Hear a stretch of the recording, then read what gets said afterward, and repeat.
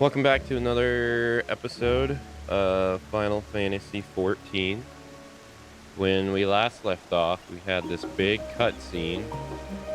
Probably want to close your ears or something if you don't want spoilers, by the way.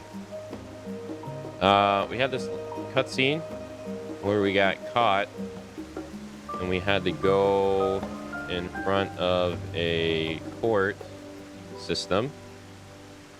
And we were not found guilty. So now we are in the aftermath of that, so we have to see what everyone has to say. Well, at least we've been allowed to remain in the city.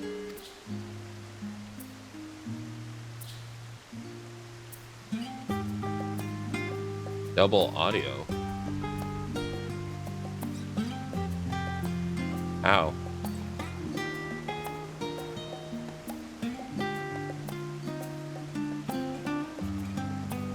Do I have a tab open? No.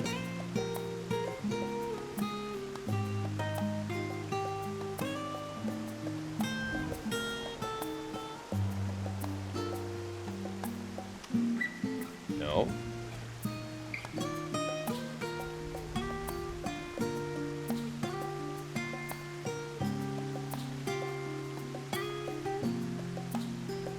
Does anyone else hear double audio?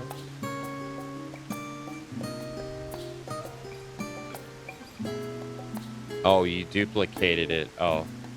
Oh, okay. Are you using Chrome? Because lately when I've been using Chrome, it's been duplicating my tabs. Like if you press... I don't know if you press the scroll wheel. Oops.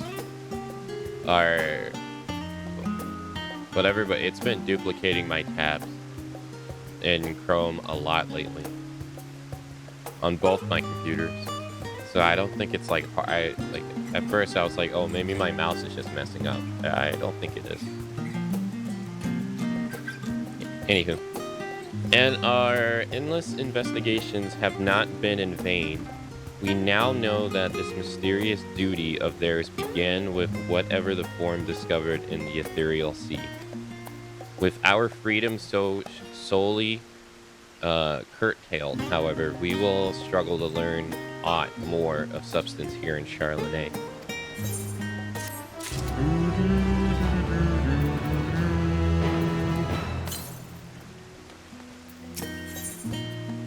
Alicia has a look of dissatisfaction.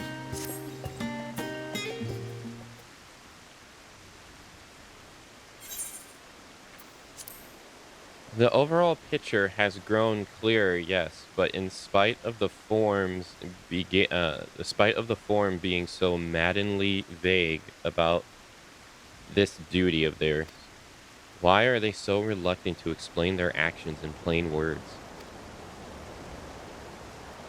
Survival. Come what may, is Father's work so vital that it takes precedence over his own family? Alphino? Elise? It is you. When I heard you've been dragged before the forum, I came swiftly as I could. I'm so glad that they allowed you to stay. Mother?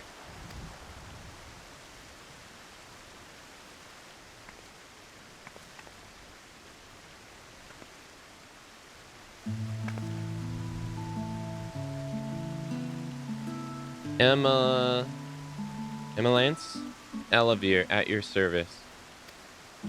And you fine people must be the Salions of the Seventh Dawn.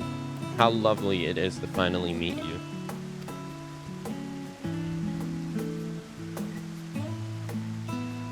Mother, please, we do not wish to make things difficult for you. If word reaches Father that you were here. Oh, bother that. Am I to be chastised for speaking with my own children? I am well aware that you and Master Horrificant are not on the best of terms at the moment, but I've been absolutely desperate to see my darlings again. Will you come to the house, won't you? I have gifts waiting. The timing couldn't be better as matters stand. We shan't be going anywhere until we discuss matters with Thane Creed's group, considering our options. Go visit your home. We'll be back at the annex when you are ready to rejoin us. Alright, I'm not sure Akane, what do you think? Akamatzu. What a splendid day this has turned out to be. The champion of Arosa, I must insist that you join us. Okay. But we must be quick about it. Not for my own benefit, but should my husband return and find you enjoying our hospitality, the servants will be made to suffer the consequences. Akane, if you would be so kind to escort my children to the estate. Why don't you do it? And she was gone. And with her any opportunity to protest.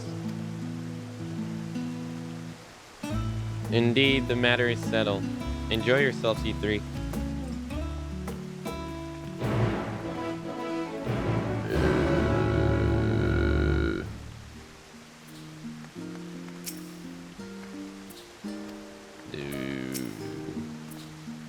I apologize. My mother is not one to take no for an answer.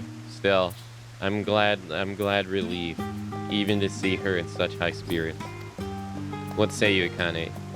Though it seems we shall have little enough time to enjoy it, I will accompany you will you accompany us on our visit home? Ugh, English. Fine, if we're going, then let's get it over with. But be sure to stay in the entrance hall. No peeking into our private chambers. Thank you very much. Why even not? Your room was always perfectly neat and tidy. Everyone has things they'd rather keep to themselves, don't they? Cherished mementos you couldn't bring yourself to throw away. Childhood toys. I mean, never mind. The lovelier estate is that way, straight down the street. Come on. Alphino and Elise is now accompanying you. Keep them at your side. Yeah. I don't think they need to play that text every single time. Especially seeing as it doesn't change.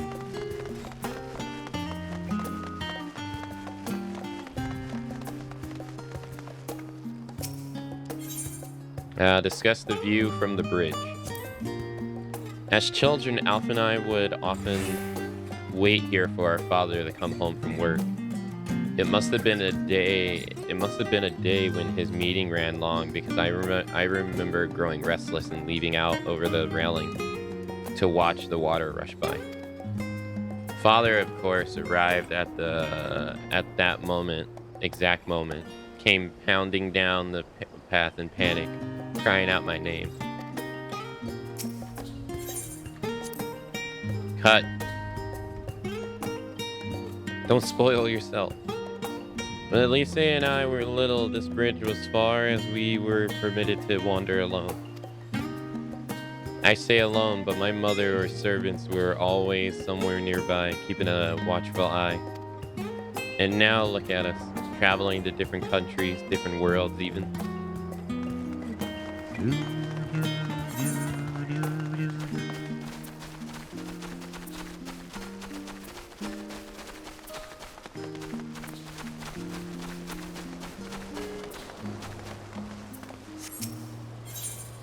Erk's Landing. Ah, yes, this is where I first practiced magic on an actual person. Elise had fallen, you see, and scraped her knee badly. So I tried to cast the simple restorative spell that I had only just learned. However, she smiled when the wound closed, the joy and relief that was, I believe, the very moment I chose healing magic as my main subject of study.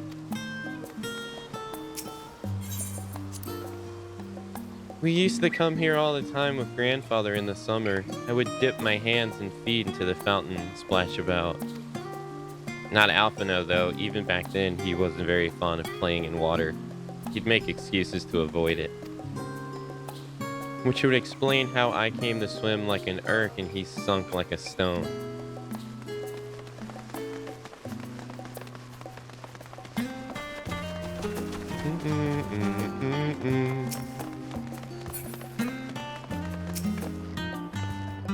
And here you are at last. Please do come in.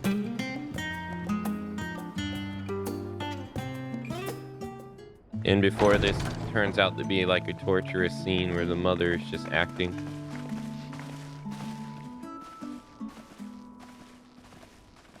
Welcome home, my lady.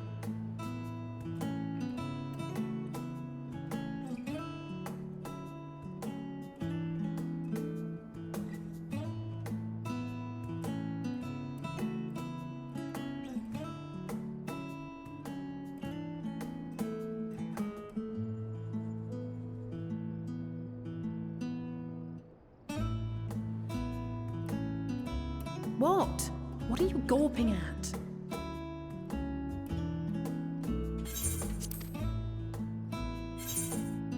Now the House of Valir is all grander. This alliance headquarters must seem like a squallish indeed.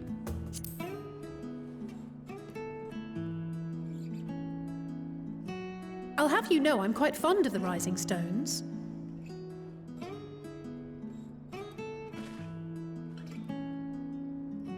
Lord Fortuneau is not to hear of this visit. And I should also like the children to have their gifts, ere my husband makes his return. As you wish, my lady.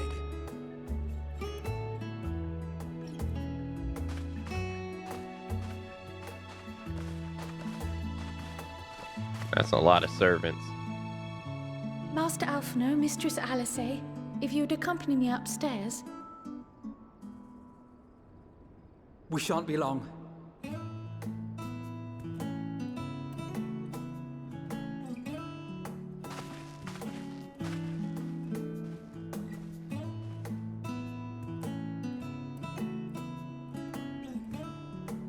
The twins have been sending letters home from time to time, recounting their latest adventures.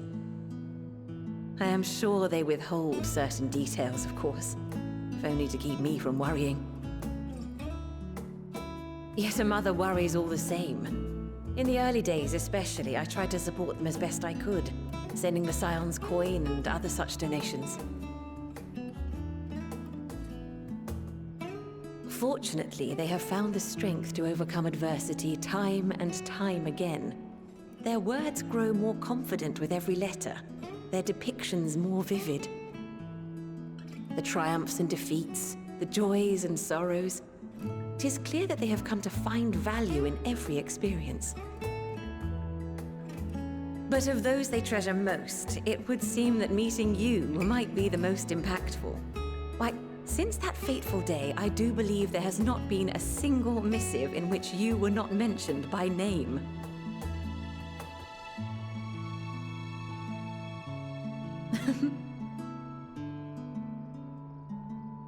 "'Tis plain they care for you, and I am glad they have such a steadfast companion watching over them.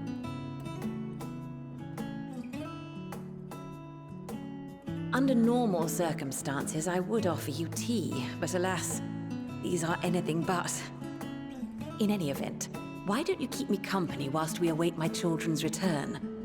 Perhaps you might regale me with a tale or two of your exploits." Do we have the time for that?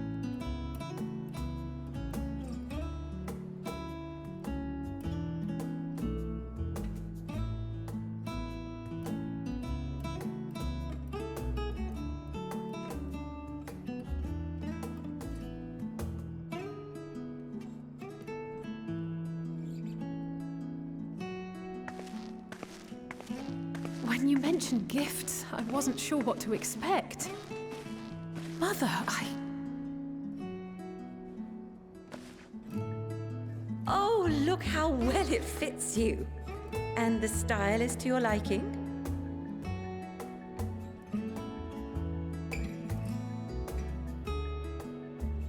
It's perfect.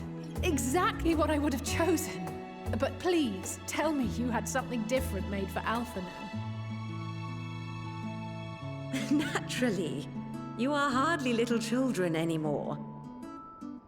And while I shall miss dressing you in those precious matching outfits, I must respect the individuals you have grown to become. See for yourself. It'd be hilarious if they were wearing the same thing. Thank you for the splendid clothes, Mother. Stylish, comfortable, and eminently practical. I am so glad you like them. They are, however, missing one final touch.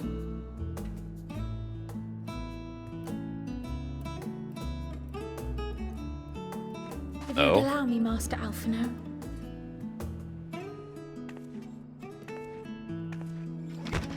Okay. Oh.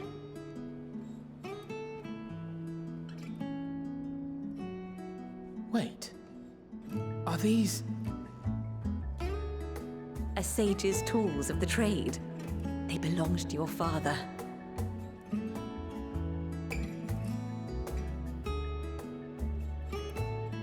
Though he may as well be chained to his desk these days, as a student he was often called upon to venture into the field. He wielded those armaments, both to heal and to harm in no few battles. None so fierce as those you two have braved, perhaps, but battles nonetheless. Thus did I pull them out of storage, to show you that he was not always the man who stands in vehement opposition to you now. And also because it would be a terrible waste of ridiculously expensive House Leveilleur commissioned artistry.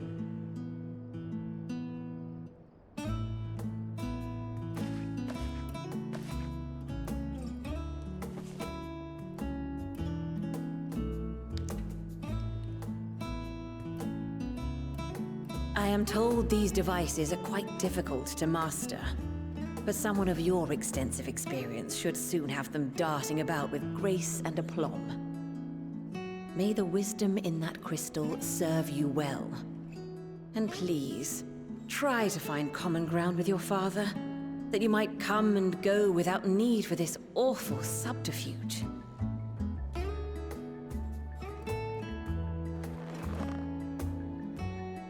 It's not from a lack of trying. We will, Mother. I promise. My final gifts to you, before you run off, are an observation and a suggestion. Firstly, Fortuno has ever been a serious man, but it was only after you were born that he truly lost himself in his work. I may not know the Forum's inner workings, but I know your father's. The timing of that change in him holds some significance. Secondly, do not seek to best your father with words. Far better that you simply show him. Let him discover the merit of your actions, after they cannot be undone.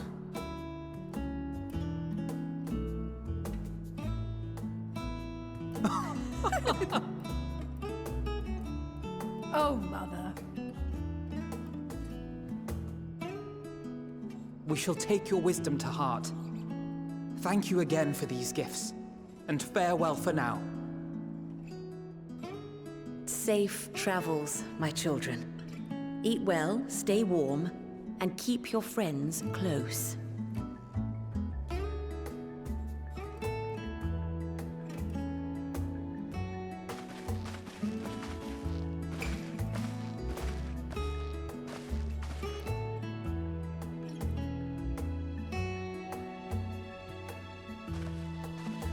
Better get out of there while you can.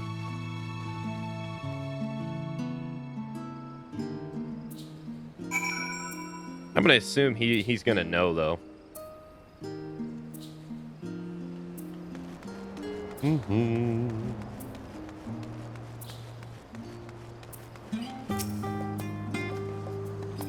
Thank you for indulging Mother's request. I can see it meant a lot to her, and I shall refrain from inquiring as to the contents of your private conversation. Our visit was all too brief. For now, however, it will have sufficed, as will these tokens of home that we carry with us. These gifts will help us remember who we are and whence we came. But enough sentimentally. Let us return to the annex and rejoin our companions.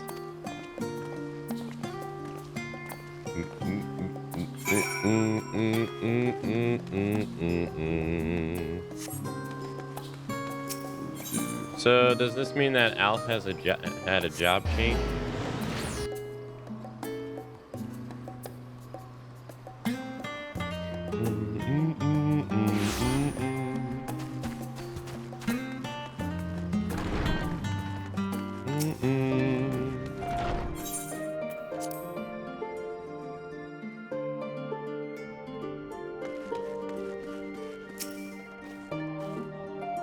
Enjoy your time with the Levaliers, I hope. I would ask how the twins fared, but their new outfits tell the tale.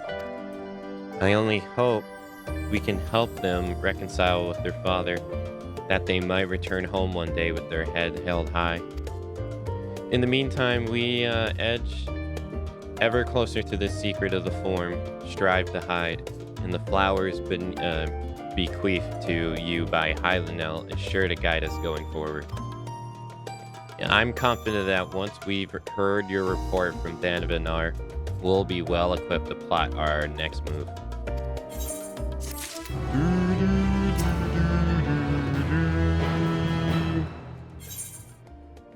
In the dark of the tower, Krell glances at you with expectant eyes. Oh, level 81. Since there have been progress in both the investigation, shall we share the findings from our respective locals?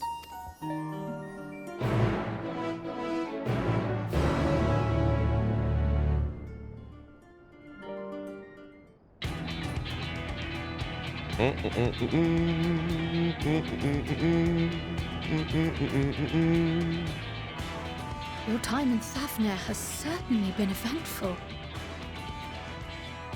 In my opinion, carrying out Vitra's request and assaulting the Tower of Zot should be our highest priority. I agree. While I still have questions concerning the Forum and their grand undertaking, we have all but exhausted our avenues of investigation. Simply pressing them any harder on the subject will almost certainly result in our expulsion. Therefore, I suggest we explore the ethereal sea connection by way of a letter to Master Matoya, then make our way to Thavner. I wonder, even with the protection these talismans afford us, what can we hope to achieve once inside the tower? According to Orenvold and Frodola's report, they were unable to free the Emulger. Worse, their attempts triggered the tower's defenses, which led to a summoning of Luna Ifrit. What does it tell us that the spies even have such defenses? Simply pulling a prisoner from the wall is fatal. Thus, the direct approach is doomed to failure from the outset. Any further measures to dissuade such actions seem unnecessary. Unless, of course, there is a way to free the prisoners without killing them. Then it stands to reason that any intruders would be met with overwhelming force. The towers appeared throughout the world in but the twinkling of an eye. 'Twas by magical means these structures were raised, I surmise. A spire thus conjured must needs be maintained, and I suspect an arcane catalyst, some manner of core, doth lie hidden within. Destroy the core, and the tower ceaseth to be, thus liberating the captives without harm. So we can hope, and I would prefer to enter the tower with a working theory than with no plan at all. Assuming Ishtola's reasoning is correct, the chances of the defenses remaining dormant are small to none. Any primals will have to be dealt with, and defeating one will likely only lead to the summoning of another. Our every victory will only compound the prisoner's suffering. Yeah. May we not then divide our forces? Those proficient in healing will focus on sustaining the captives. That duty can be covered by Urianger, Kryl, Yostola, and myself. The remaining Scions will proceed with the search for the core. Admittedly, this strategy puts both parties at greater risk, but it should bolster our chances of saving the Archosaurus by a considerable margin.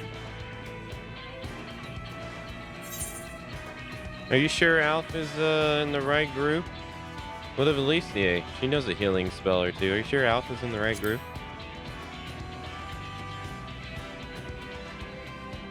If you're to fight primals, then you'd best have at least one healer with you. And I am more than happy to fulfill that role. I found wielding a sage's armaments to be rather intuitive, and look forward to testing them against a more challenging foe. When the hell did you test them? It seems we have a plan. All that remains is to carry it out. I will inform Rads at Han of our movements, so let us make our preparations and regroup near the tower. The military post in what's left of the Hamsa hatchery should serve as a convenient staging. That sounds perfect. And remember, the experimental aetherite at the confluence is there for those who need it, so there's no excuse for being late.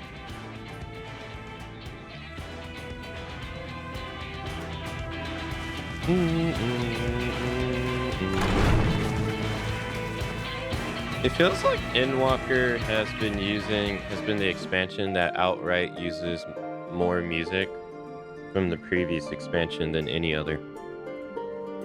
It seems that way.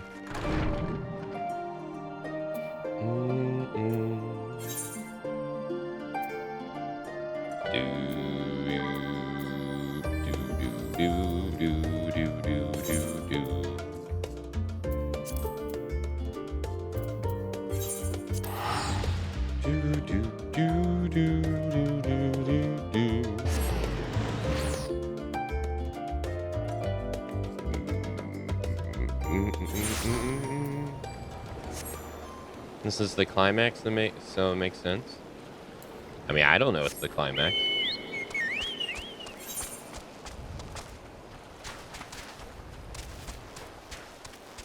I have no idea.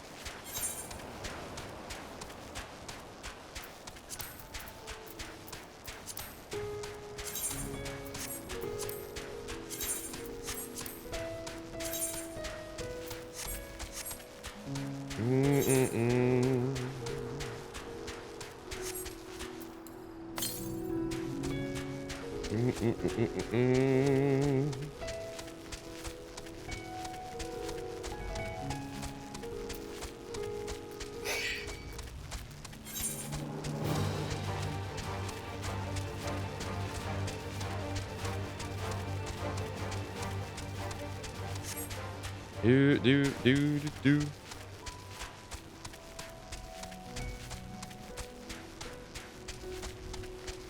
It's the toucan sandbirds.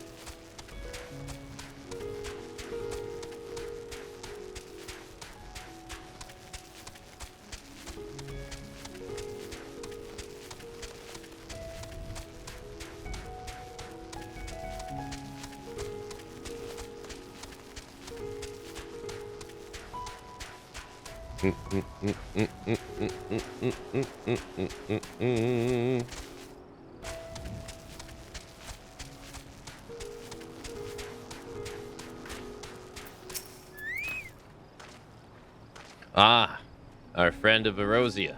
We've been expecting you. You and yours will lead the mission into the tower, I'm told. The warding scales will be delivered soon. Till then, please stand by the boat. We have readied. When your friends arrive, I will direct them to join you. We pray for your safety and success. Okay.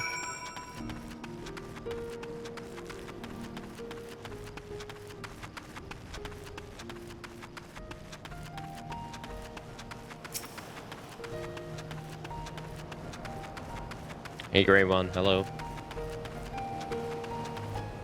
Also, hey, Sunny, hello.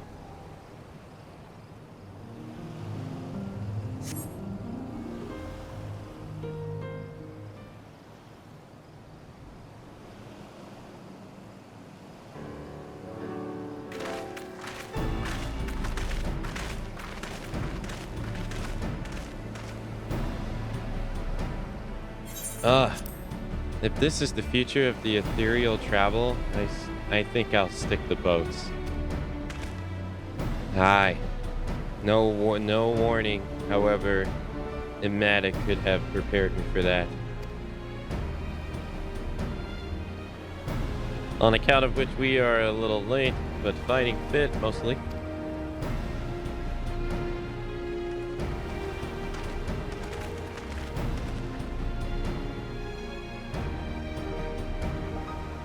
My friends, permit me to thank you for accepting this mission. You must be... Should we still call you Varshal, I suppose? Indeed. It would not do to confuse our soldiers. Very well then. For our part, we are humbled that you should see fit to entrust us with your warding scales. Please convey as much to His Excellency.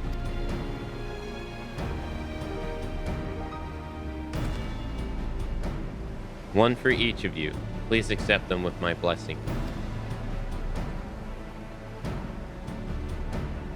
Our thanks. With these, we can go anywhere those with the blessing of light can go. Not only for this operation either, but all the ones to come.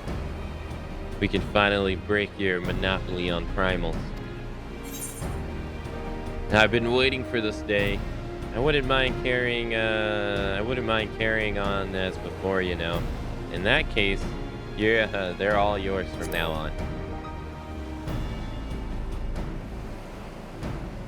But I'm afraid we can't let you retire just yet. You're still Ion's brightest star, after all. If everyone is amendable to it, let us review the strategy for good measure. As previously agreed, we will divide into two groups. Akane and her band will break through the tower's defenses and locate its core.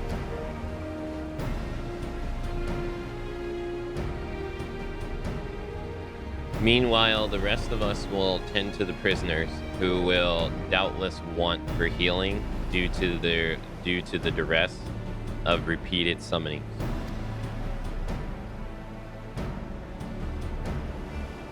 The primals which the tower shall be devotees of Darbanel myth. We have no prior experience with such foes. Praise exercise the utmost caution when confronting them. This must be a dungeon. We commence the operation at your words, my friend. For the people of Thavnar, nigh the entire world, we must prevail. Nod. Yeah, this must be a dungeon. Yeah.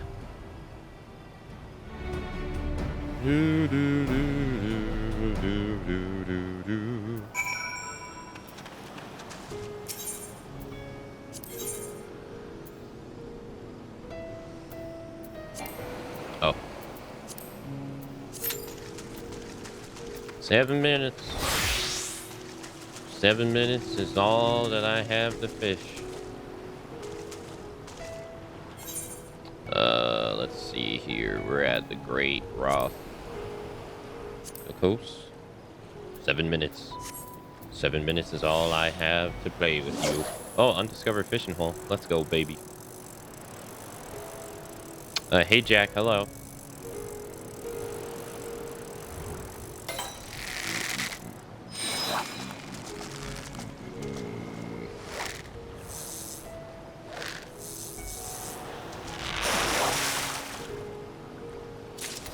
Every single time I tune into your stream, you're always goddamn fishing.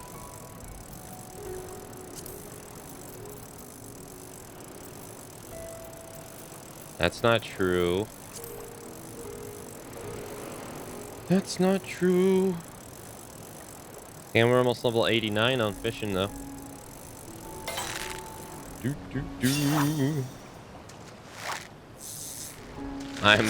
Yeah, I'm a MILF. Man, I love fishing.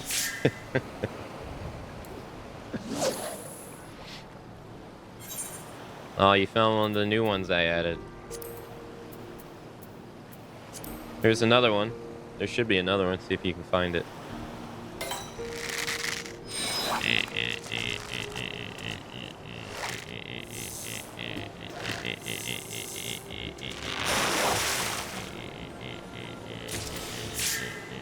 Although I imagine finding them on purpose has to be pretty difficult.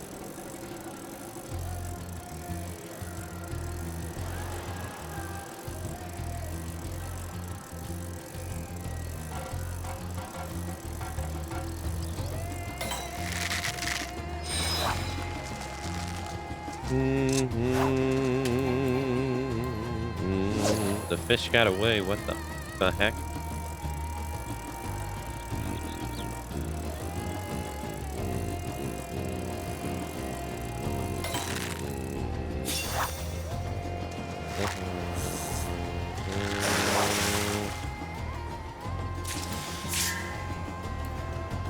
Maybe we should have one more here. Whatever this is.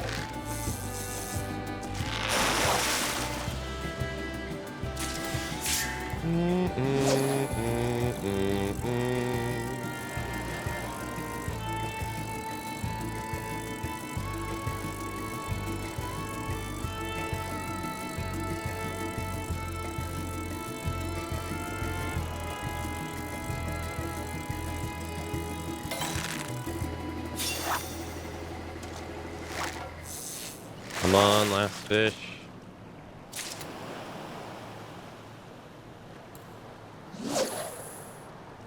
Come on, last fish.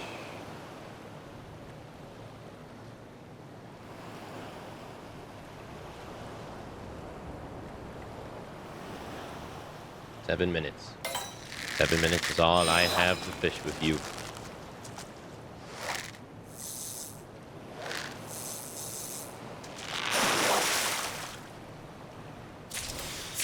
Hey, alright, there it is. Well, we got all the fish here.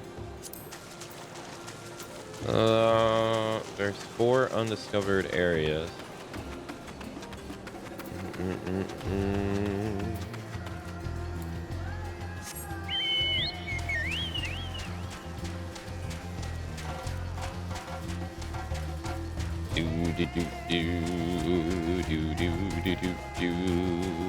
We'll do this.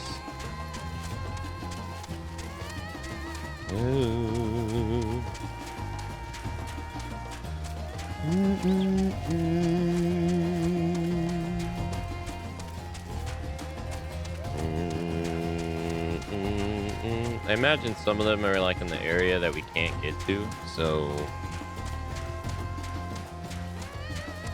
yeah, let's go here. We're missing 3 over here.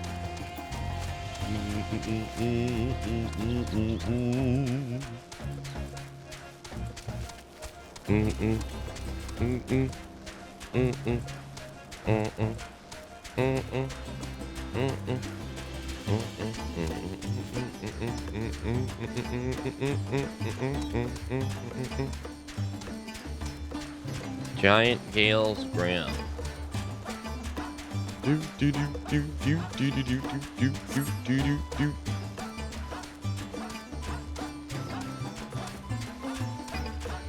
Ah, there we are.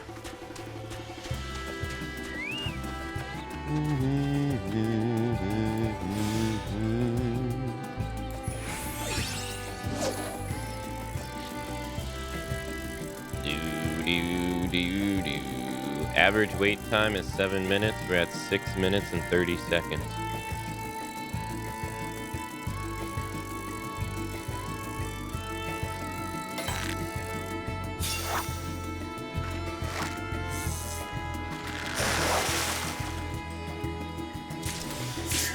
Oh, we already caught that before.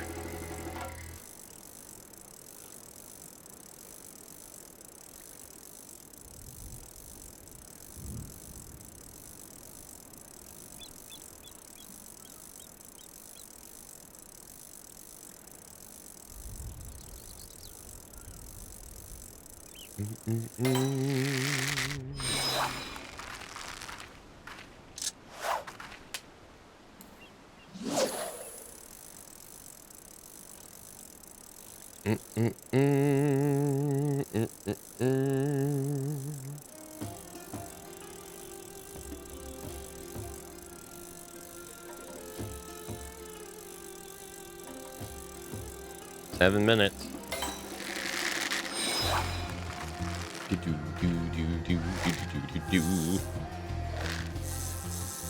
Should be something we haven't caught before. Blue Gale.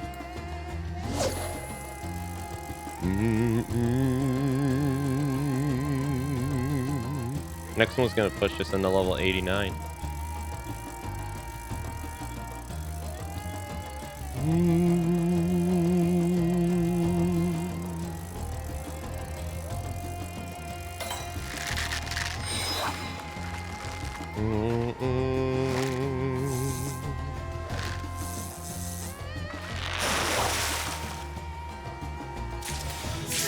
There it is.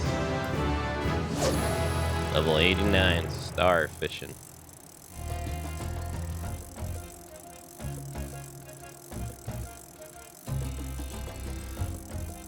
Do do do do do do do. Which could kind of be a spoiler now that I think about it.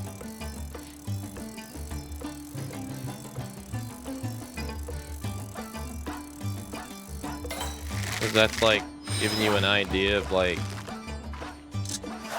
what's to come in the expansion. When you think about it.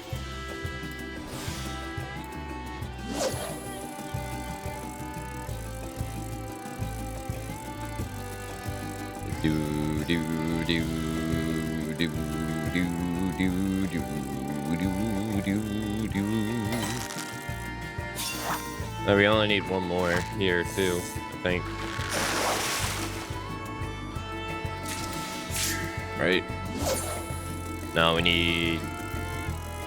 Yeah, we only need one more.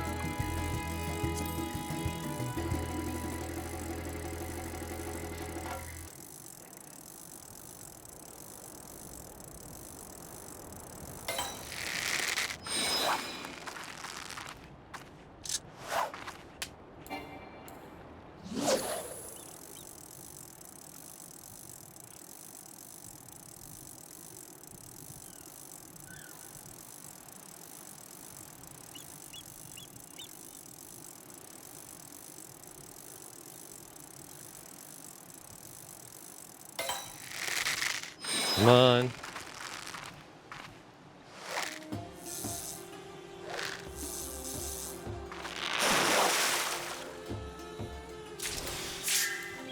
It's that frog again. No. I was fishing. Do do do do.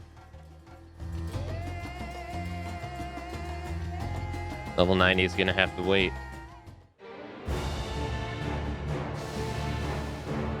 Those don't look like elephants.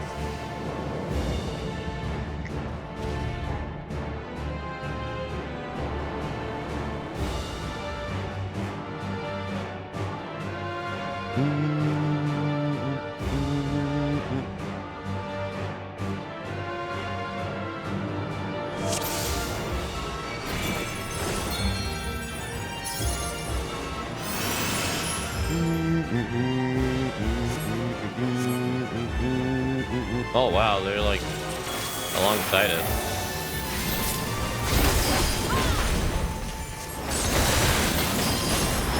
Oh. I see you made it in the Endwalker, yeah. Today's day 3 of Endwalker.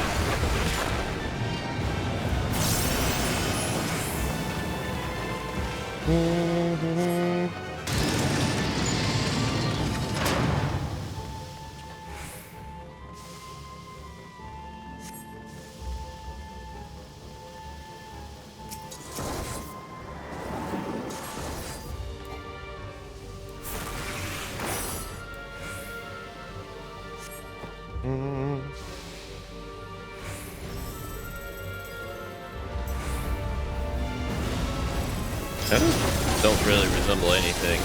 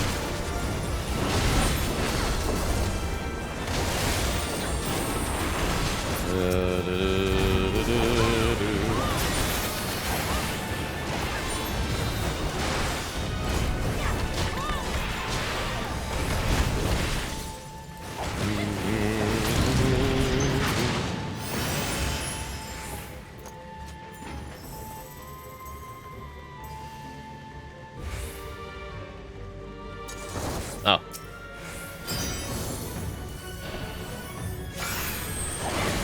Oh, we're gonna fight them all one at a time. Oh. I see. Oh.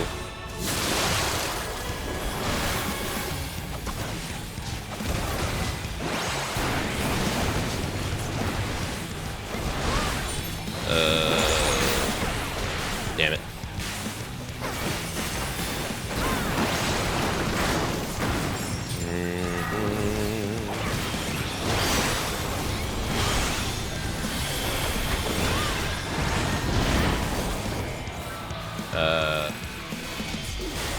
Okay.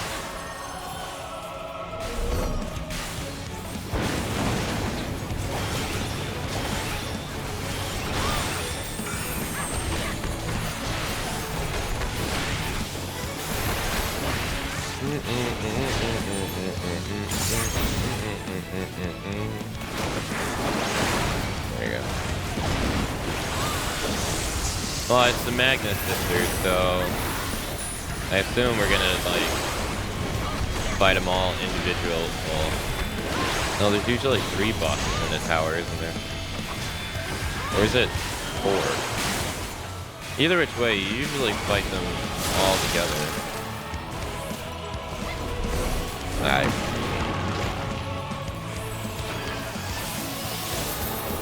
But so far, they've only been in, at least in this marathon, they've only been in 2 other games. Final Fantasy X and Final Fantasy IV. And in both, you fought them together.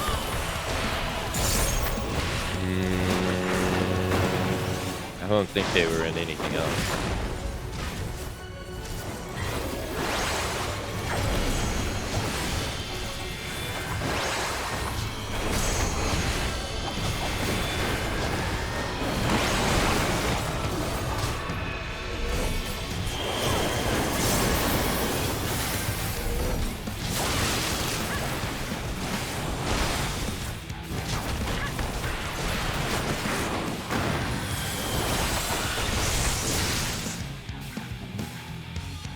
Do do do do.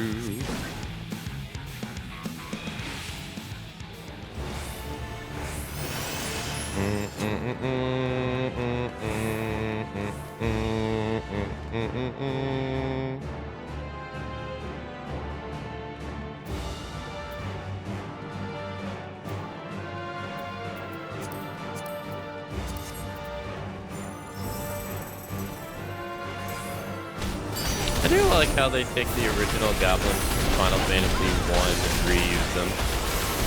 That's pretty cool.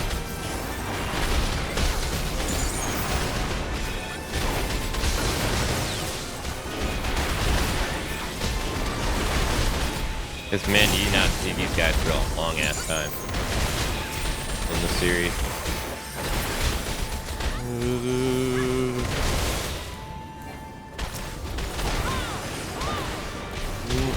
Mainline FF. Yeah, I don't think you really ever see the Magnus sisters in anything else. I mean, they have... Wow, they added this of all creatures? Wow. It's a Final Fantasy XI monster. The Umbrel. Huh.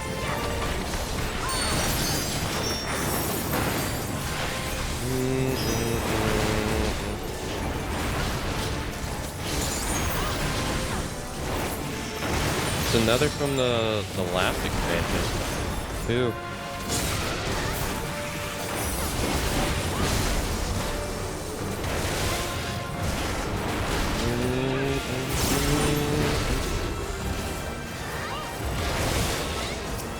I mean, that makes sense. They're assholes, so kind of makes sense that they would be here.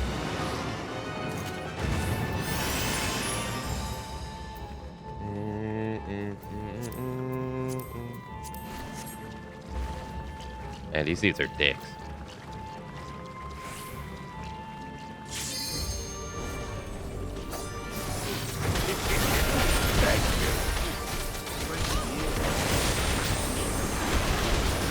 Gray One, thank you for the resub.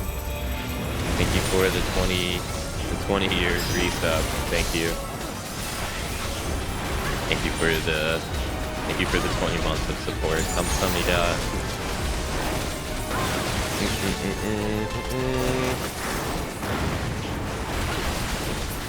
Hey Fox, hello. How you doing? Gray One, what was the game that you found my stream on?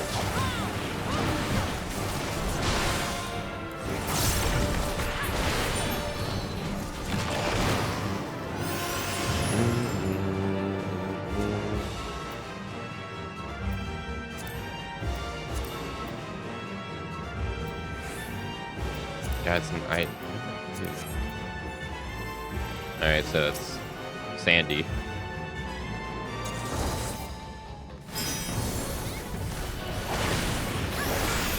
A Slender sister.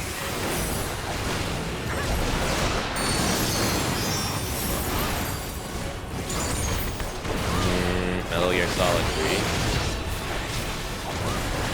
Oh, so it must have been during the Metal Gear Solid marathon that I did last year.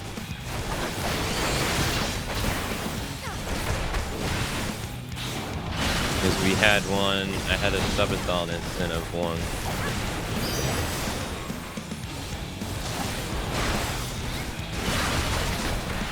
Ooh, that was too late. Yeah.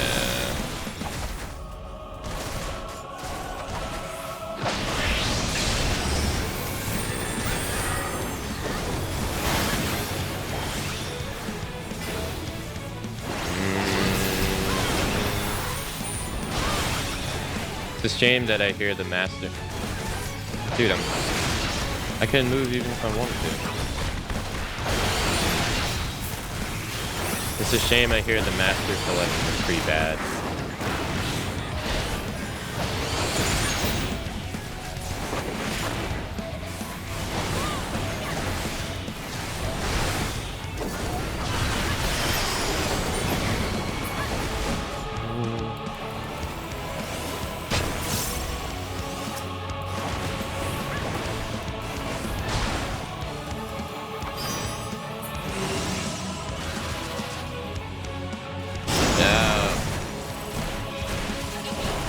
They'd know which one was the right one.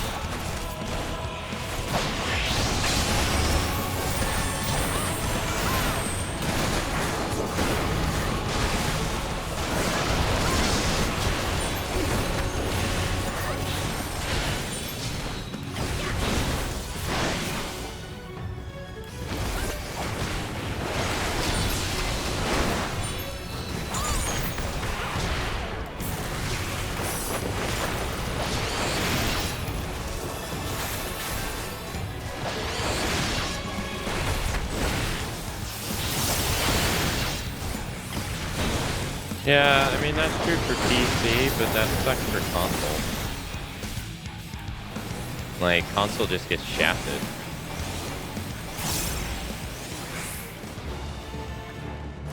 You know?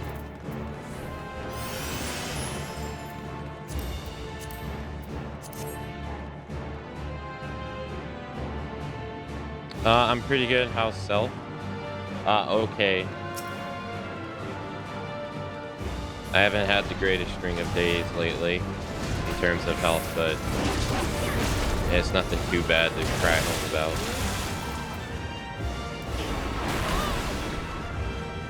That's a Final Fantasy VII enemy, isn't it? The bike guy?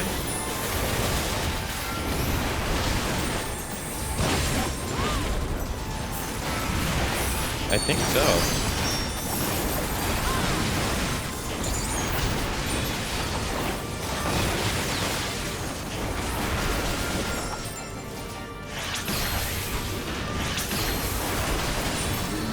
Isn't he? I'll keep that to myself.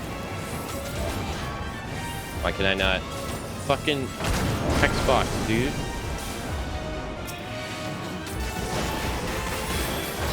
Ugh.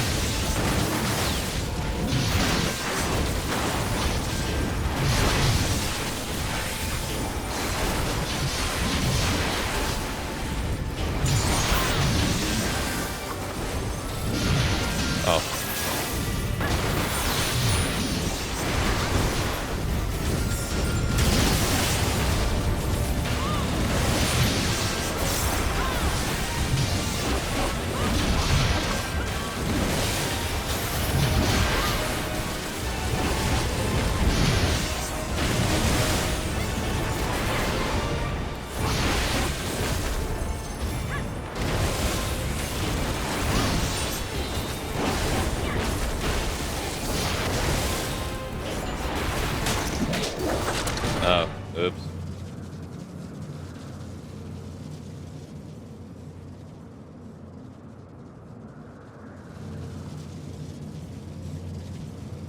Was it Final Fantasy VI? I thought it was 7. Magnus Sisters, yeah.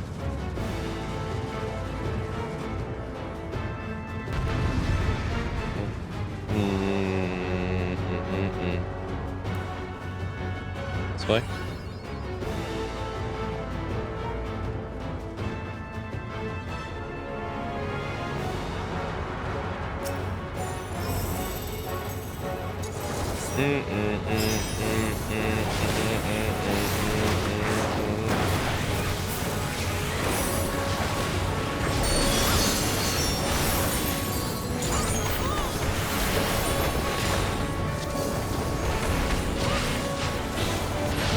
Oh, there they are.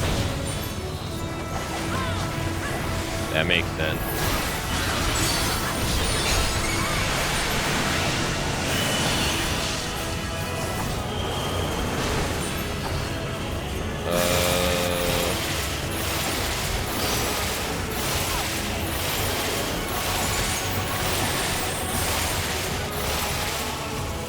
Okay.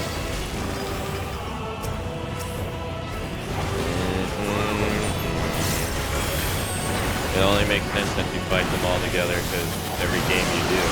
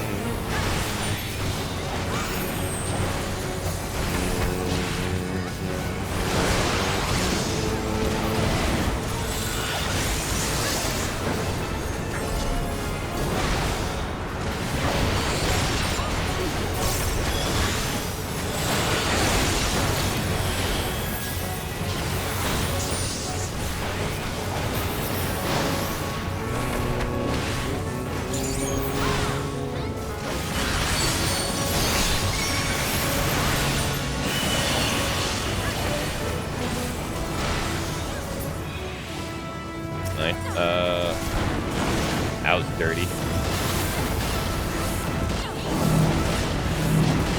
That's even more dirty.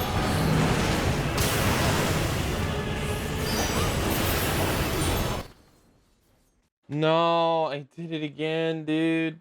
Fucking notebook. I'm dead, aren't I? I'm not dead.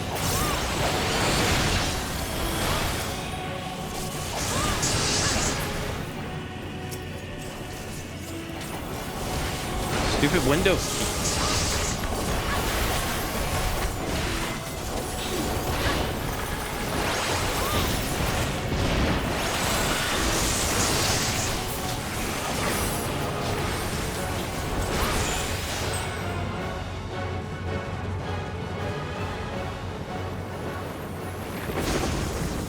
Why am I pressing the Windows key? Because it's between Control and Alt.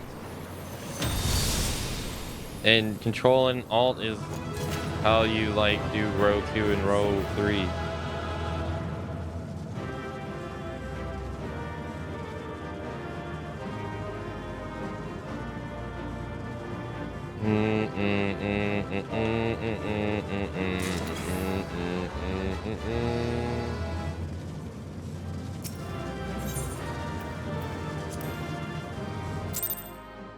Well, they dipped.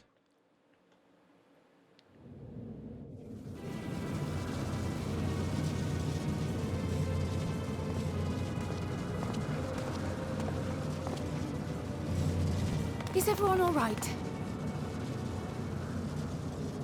We fortified the captives with what magics we could. Have the defenses been disabled? All appears quiet for the moment.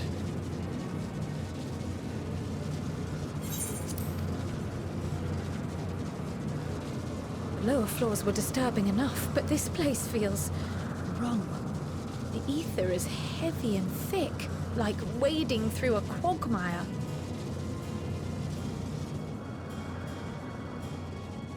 I believe we stand in the tower's beating heart.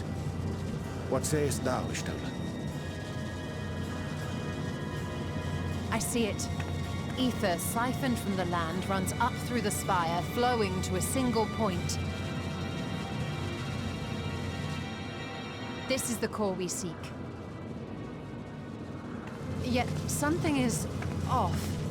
As large as this structure is, it siphons far more ether than is required to sustain it. It's because it's Tis as if the core is feeding on the energy, consuming it. I need to take a closer look.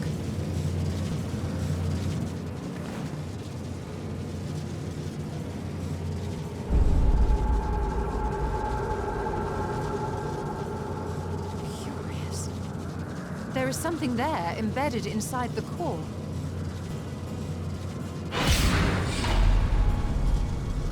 A man's limb. This is what we came to destroy? Yes, if you would be so kind.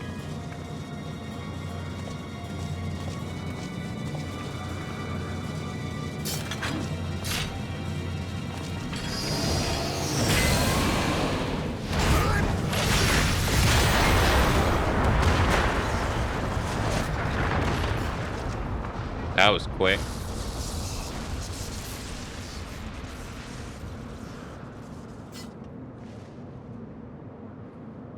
And that should be the end of it.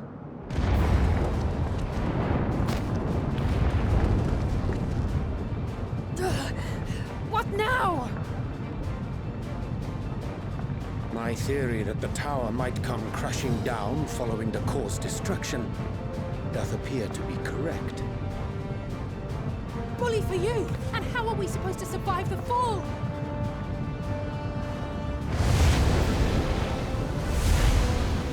Okay. What of the prisoners below? The floor beneath our very feet dissolves. Brace yourselves! Oh, they're dead. I pray I'm not too late.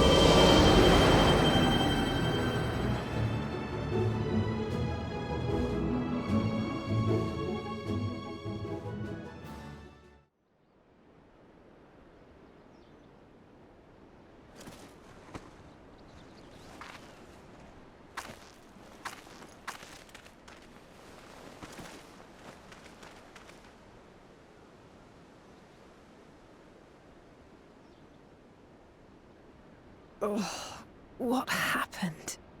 Where are we? I didn't mean the heroes were dead. I meant the people in the tower were dead. But I guess I'm wrong. Although there had to be far more than this. By my reckoning, we're still on the island where the tower stood. But 'tis as if it never existed. Hardly a scratch. But how?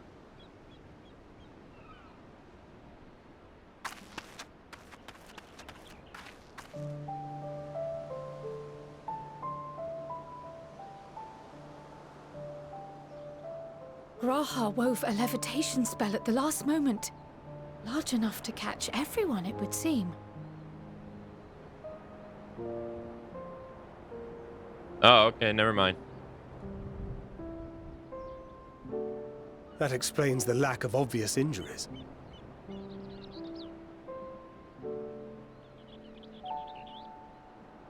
The expenditure of so much ether has taken its toll. You will need plenty of rest, but should otherwise be none the worse for wear. Of course. Then the immediate problem is what to do with our new friends here. They'll be much changed for their time in the tower. Even if their bodies are intact, I doubt we could say the same for their minds.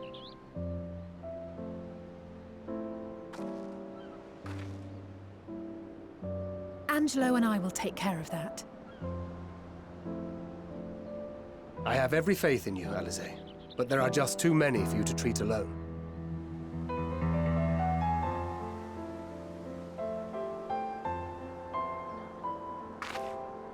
We'll send at once to Eorzea for more Porksies, and call on the local mages to lend a hand. Hail, Scions! We were watching the tower when it simply disappeared. What happened here? The threat is banished, and thy people delivered. They are, however, in need of treatment, and we of a secure locale and helping hands to assist us in its provision.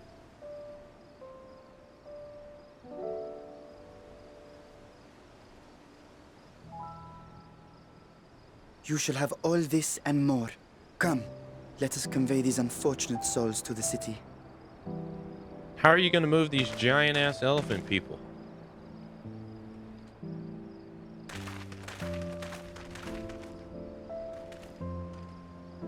You're not just going to simply kneel down and lift them up, dude.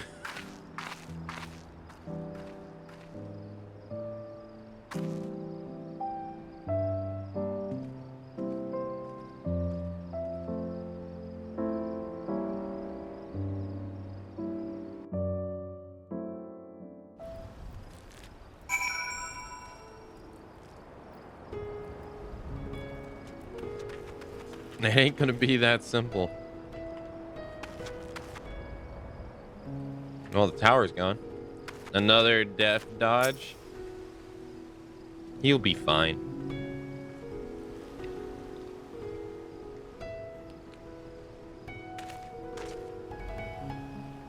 The liberated prisoners are being transported to Raz the Han for treatment. Elise and Ishtola will oversee the administration of tempering treatment with the support of those two who know a healing spell or two. We'll go and join them in the city once you've had a moment to catch your breath.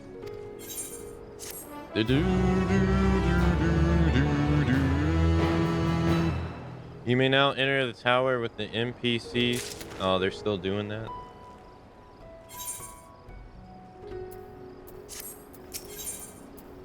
Tancred is rested and ready to set out. Had enough rest, have you? You never were one to be, for being idle. Right. Varnas baited us to come to Megatha Duta at our earliest convenience. The others will join us there once they have finished, tending to the prisoners. Oh, wait. On second thought, you and Astidian should go on ahead. I need to make a quick detour by the Great Work. I left Gara and the Alchemist's care, you see. Best to fetch him before he's crammed into a specimen jar. Just you and me, then. Guardsmen at the gate should wave us through.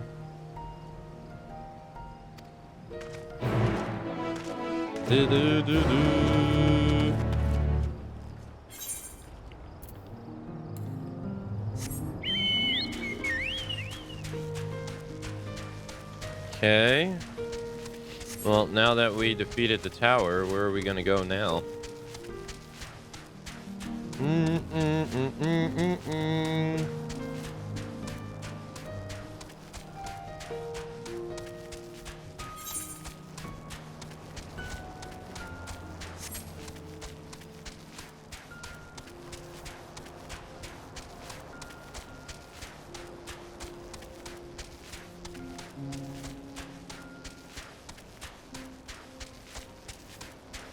Hey Snowy, hello. Hey Yukaiwi, hello.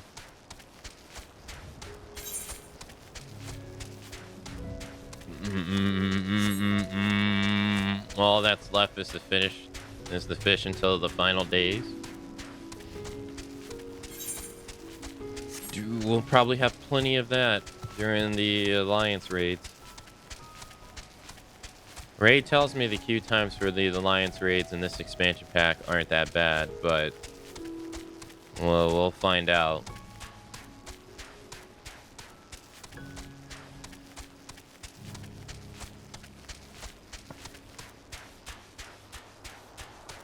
Because they've only been getting worse and worse.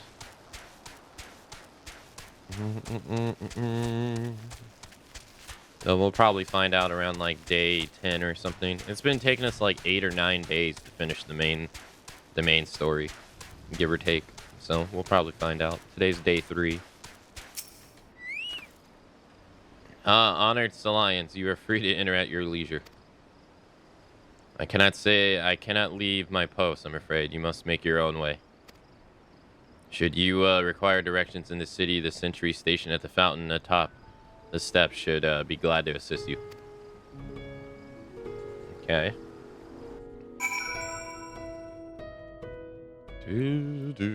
Oh, so we get to walk around.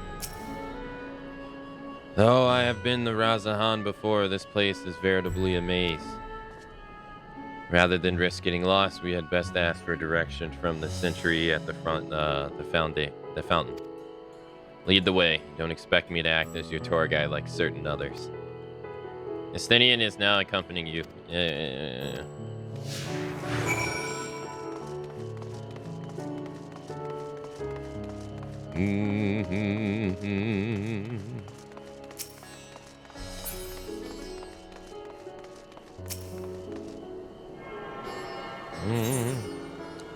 So now we get to run around here, huh?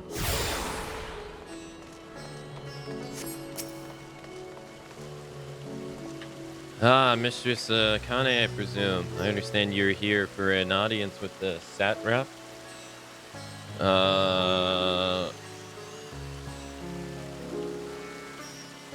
If you require directions to the Megada Duta, I shall be glad to provide them. The satrap residence is situated in the Daram, the highest part of the Razahan. To get there, I would ordinarily recommend a route that takes you by the bazaars in the city north. Due to the state's alert, however, most of the businesses are closed and the ether rights disabled. As such, I will provide you with an alternative route. First, please ascend the steps next to the fountain and then continue left. There will be more steps, and upon ascending them, you will emerge on the Paksa path. Proceed through the large door on the right, and you will arrive at Roglada Fibers. Within, you will find another sentry who will give you further guidance. In other words, we're to head up. Sounds straightforward enough.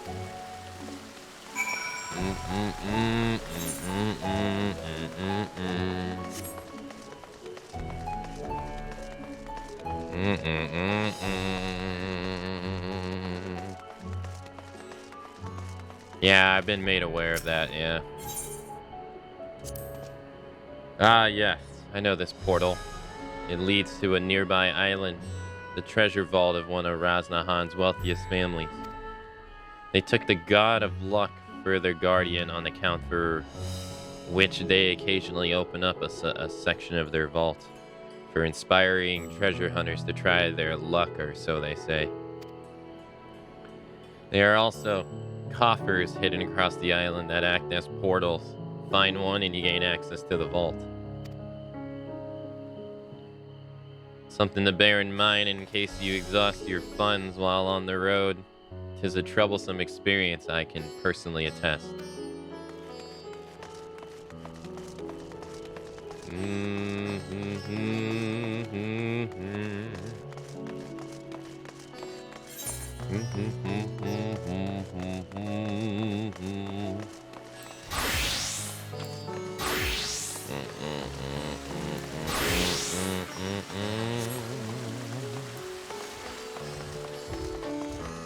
Stenian, stop hogging up all the damn screen.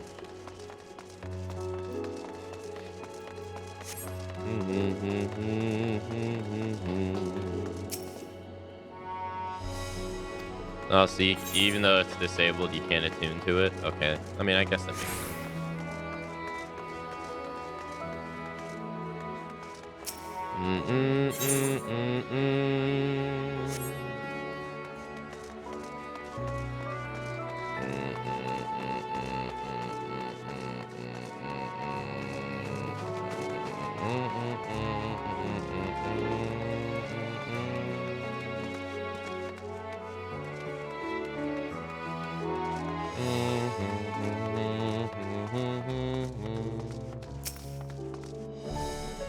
I was gonna say, where's your shirt? Oh, you must be Akane. Mr. Rowena told me all about you. Says you're quite the renowned fisher. The name is Off Pilona, by the way. The mistress charged me with managing the Razahan branch. Looking forward to doing business with you. Which isn't to say I've got anything to ask of you. All I mean is that your business is just as welcome here as it is at any of the House of Splendors. Of course, I certainly prefer you to do more of your business here than anywhere else. Esteemed clients like yourself attract even more customers, you see. And we keep drawing in business at a good clip. Before long, we have the rebrand off Pilena's House of Splendors. That old witch won't know what hit her. Don't you worry about the last part. Just peruse our wares and buy something if it strikes your fancy. Okay.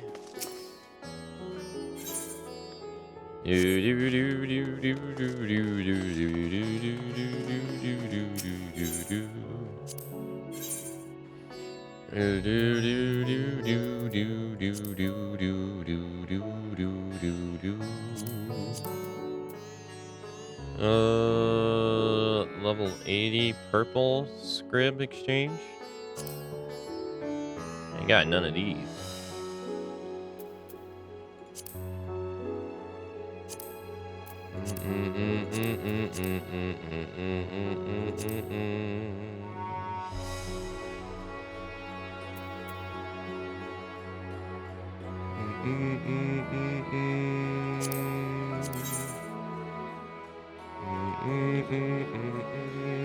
Damn, 1,227 on gathering. Jesus.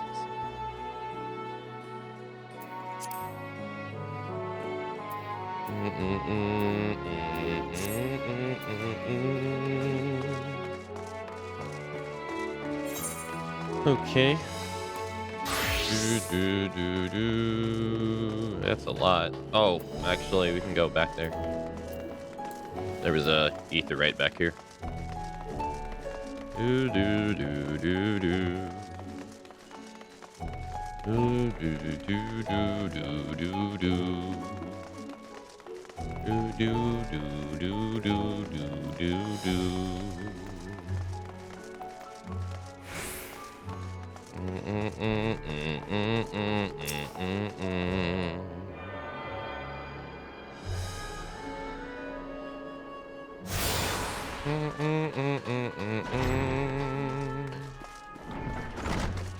Hunt's board.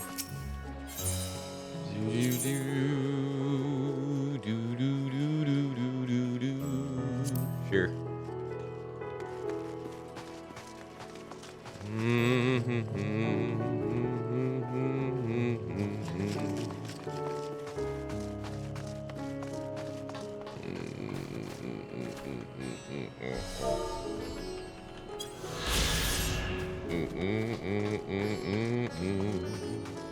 Okay. Well, we got this area.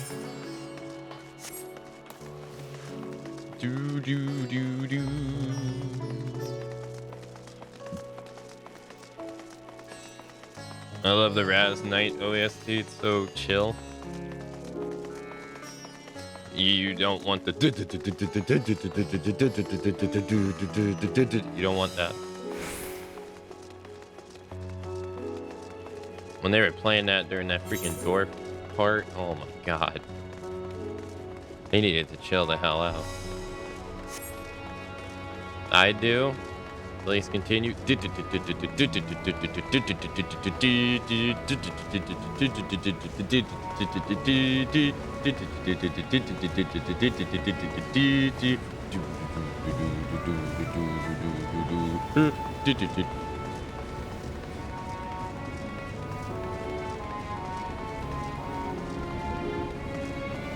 Now transition in the triple triad.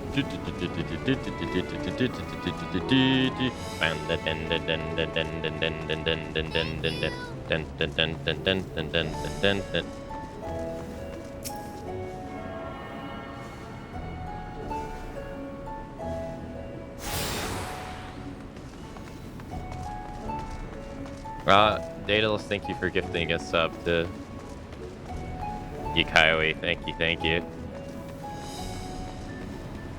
Yukaiwe, enjoy the gifted sub. Courtesy of Daedalus. Enjoy the emotes. And the ad-free viewing that comes along with it. Thank you for the support, Daedalus. Thank you, Kamsamida.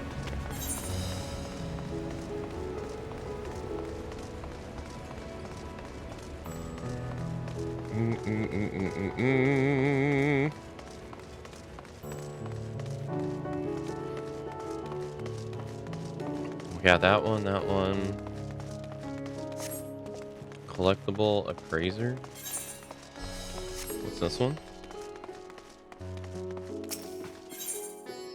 Fieldcraft item.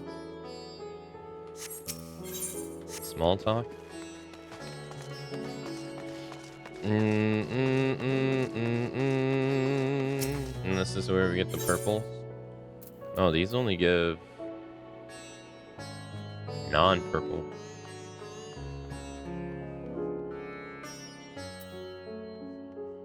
Okay.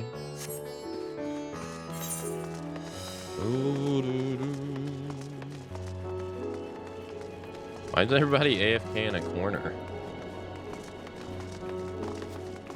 I guess that's their safe space.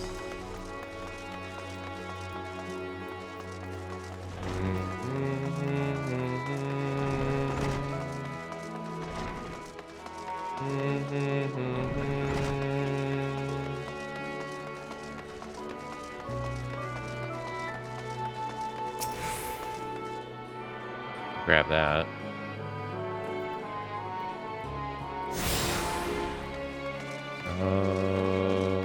This one, that one, that one. Have to go up the stairs.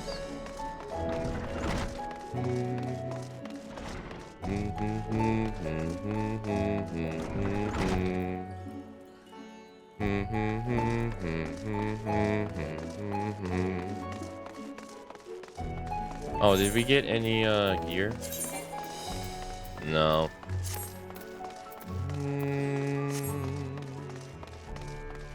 I assume this is going to take us to where we want to go.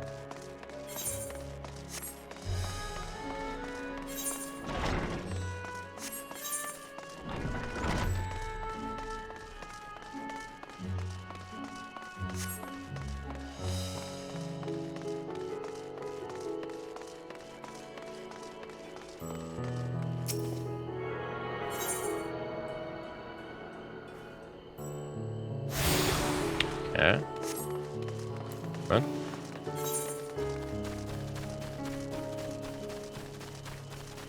I just noticed you lost your sprout status. I don't know exactly when it went away, but I noticed it on the second day that we lost it. Yeah.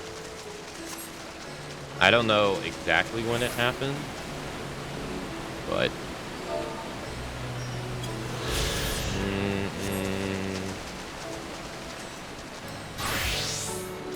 here, let's do this.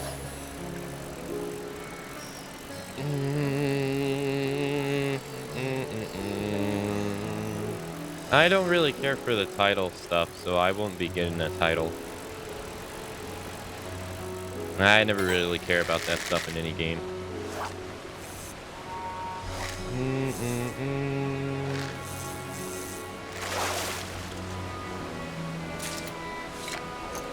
Alright. Well, that's the only fishing spot here. Oh.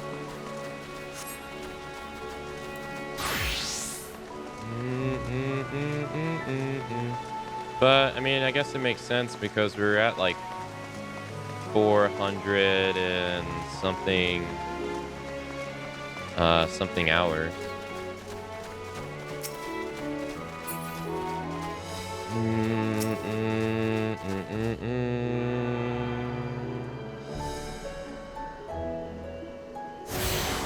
Okay.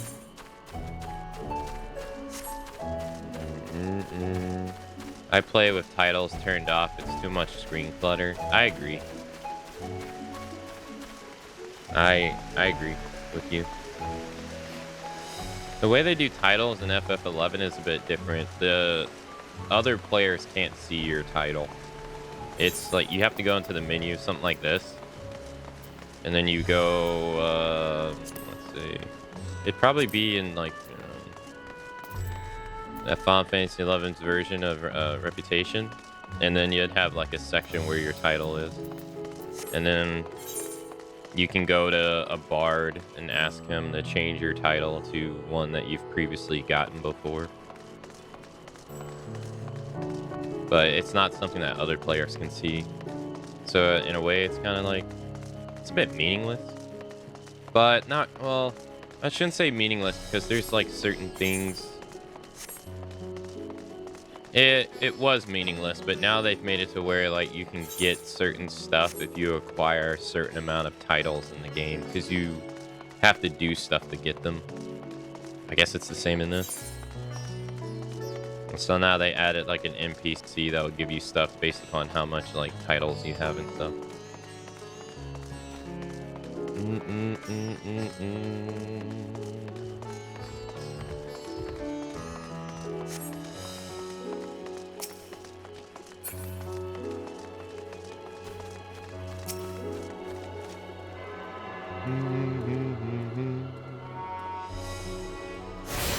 Alright, we should have one more to go. Should be this one.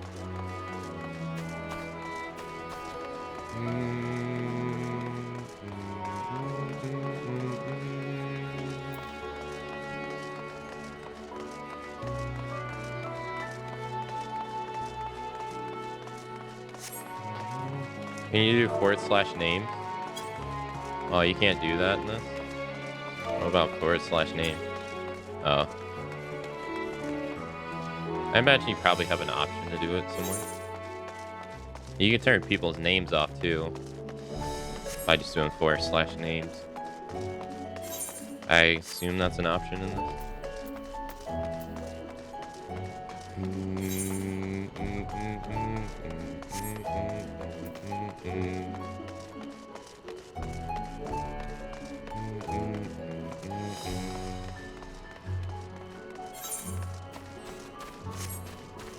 Now, why is it that Steph has a flower blossom next to her name, but I have nothing?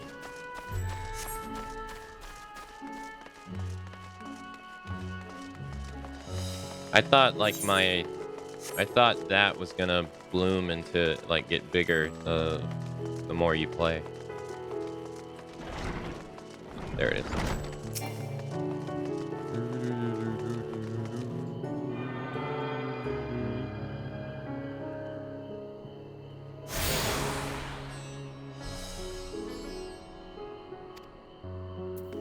It's a returner status. It's when you don't log in for 45 days.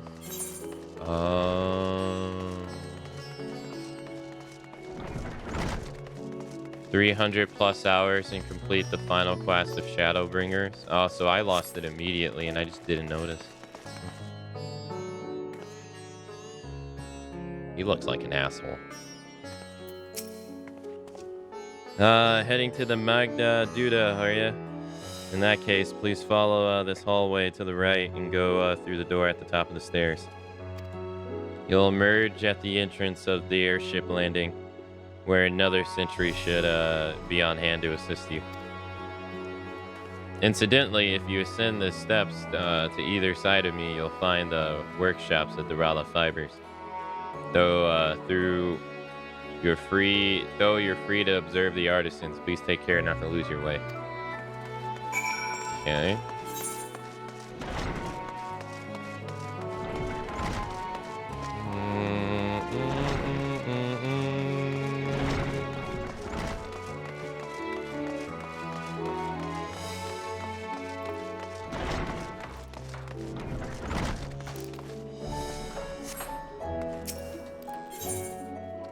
Vibrant textiles.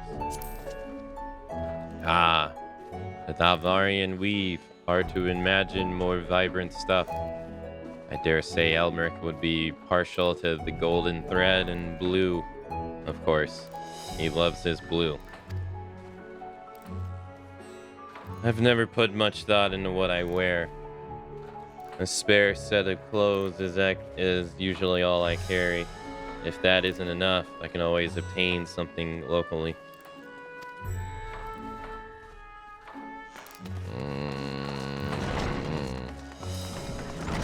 Sounds like an excuse to stop Aka playing.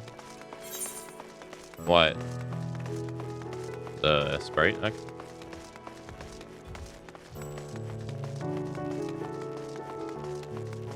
FF11 doesn't have, like, sprout icons. Well, no, I lied. I take that back. It does. If you're here for the airship, I'm afraid all flights have been suspended until further notice. So the state of alert is still in effect. Perhaps it is for the best.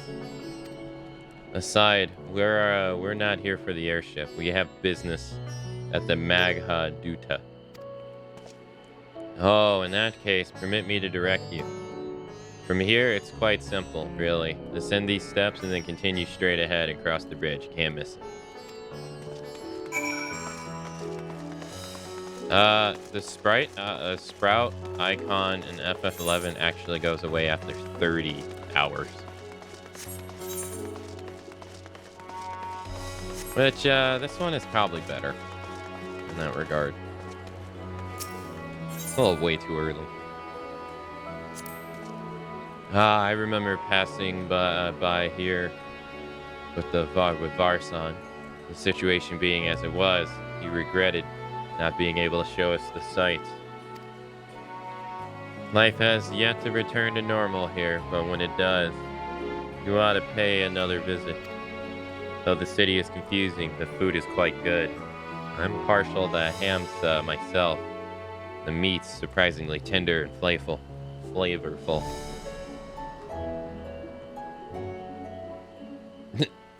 Squawk, squawk.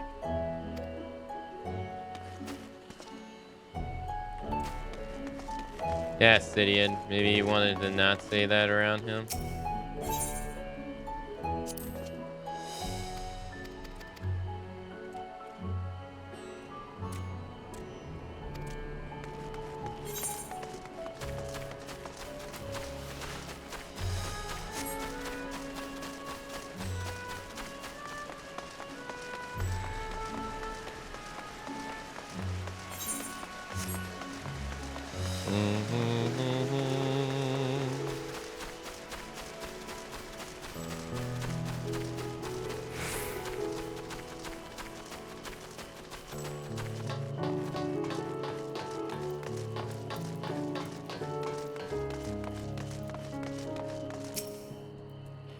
Greetings and welcome to Magha Duta. May I inquire after your business? We are members of the Salion of Seven Dawn. We come at the invitation of His Excellency. Oh, of course. We have been expecting you. I will show you into the audience chamber if you would please follow me.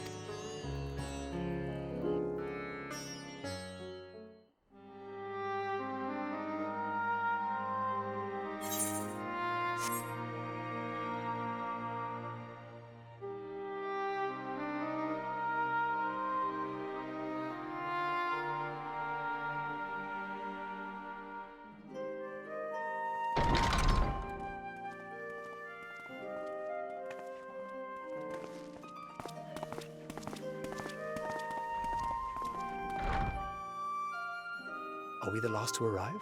I hope we've not kept you waiting. Not at all. Your comrade is feeling better, I trust. Much better, thank you. Harness remedies are certainly potent, in more ways than one. One becomes accustomed to the taste, although I hope you never have cause to do so. Pray, take your ease.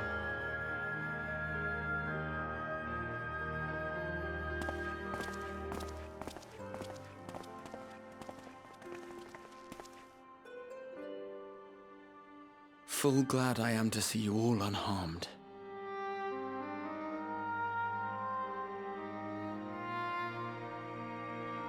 Valiant scions, for your heroism, you have my boundless gratitude.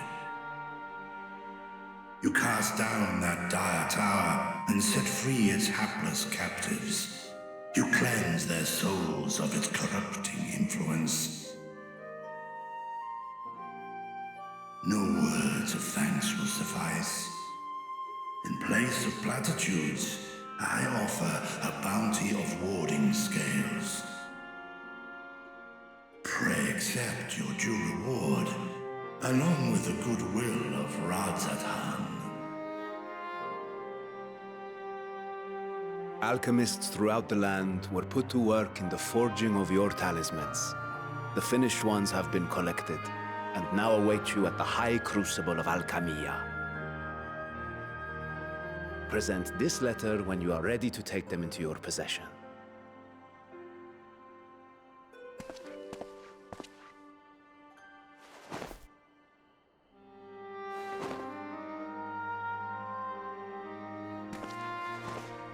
We are humbled by your generosity. Know that the inventive wisdom of Radzat-Han will be vital in restoring serenity to our star. Every single one of those scales came from you, didn't they? You must still be in such pain.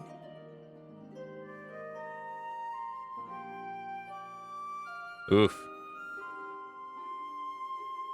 'Tis of no moment.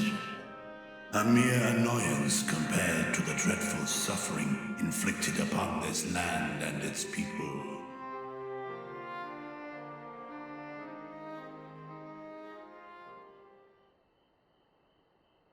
Albeit brief, my involvement in the Dragonsong War afforded me a glimpse of the myriad sorrows which consumed both dragon and man. Though you were half a world away, such tragedies as befell your kin must have affected you deeply.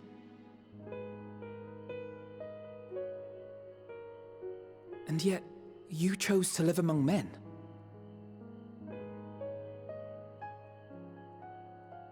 In the age when that conflict first bloomed, my choice had already been made. In some distant place, man slew dragon, and dragon slaughtered man. Yet no hate could I muster for those smiling faces which did look to me for guidance. Not even my brother's righteous rage could rally me to his cause. I huddled here, secret and still, hoping against hope that which I had built would remain untouched by the chaos and carnage.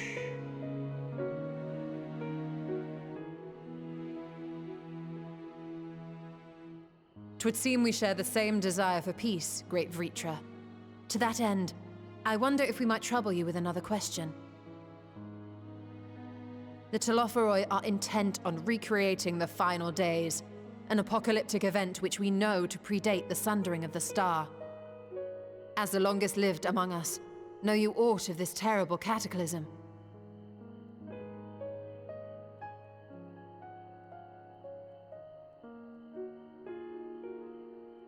Nay. When war and strife drove my sire from his home, he crossed the great expanse with only our unhatched eggs as company. He alighted upon a shattered source, its 13 reflections long since scattered beyond the rift.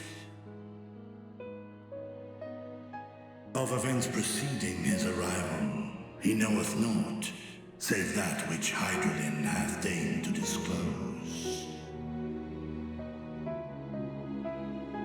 I see. So again, 'tis the inscrutable Hydralin to whom we must look for answers.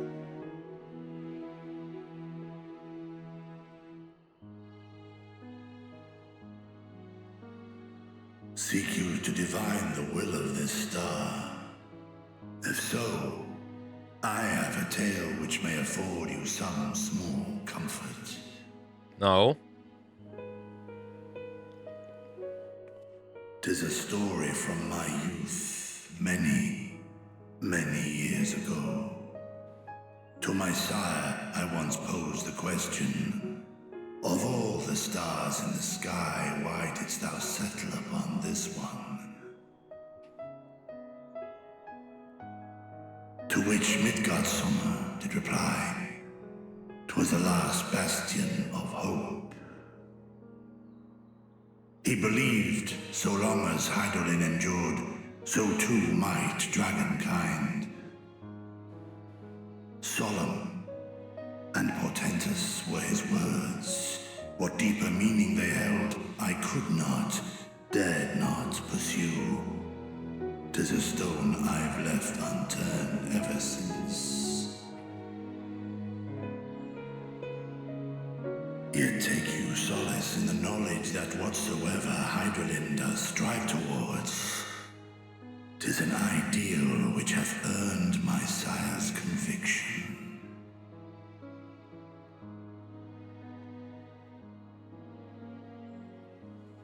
Thank you, Vritra. You've given us warm reassurance in a world gripped by cold uncertainty.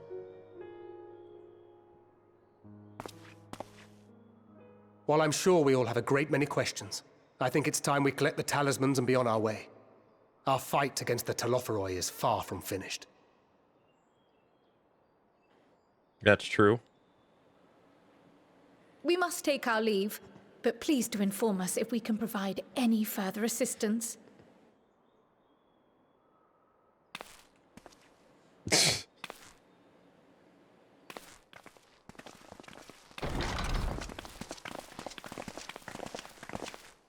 Prithee, a moment. Uh-huh. There is one whom my sire hath judged worthy of honor and respect. The one known to men as Eorzea's champion. This hero of renown and rumor, 'tis thee.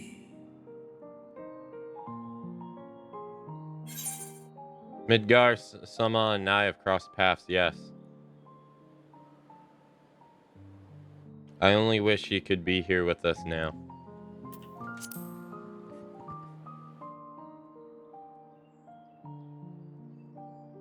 I know of his clash with Omega, and the long slumber which was his price. Yet even closed in sleep, my father's eyes are far from blind. He is watching over thee, watching over this world.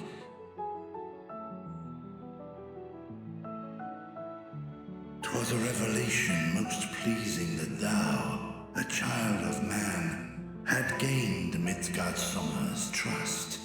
But alongside mine elation runneth a rivulet of dread. For upon thy life's reel wind too many threads of fate, power, wheel enmeshed with woe. Amidst this tangled knot thou shalt know no rest. 'Tis an endless confluence of forces, a struggle without surcease. More terrible still is the attrition wrought upon thy companions, as they are swept up in the storm of thine existence.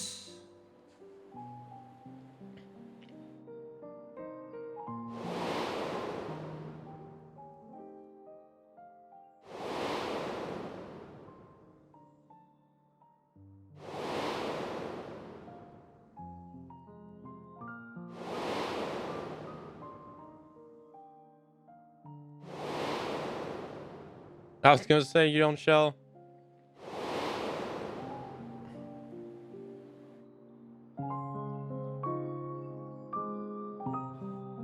Take heart and protect them well. They will be your strength and your salvation.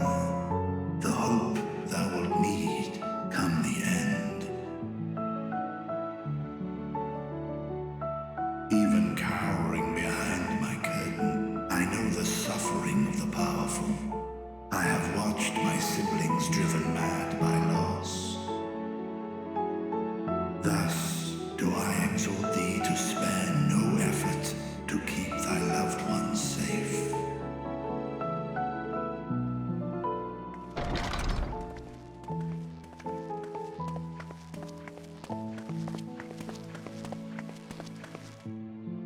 Apologies.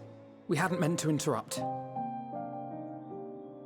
It's just that we do have a history of suddenly collapsing, and when you didn't follow us out...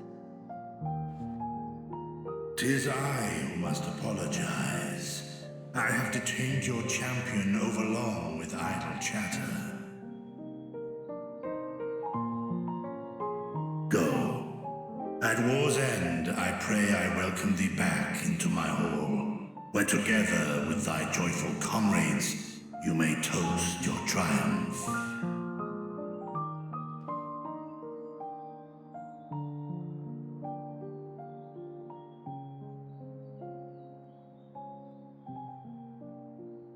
Nod.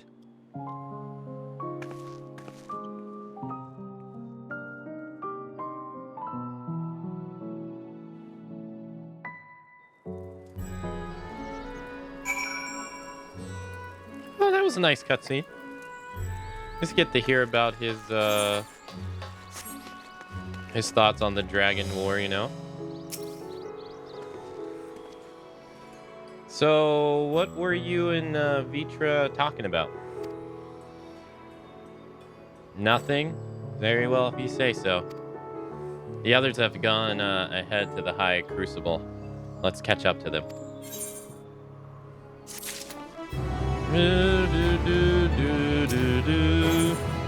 Alf has a mind to join the others at the High Crucible.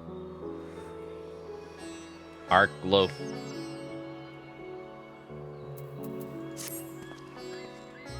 The attendant was kind enough to give me directions to the High Crucible. First, let's return to the mulberry orchard. Okay.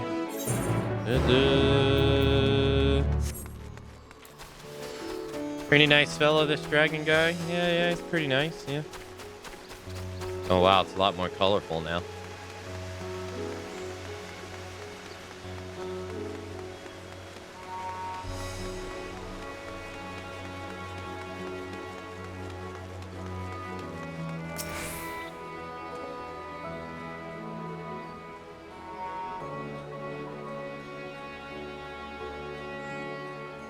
From here, we're supposed to follow the path and pass mulberries.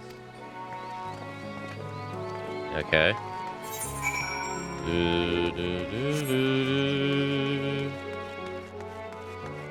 There were still people who thought Hydanel was actually evil at this point.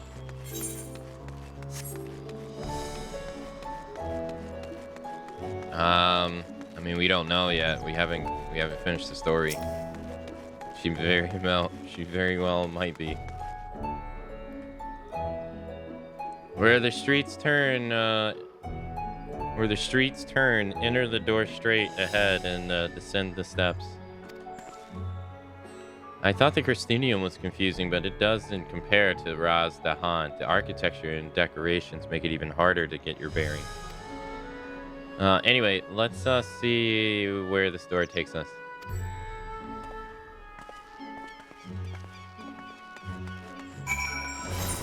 But yeah, like, I wouldn't know.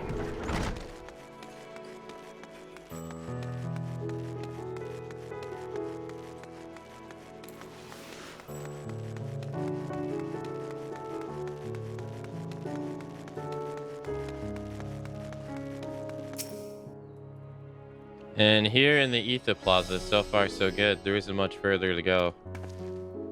From here, we just need to cross the other side of the hall, then pass through the larger of two doorways. The High Crucible lies beyond. I suspect the others have already collected the warding scales. Come, let us join them.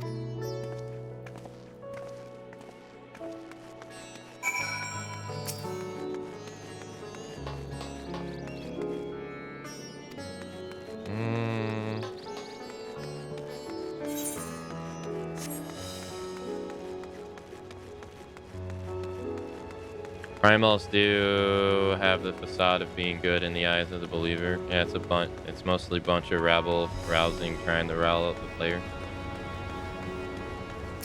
Wouldn't that be a spoiler though, Lumi?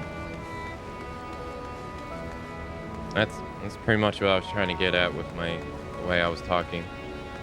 I don't, like, I wouldn't know that, you know? We're supposed to find that out by playing.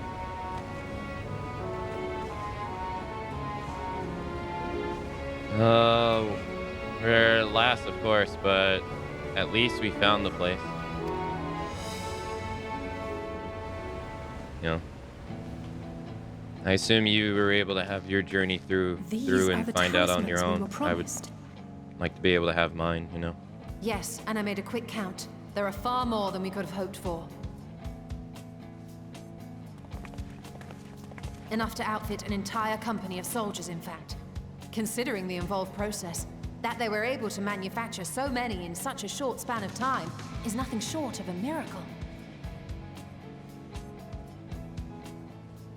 Once we have distributed them to our allies in Eorzea and the Far East, we'll have a fighting chance to bring down the other spires, just as we did with the Tower of Zot. Or we could use them to invade Garlemald proper, and strike directly at the Telophoroid's base of operations.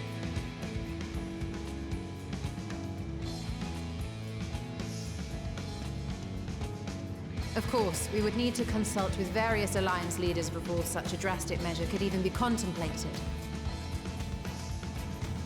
To which end, I could set out forthwith and present the idea to each of our allies in person. Pray allow me to undertake some few of those journeys. I find myself restless and in need of purposeful duties. I can head eastward. Bosnia and Dalmasca are just a short hop from here. And Doma's shinobi network should come in handy for passing on the word.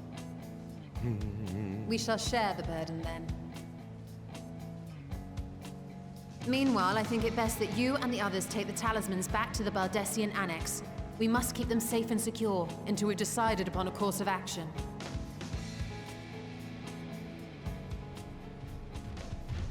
Please, I must speak with you. Okay.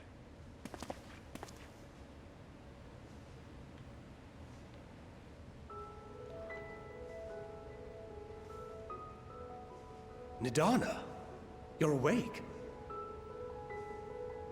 Yes. When I spoke with the carer at my bedside, she told me that one of the scions, a young woman, had cleansed me of the tower's corruption. It seems I'd been asleep ever since the treatment. But when I awoke and learned you were all still here, I knew I had to come.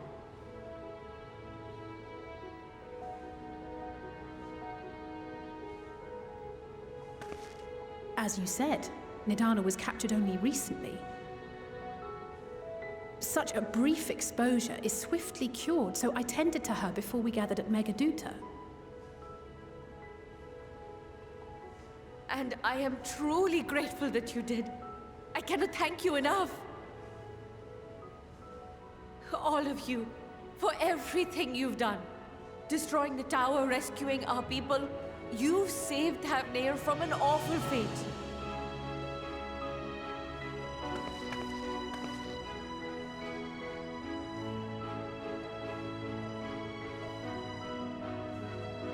Yet who hath truly saved whom?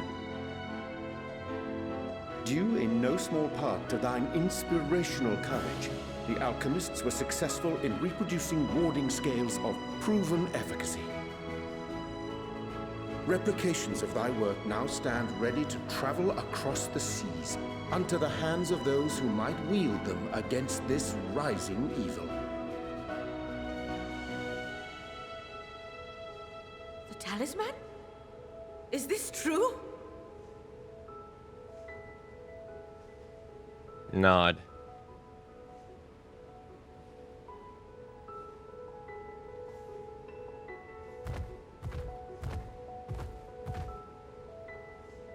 Oh, I was so groggy from sleep. I didn't even think to ask. Oh, our great work sent across the seas. It was worth it. Oh, it was all worth it.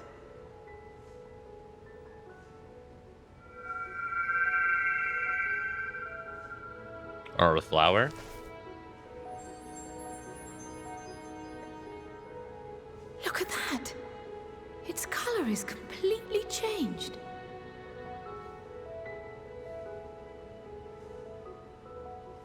What do you have there?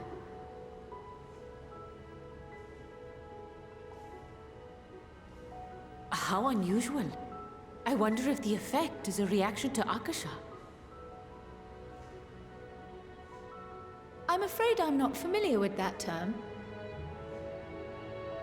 Akasha? It is one of the unseen energies defined by Harnish alchemical theory. Though a gross oversimplification, some describe it as an essence influenced by feelings. You imply that it is distinct from ether? Foreign scholars often conflate the two, but we see them as separate concepts. Ether is an energy which permeates the land.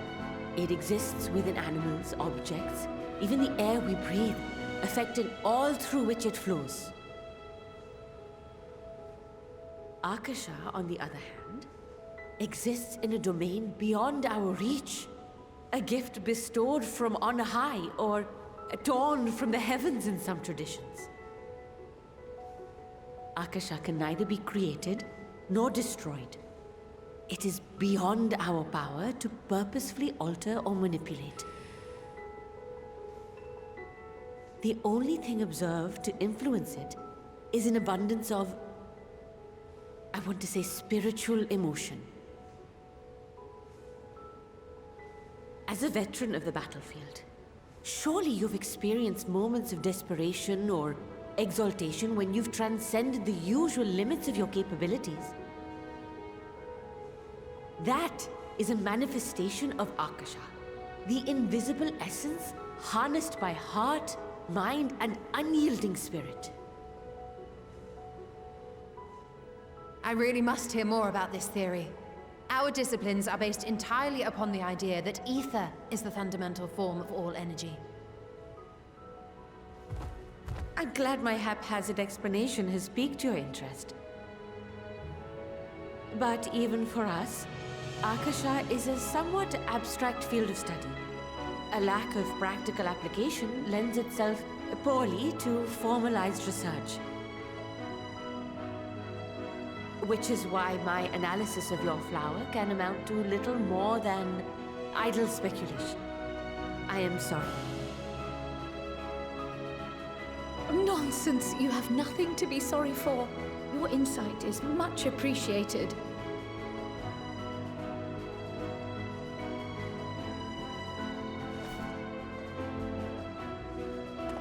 Shall we depart for Charlian then? I will see to it that the talismans arrive at the Annex. And we will be in touch once our talks are concluded. I suggest you rest while you can. From here onward, sleep is bound to be in short supply.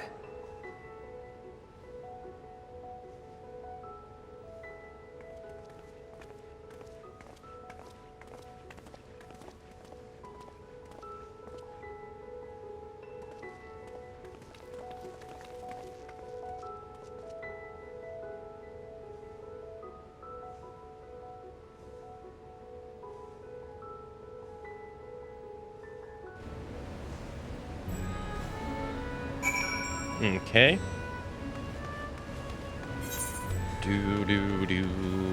We need to go to back to Charlotte, eh?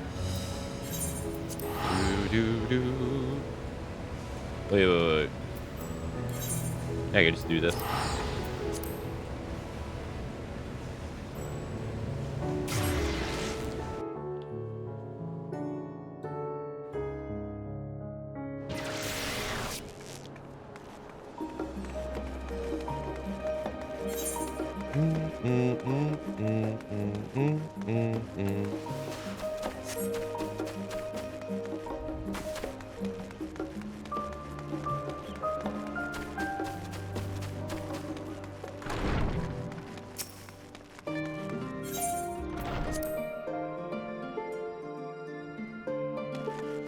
Oh.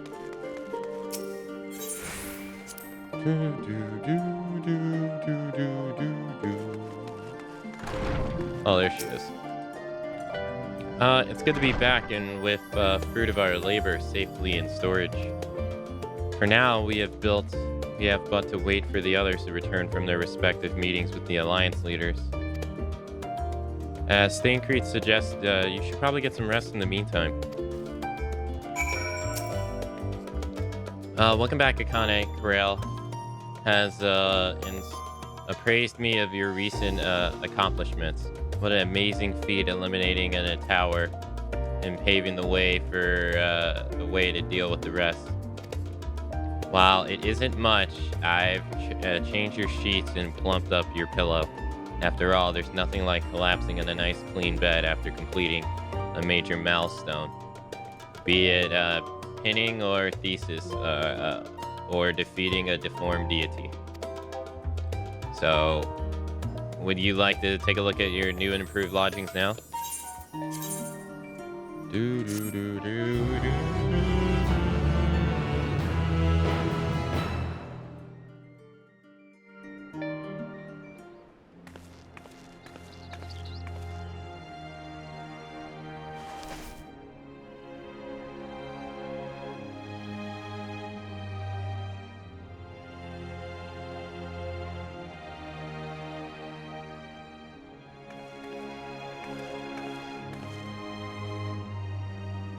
Take heart and protect them well.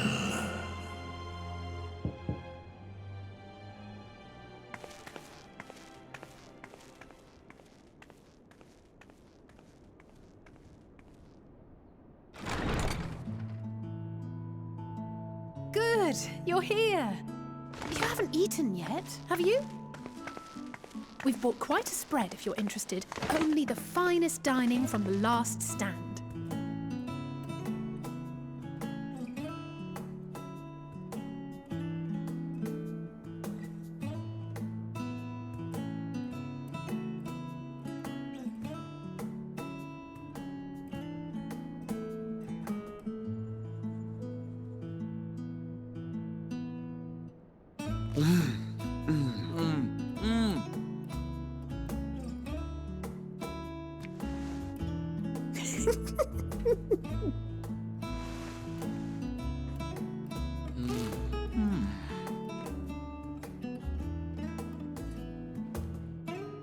Lest you wonder, we invited Estinian as well. But he refused with a rather grim-faced, "No, thank you." I suspect Sharlayan cuisine is not to his liking. Oh, I don't know about that. Perhaps our lone wolf just needed some time apart. What? To perfect his brooding stare? Next time, I'll drag him out by the ear, sit him down in front of a Sharlayan feast, and see that he eats every last bite. An excellent idea. Of all people, warriors must take proper meals and rest if they are to maintain a healthy constitution. Poor Estinian, beset on all sides.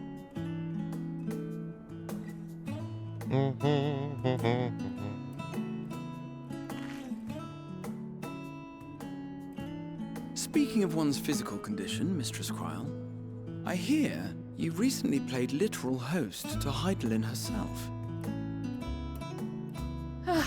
And what an experience that was. Tiring, yes, but no lasting harm done. If anything, I should have liked to speak with her longer. I've not felt a hint of her presence since. Heidelin instructed you to carry that flower, yes?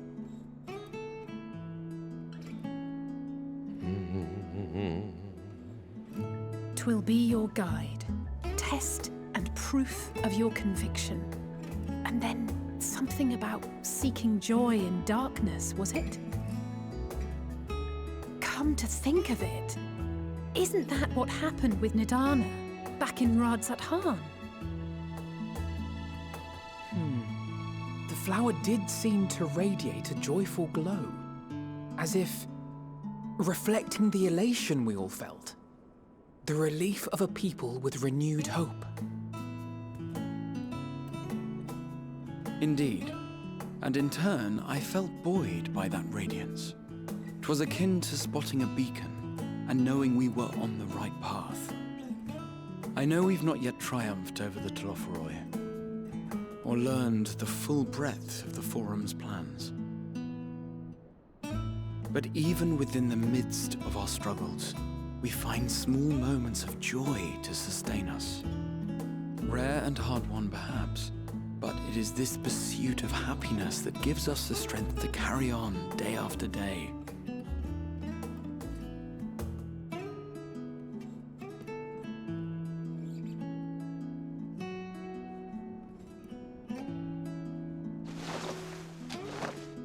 Hey, that's mine. To the swift the spoils. Though I recall that levitation spell of yours was quick enough. Only barely. And even at my best, I'm still too slow to wield it effectively in battle. Mayhap I simply require more practice with this new magic. You unearthed it from the depths of Numenon, I presume? Aye, and from a veritable mountain of arcane tomes at that. 'Twas necessary to facilitate my solitary explorations. Or, to put it simply, you used it to sneak around the Forbidden Archives. Yes, well, after a fashion.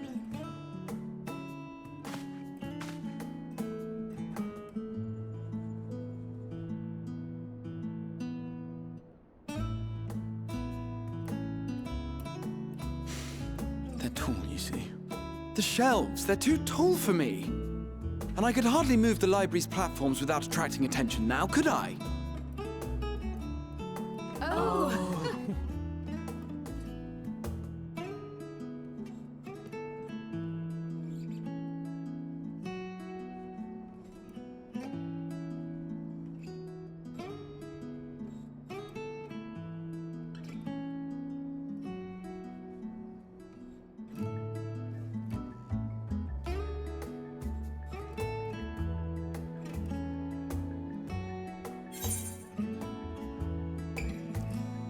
We are pushing on until dawn. Shall we call it night?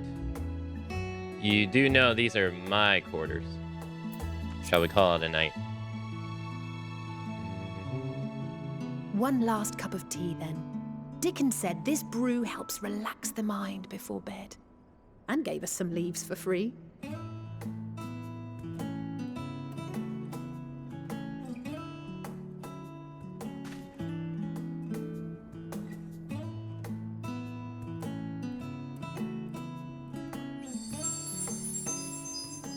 Changing again.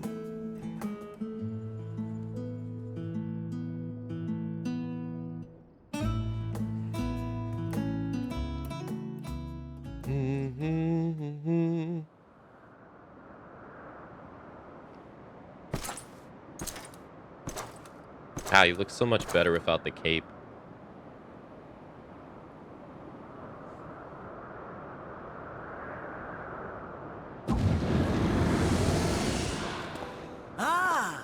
Enjoying the bracing cold, I see.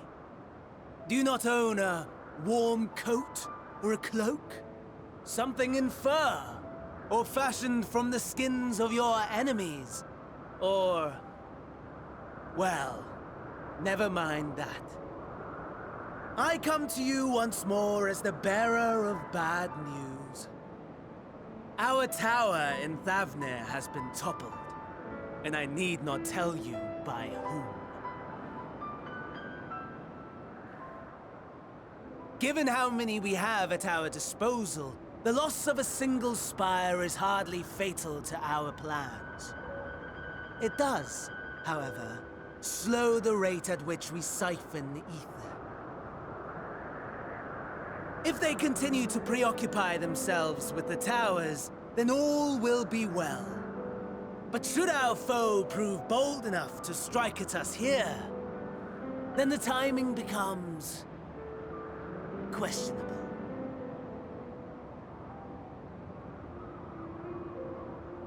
Our foe is bold enough.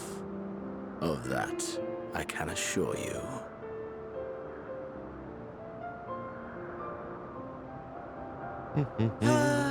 Yes, very well then. I suppose I must prepare a proper welcome. Honestly, talk of your nemesis is the only thing you seem to enjoy. Does nothing else spark your interest?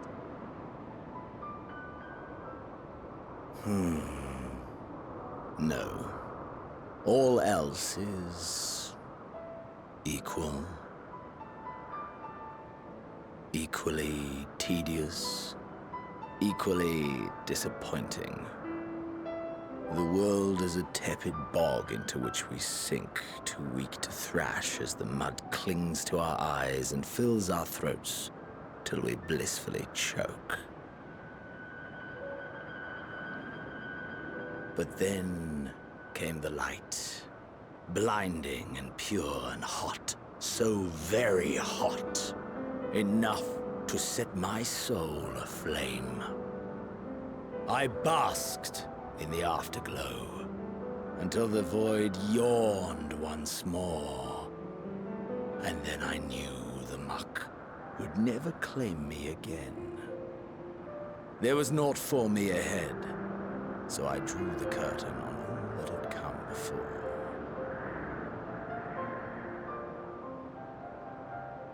Burn, burn, let the whole star burn. I will have my contest.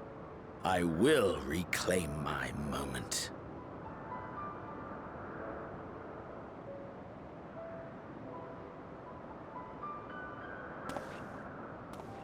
How wonderful that the emptiness of death has not dissuaded you from committing your life to its pursuit once more.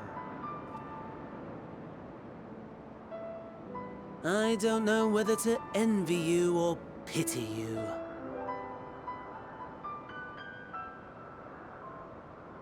You question my disinterest, but what of yours? Despite your noisome antics, I sense you take little pleasure in this endeavor. Mercy, my lord. Such pointed barbs from one who barely acknowledges my existence. Nevertheless, you are mistaken. For I do find this part somewhat enjoyable. You see, when I was mortal, I would always have the same dream. It was a fragmented thing, disjointed, all the faces incomplete. The setting, too, was unknown to me, so I thought it simply a fantasy of my sleeping mind. Until one day, I realized it was showing me the truth. Much as your dream of the final days enlightened you.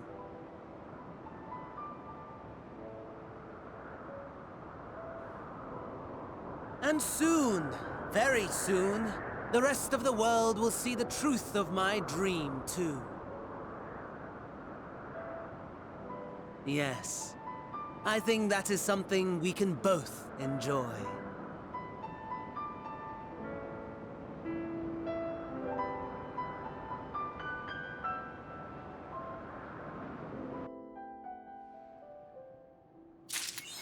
Okay.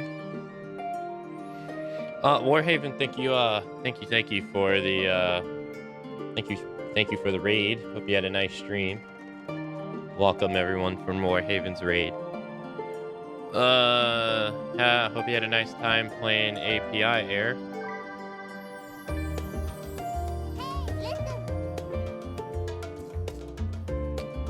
Oh, I know what's going on.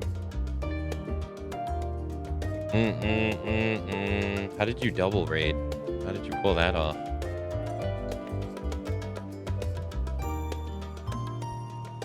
Let me hold on. I think I know what's going on.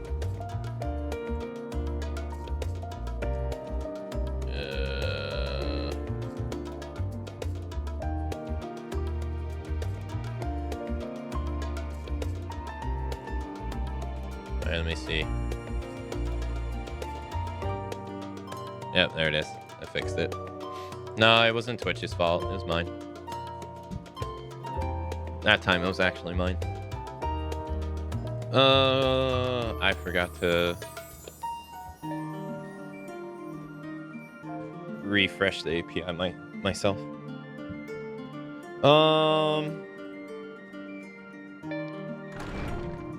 Yeah, hope you had a nice time playing Cyberpunk. I was going through my VODs the other day. I was going through my VODs last night on YouTube. And I came across Cyberpunk and while I was browsing them. And it's crazy to think that next month, Cyberpunk will be 3 years old. Isn't that wild? I remember playing it when it came out. It's already been 3 years. Boy, how time flies.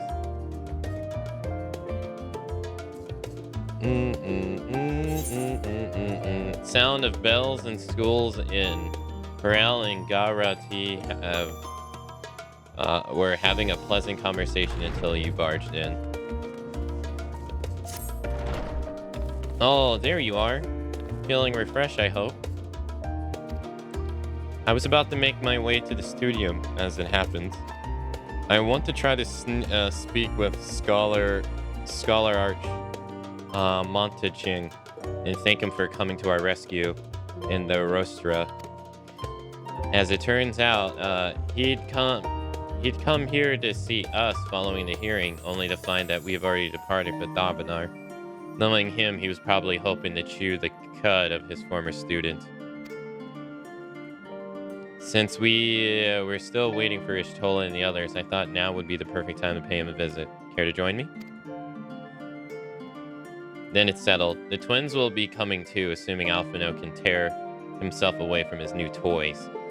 I'll let you rally the troops while I go on ahead to the Phenomenon. Considering my recent improprieties, perhaps I should avoid showing my face around this studio for a time. That might be for the best. If others should return, then tell them we will not be long.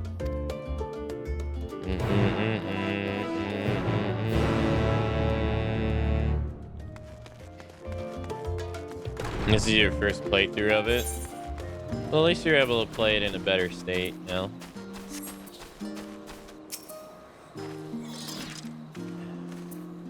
Heading out for a stroll? The scholar himself was here. In that case, what are we waiting for? I too am eager to see. Though I somewhat dread the thought of visiting the studio. I dare say our notoriety precedes us. Alf of all people worrying over his reputation. That, and at our alma mater no less. Well, wonders never cease. You'll understand soon enough. Off we go.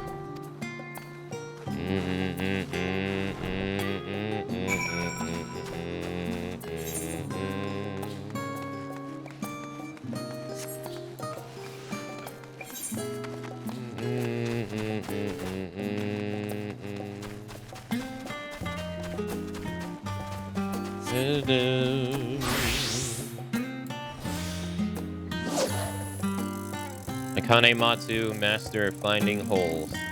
Undiscovered holes.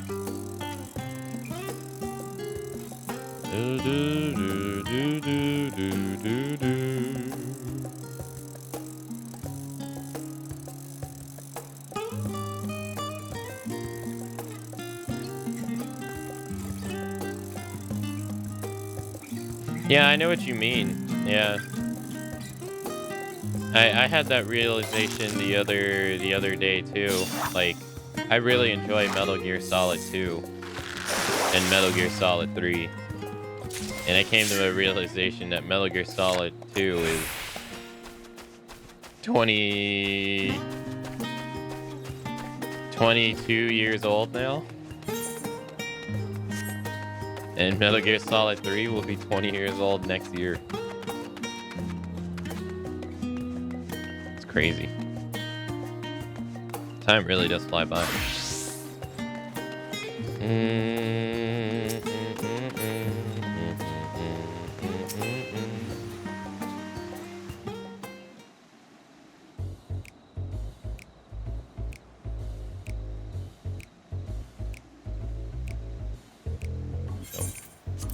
Here it is. The phenomenon.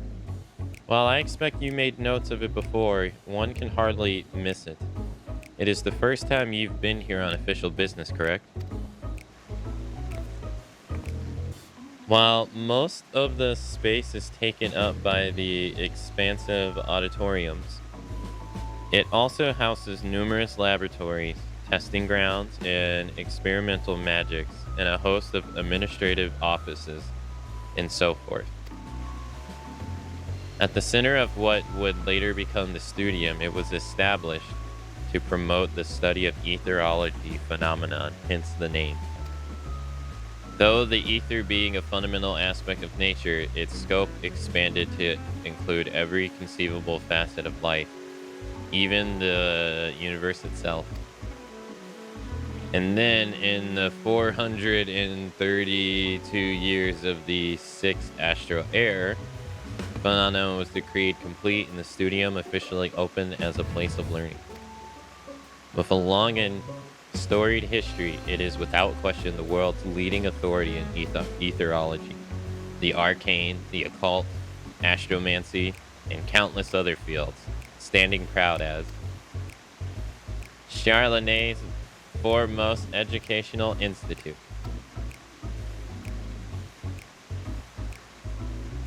You always did enjoy giving the grand tour to new students. Indeed, I've long since lost track how many times he has recited that same floppish speech. Such is his undying love for his old stomping ground. He was in top form back then, youngest to enter the studium, graduated with the highest honors in magical arts and etherology, undisputed champion of the debating chamber. Hold on, you both joined the studium at the same age, right? And from where I stand, you're equally prodigious scholars. Nice of you to say, but Alphino actually entered half a year before me, nor did I do well enough to graduate with honor. I am certainly not the studium's most notorious master debater. In all aspects, I have ever been in the shadow. If nothing, just remember that this is where the legend of Alphino Levelier began. We should expect everyone to be fully aware of our recent escapades. Hopefully we'll be somewhat more welcome here than we were at the last stand. I know better than anyone the abhorrent that the student body has for the admiration the student body has for Alphino, and with a bit of luck, it might work to our advantage. Well, there's no time like the present. First things first, let's look for the scholarish Marchigny. Other faculty tend to frequent their offices, but fortunately for us, he's fond of wandering. Unfortunately for us, he's fond of wandering wherever so he whims to take him. Let's split up and ask the students if they've seen him.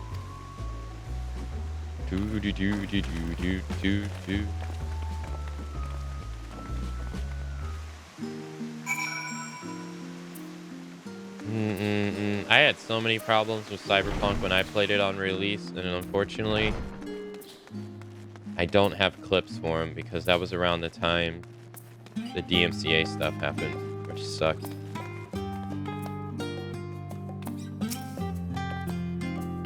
Ah, that was Alphino Levelier, wasn't it? The Alphino Levelier? He's with his sister and Master Balsian's granddaughter. This can only mean one thing.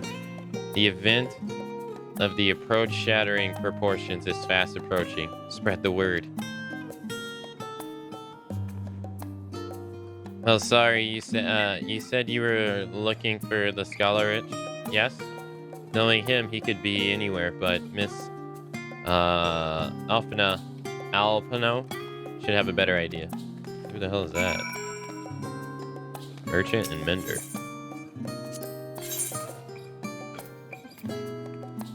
Oh.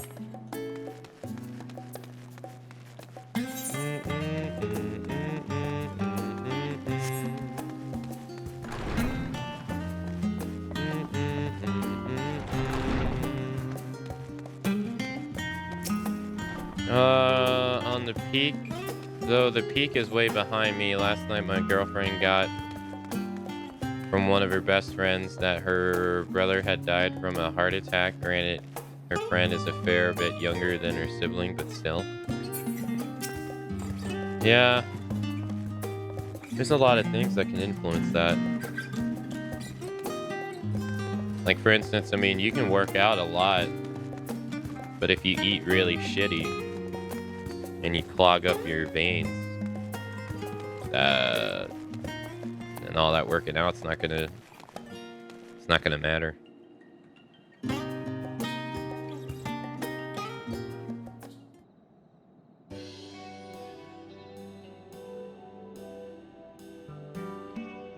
Are you lost? Wandering off the street, perhaps? Wait, don't tell me. You're a trainee, gleaner, fresh off the guild ship? I'm right, aren't I? Oh, how silly of me. An orientation is in order. Allow me to bid you a warm welcome.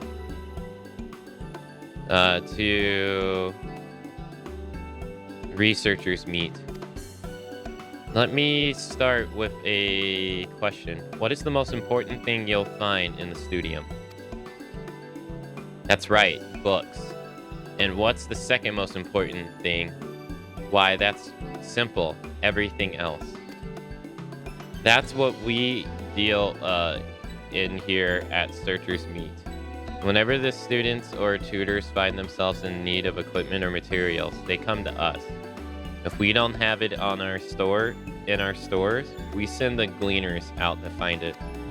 Honestly, you wouldn't believe some of the requests we get. Eye of Passia is this, tongue of gigantic toad that. It's enough to make your hair stand on end, which is possibly what some of our students are trying to accomplish. This being a school of magic and all.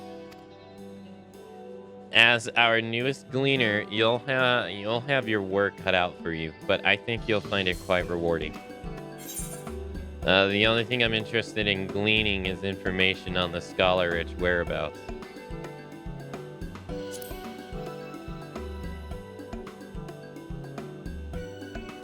Oh, I beg your pardon? You're not a gleaner?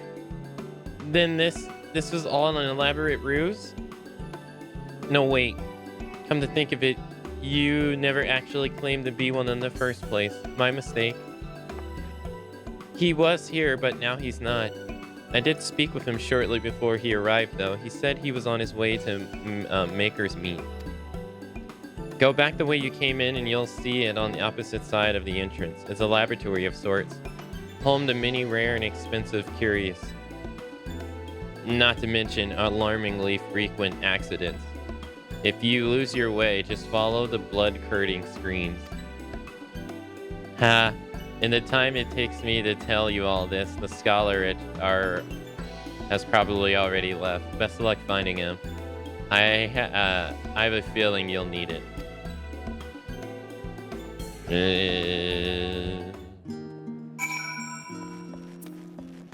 Wait, Akka rates my food when?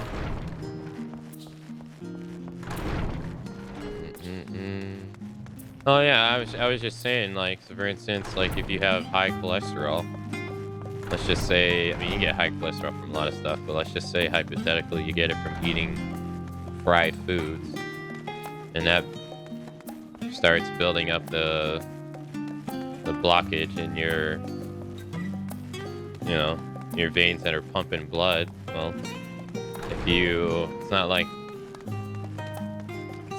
I don't know, lifting weights and exercising is going to change that, you know.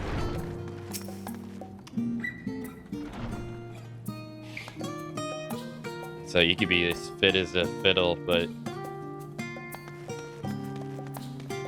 and the saying "you are what you eat" is very, very true.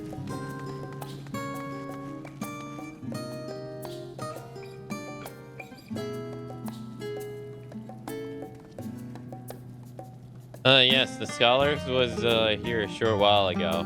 He offered advice on the current research project. Though we speak at length, I don't recall him mentioning where he was planning on to go next. When we parted ways, he went down the corridor, perhaps to one of the auditoriums.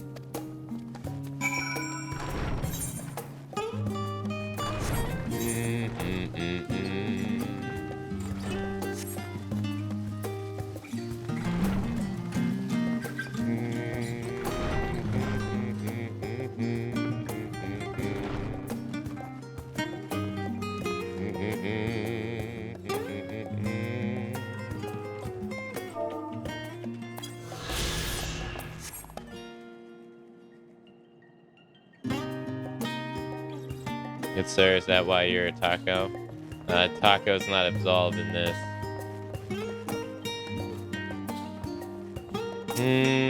Maybe a flower one. Well, I mean the shell, no, but I mean it depends on what you put in it.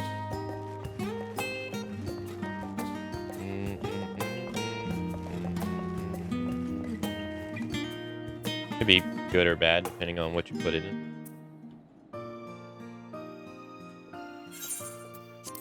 Ah, I remember you.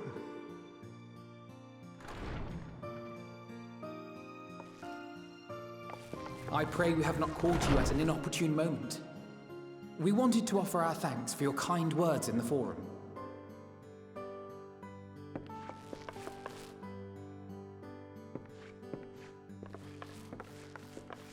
Well, I could hardly let that inquisition go unchallenged. I've always believed that curiosity should be nurtured, not stifled. Thankfully, a majority of my colleagues agreed. A slender majority, aye, but a majority nonetheless. Had the vote not gone our way, we would be having a very different conversation, if any at all. Though I'd like to think you would have not given up on our cause. I'm told you paid a visit to the annex afterwards. Yes, that's right. I was hoping to speak with the grandchildren of my dearly departed friends Galuf and Louisoix in a less dour setting. But it seems I just missed you.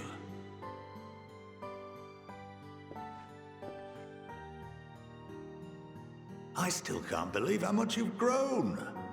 If only your grandsires could have seen the way you presented yourselves to the Forum. Why, it fair brought a tear to my own eye.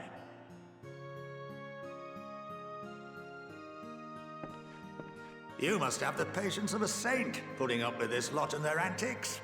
Never mind Matoya's prize student. Luckily, I know a thing or two about managing unruly younglings. If you ever need advice, don't hesitate to ask.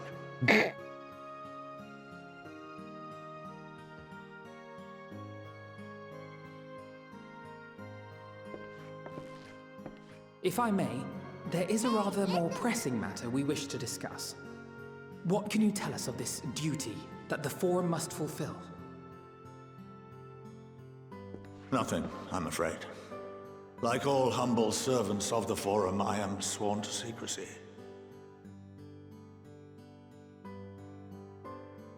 Or rather, I couldn't tell you if I tried. Our duty is of the gravest importance. Furthermore, if the particulars were made public, it would incite widespread panic. As such, those entrusted with this duty have been bound by an enchantment, which prevents us from speaking of such matters without the express permission of the Forum. How is that even possible? It's been some time since I last gave a lecture. Please, take a seat.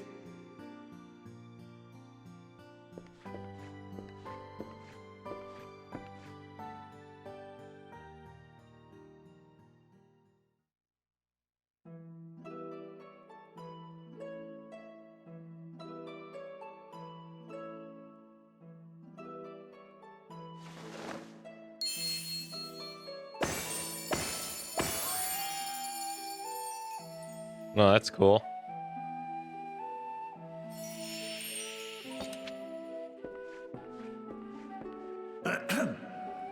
We shall begin by reviewing the fundamentals of etherology.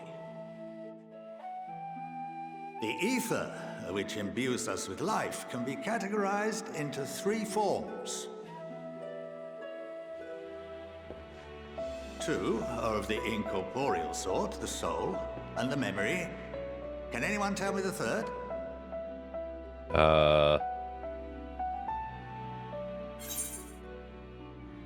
Corporeal, ether, magic.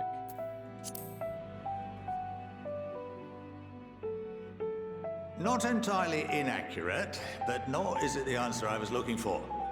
That would be corporeal ether. This is the form with which the layman is most familiar. Consumed by even the simplest of daily activities, and replenished by the food and drink that sustain us, this form of ether is in constant flux.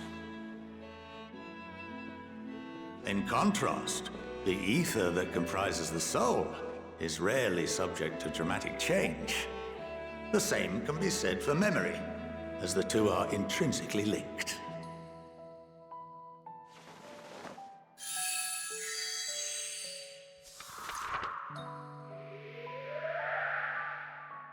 Picture the soul as paper, and memories as words written upon it. Now, okay, what would happen if that paper was doused with ink? The same type of ether as comprises the memories. You'd be overloaded?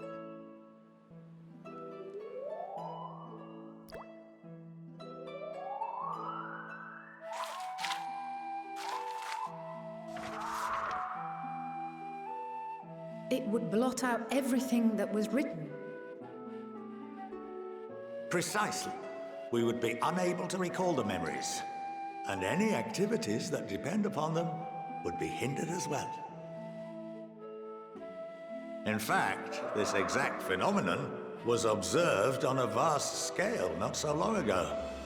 And what might that have been?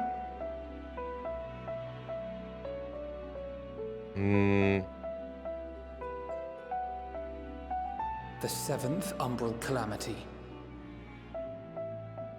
The people of Eorzea vividly recall Bahamut breaking free of the Lesser Moon and raining hellfire down upon the realm. But no one could seem to remember the events that followed immediately afterwards. Indeed. To this day, we have yet to determine whether it was an unintended consequence or a deliberate act. The enchantment which binds me and the rest of the Forum is based on a similar principle. And yes, it is a contravention of the Sharlayan prohibition against the practice of memory manipulation.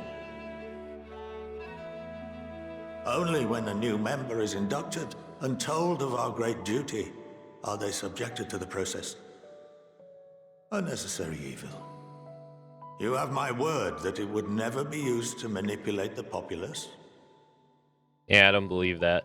I should hope not. But can this enchantment be dispelled and your memories restored? If 9/10 of our members give their approval, then the process may be reversed. Then, and only then, would we be able to speak freely to others of our sacred duty.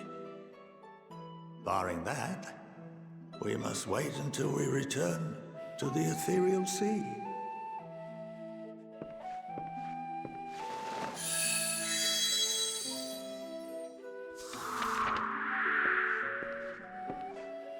For there we will be purified, the blots upon our souls washed clean.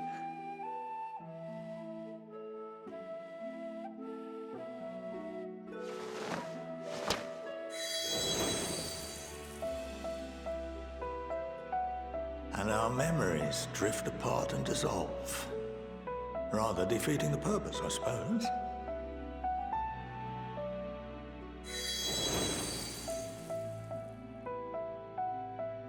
But there are those memories that are indelibly etched upon our souls, some believe.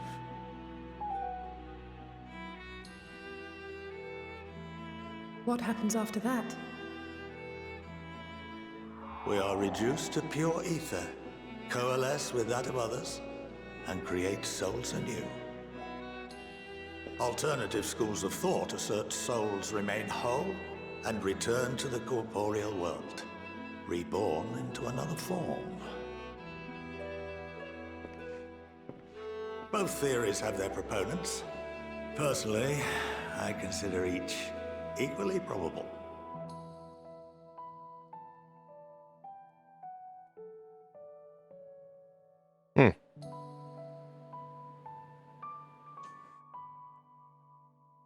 Well, I think that's enough education for today. Now that I've given you some food for thought, or rather, an entire banquet.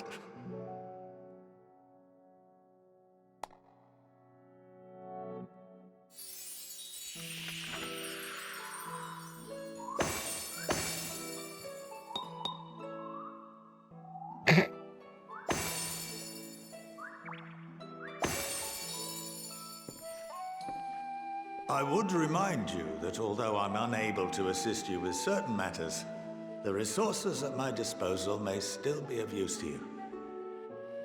I'll arrange for you all to be given the run of Phenomenon. Of course, as associate to our alumni and the students of Baldessian, this privilege is extended to you as well, my friend. Oh, and I suggest you speak with Ki Aliapo. She's well known among the artisans of Sharlayan, and her network of contacts may prove useful in your search for knowledge. I wish you all the best in your pursuits, wheresoever they may take you. Wait, isn't that the lady we already talked to? Wait, what was that laugh?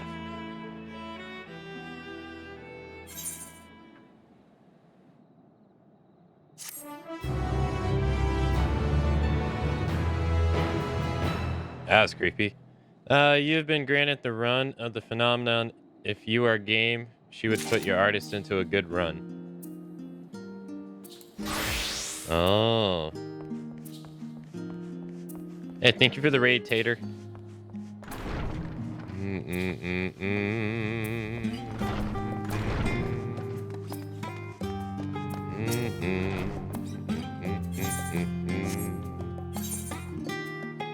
She's in need of a helping hand.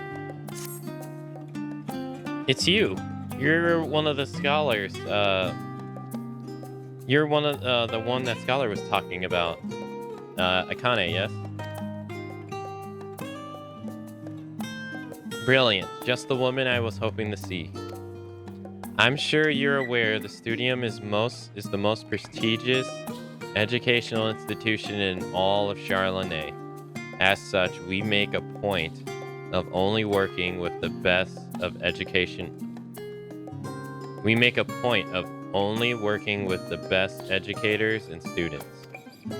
The gleaners we employ are also held to the same high standard, of course, which is perhaps why it has been so difficult to find the associates we need of late.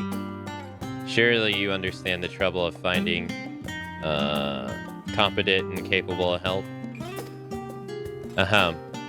What that you are coming here suggests is you're willing to lend a hand, no? I'm certain you would have much to gain from working with us if so.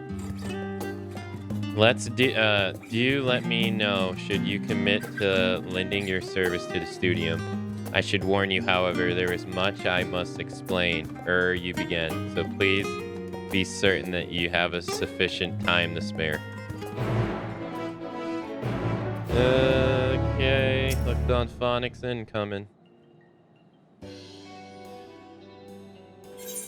Now, let me explain, allow me to explain our work here. Professors and students from our many faculties gather in the searchers meet in order to do business with and recruit reputable individuals such as yourself. Allow me to briefly introduce those here at present. Here we have the Baldric of the Faculty of Archaeology. He works as the assistant to one of Professor Ruru Shah and is currently seeking a skilled metal worker to help restore an ancient relic. Then there is Jude, who belongs to the Faculty of Astronomy. He seems to be looking for an artisan able to work with leather, cloth, or wood, but he wouldn't tell me much more than that. He's awfully shy, you see. Next, we have Dorabi, a student studying in the Faculty of Medicine. I'm fairly sure she's carrying out research under the supervision of Professor Galvaroche. In any case, I hear she's after someone who knows a thing or two about medicine and nutrition. And here is Hina Gishi, a Faculty of Anthropology. She told me she's searching for a botanist and miner at present, by the sounds of it, and she and Professor Taken are dealing with a formidable task. Last but not least is Professor Tilakuti, an associate professor in the Faculty of Etherology. I heard he's in need of a fisher to help him conduct research for his thesis. Unfortunately, things do not seem to be progressing well for him at the moment. I'd say those 5 are the most in need of supplementary aid. I'll leave you to your discretion as to whom you choose to help. Although, be forewarned, academics can be something of an odd bunch. Just be sure not to leave everyone in lurch after you agree to help them. Oh, okay, so this is the job quest.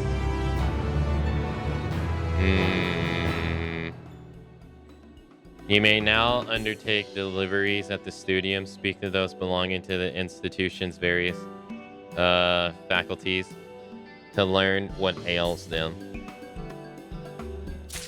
Okay.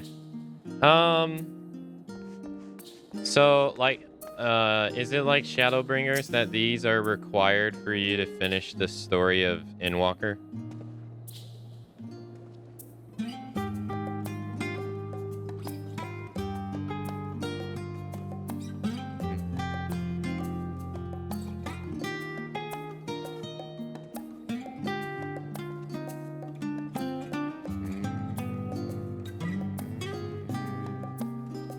Oh, these are the crafting quests. Oh, duh. Yeah, you're right. I'm an idiot.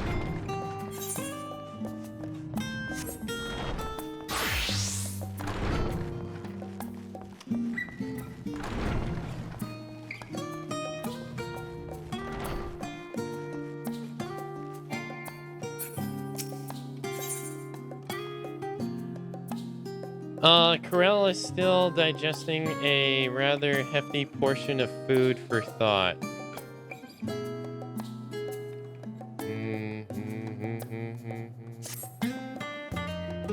Well, that's given me much to mull over.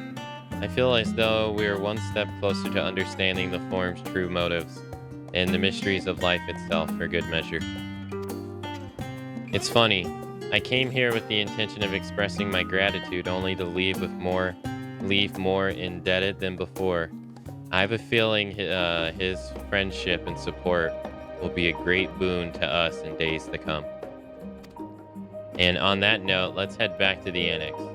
Perhaps on the way, you could better acquaint yourself with Alaki, as the Scholarin suggests, while I share our findings with Raha.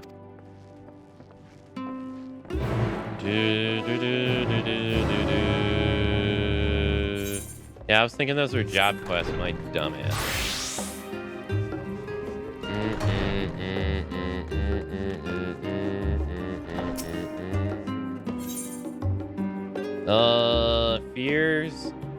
Fear the thesis.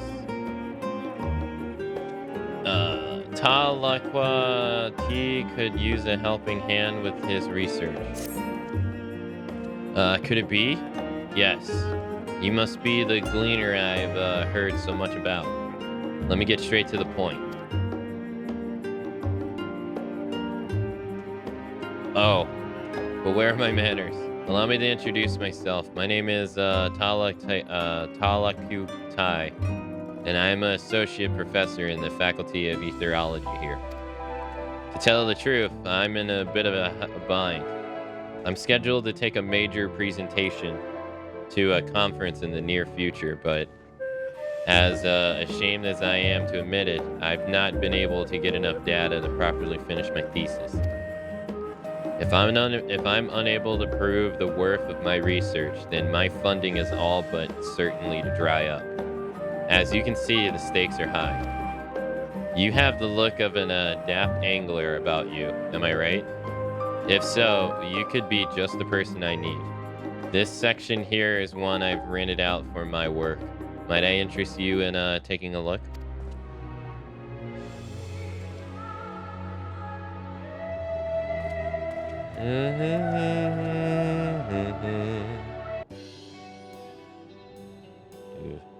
Impressive, isn't it?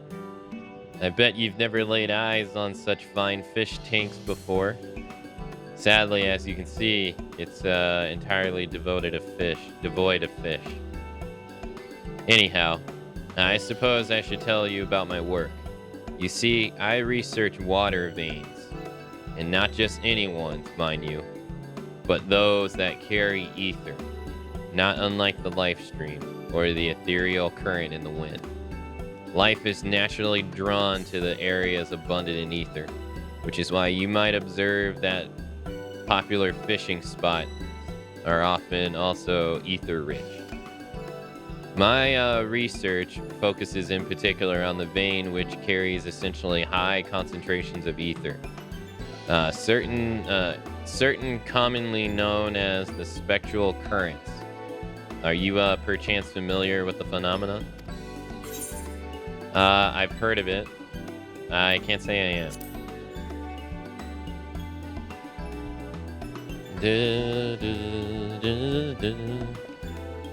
Well, that's hardly a surprise. Most people never venture far out at sea to where one might encounter them. In any event, the most important point to remember is just how important ether currents are for aquatic life. To look at it the other way, is it possible to identify how strong local ether currents are by studying the fish and other aquatic life in any given area? And that's where we come full circle. I require specimens of fish from various bodies of water to confirm my hypothesis regarding underwater ether currents. And there's a rub. The areas most worthy of research also happen to be the hardest to reach, of course. I would also be adverse to risking the journey myself, if only it were not for my condition.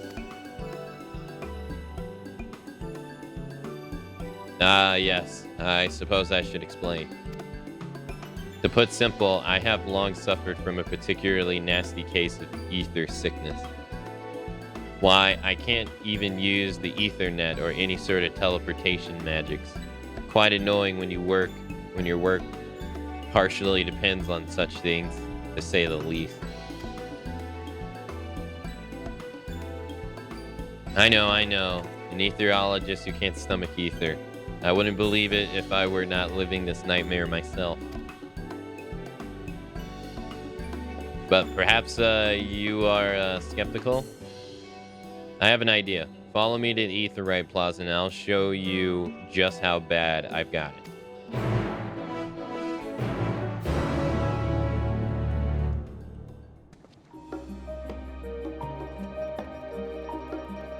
Okay.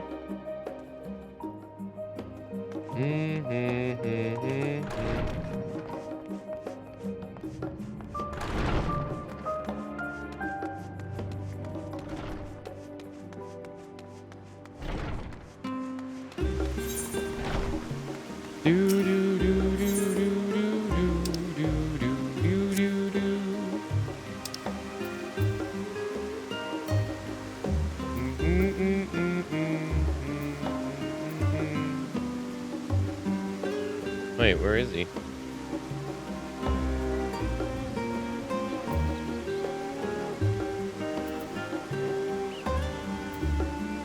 Oh, he's like literally right there.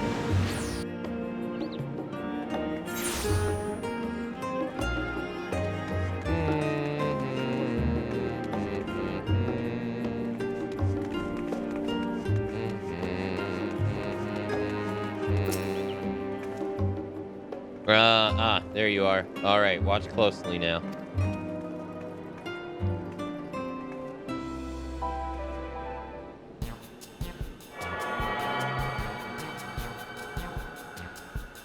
Ugh.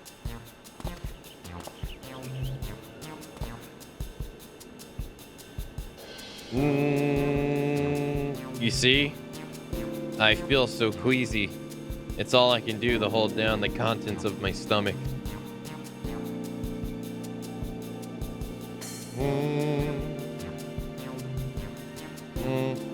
Ugh, the whole world. It's spinning. Someone make it stop. Ugh. What is this? Oh, forgive me.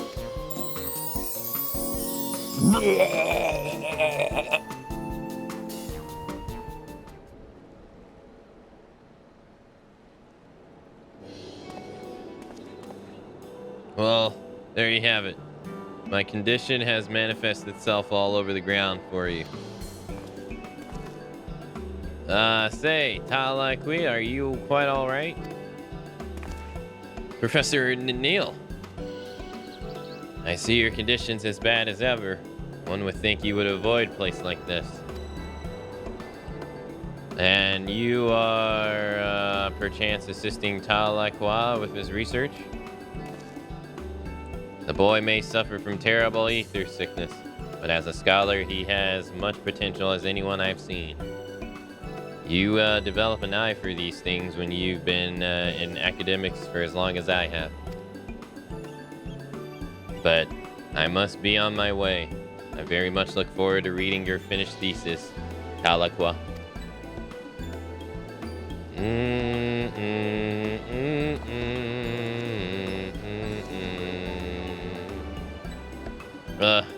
Did I mention that I don't handle pressure particularly well? I've barely written the introduction to my paper, and Professor Neil's already selling it up to his peers. How can I possibly live up to his expectation?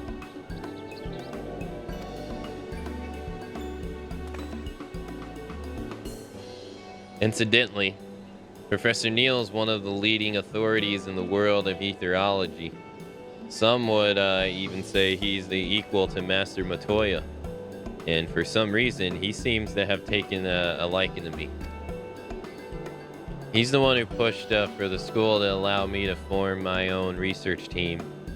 As the first in trial phase of the program to study young scholars. Otherwise, a humble associate professor such as myself would never be able to conduct such an ambitious project. And yet, I run the risk of losing everything if I don't turn my potential into actual results at the upcoming conference. Not only would my research team be disbanded, but there's a high likelihood that Professor Neil's program will be terminated, meaning that no other young scholars would ever again receive the opportunity I did. That very future for the studium is at stake. Part of me wishes I could just drink my worries away. Sadly, I handle school alcohol just about as well as ether. I may not be good at dealing with ether or pressure, but one thing is certain. For Professor Nelly's sake, I must not fail. I cannot. So I beg of you, pray help me. There's no one else whom I can turn. Leave it to me.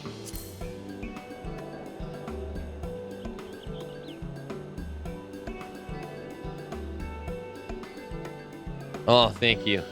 Oh, thank you. You are a shining beacon of hope for all young scholars here in Charlotte. Now, let us head back to the Searchers' Meet so we can get to the task. I shall meet you back at my office.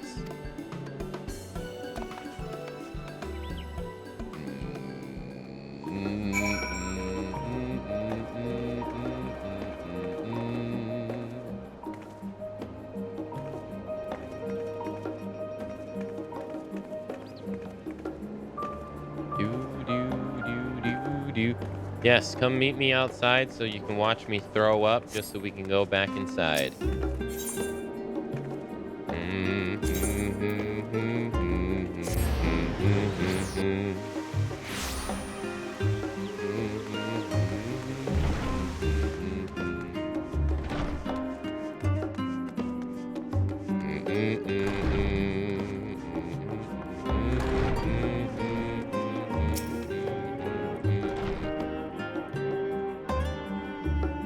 Connie, I was just compiling a list of fish that I'll be needing for my research. Let me know when you're ready to get fishing. I'll fill you in on exactly what I would ask you to do.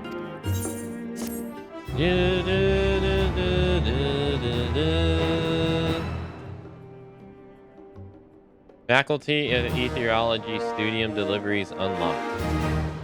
You may now undertake deliveries for the Faculty of Etheriology at the Studium.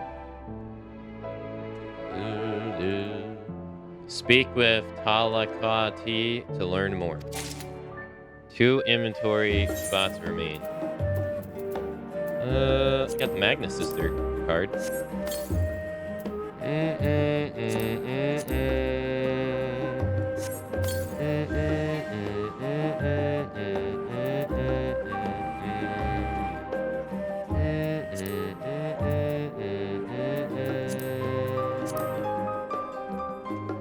We're gonna have to sort this inventory soon. Go with the flow. Talaki is in dire need of some data. Alright then. Shall we get started? To review, I require samples of aquatic life from various bodies of water, that I might analyze them and ascertain the current state of respective regions' underwater ether currents.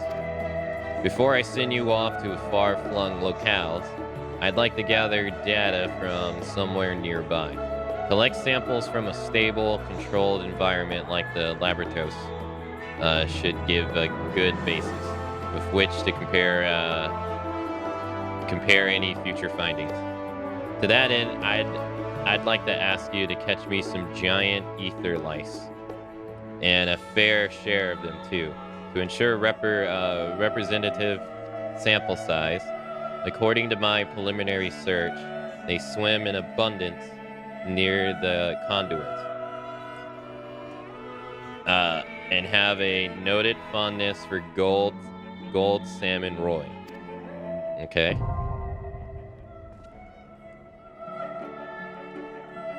You may now undertake deliveries for the Faculty of Etheriology at the Studium. By delivering the requested item to Tala Kuti and raising yourself in his esteem, you can help him finally complete his thesis. Okay. Have you any luck catching those lice? If not, I suggest heading to the conduit with some gold roy in your tackle box. This is what fishers call it, yes? Yeah. I know. I don't have any of these. Okay. Ooh, we need some gold salmon roy.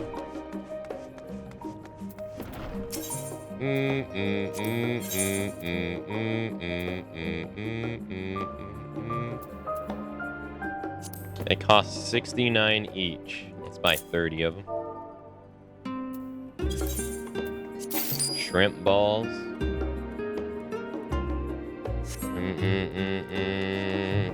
Thank you. Sort. We'll remove this. Add this.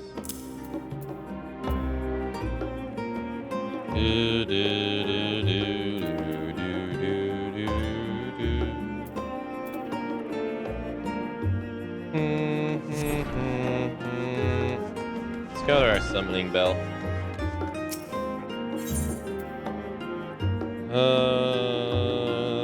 She's almost full.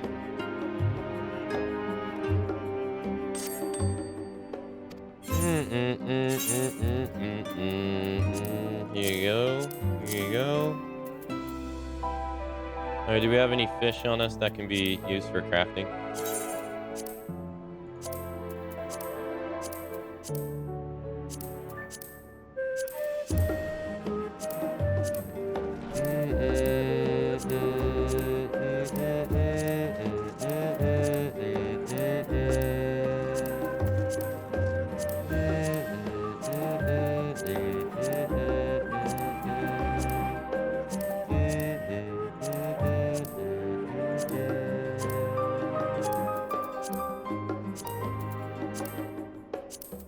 And so far, nothing.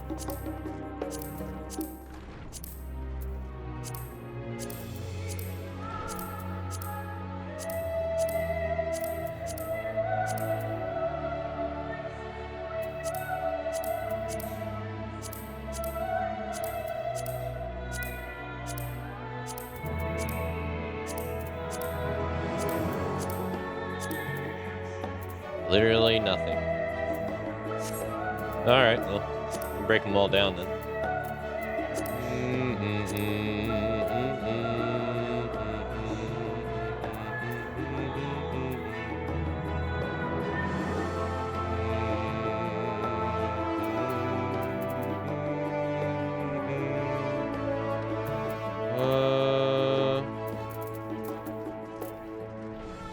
Alright.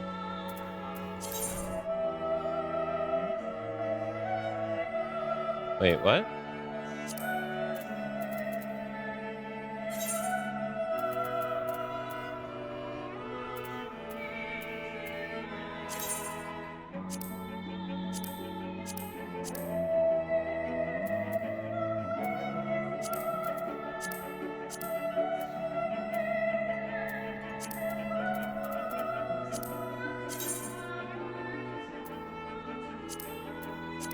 Oh, I must have had the...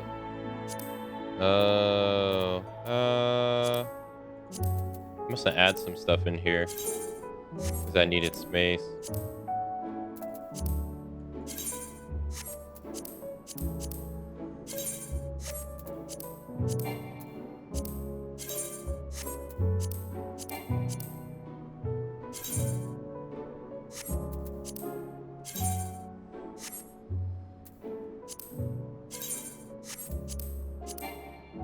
Okay. Alright, so he said we need to go do.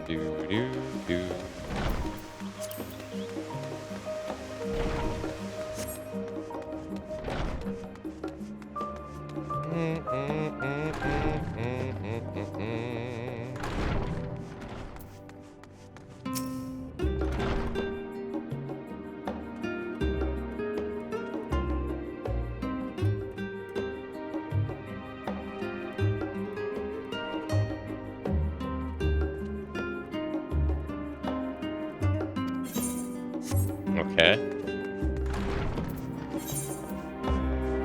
Do conduit and deliver them.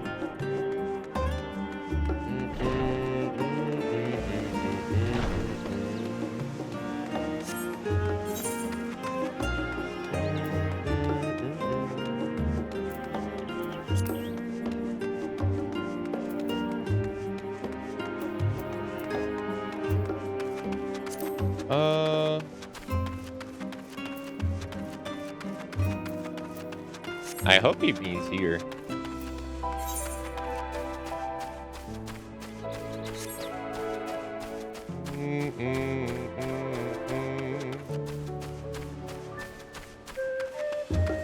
Alright, first things first, we gotta break down this stuff. We got too much.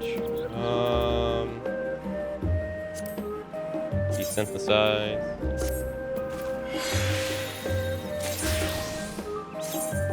Desynthesize.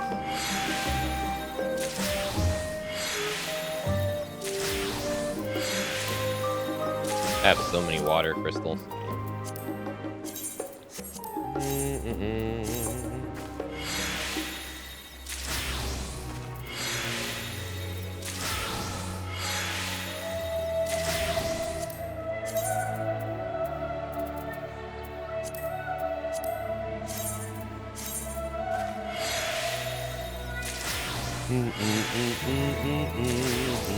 Desynthesize.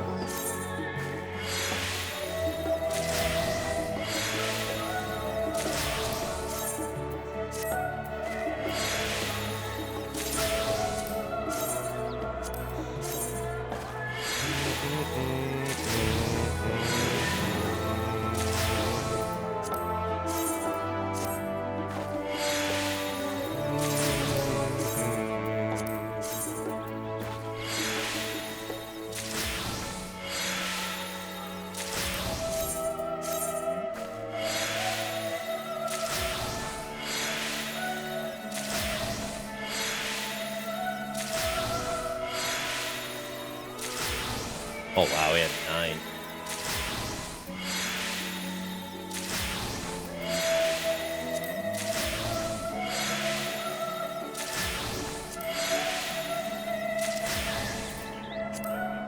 Alright, desynthesize.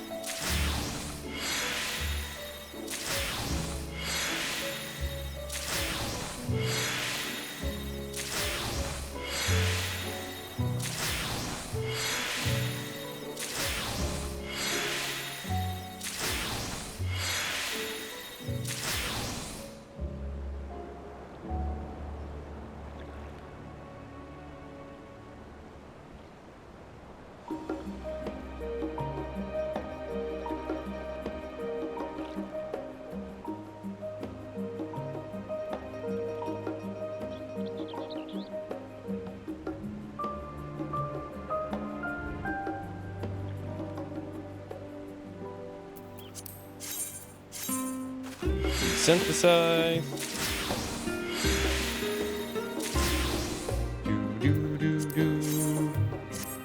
Can I scroll up?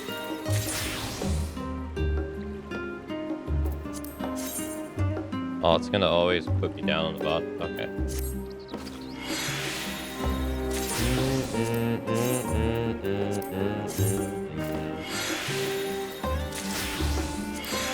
Here we have all of these.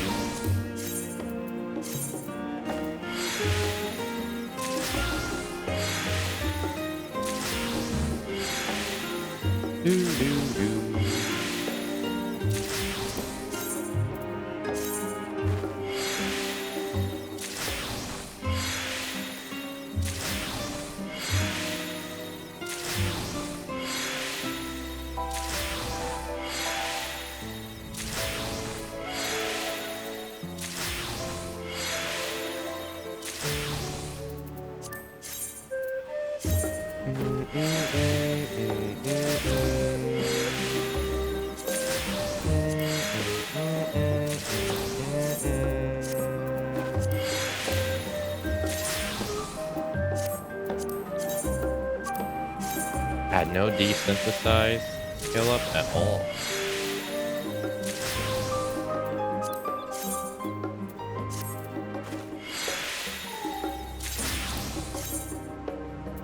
Oh, 495. There we go. Hey, there we go.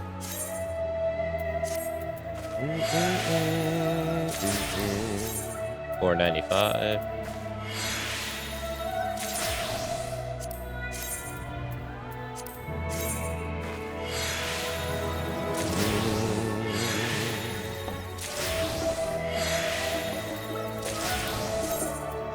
$500.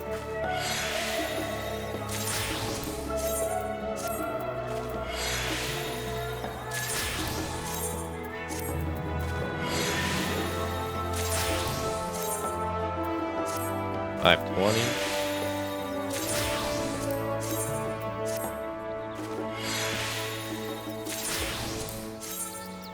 God, so many.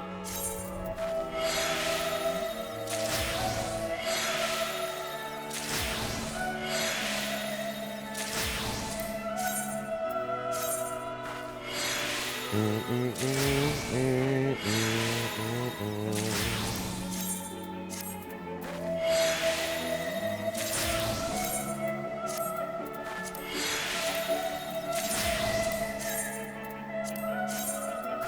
540.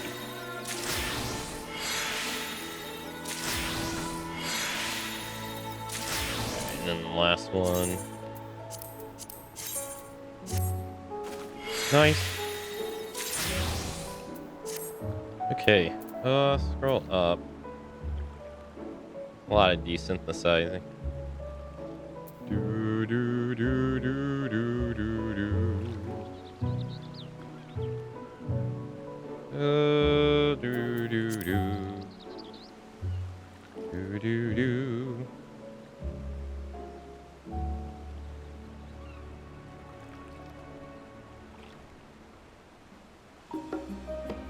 Alright, so they swim in abundance near the Pyretic conduit. What the hell is that?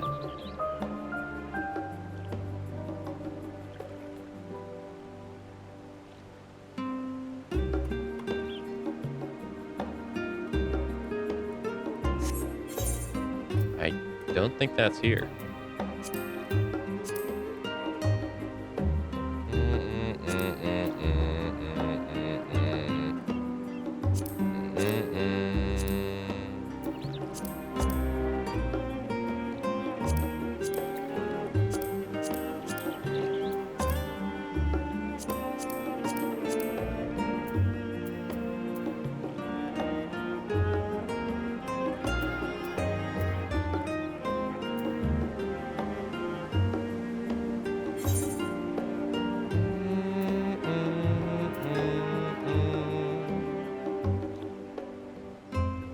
I'm not seeing that name anywhere on the map either.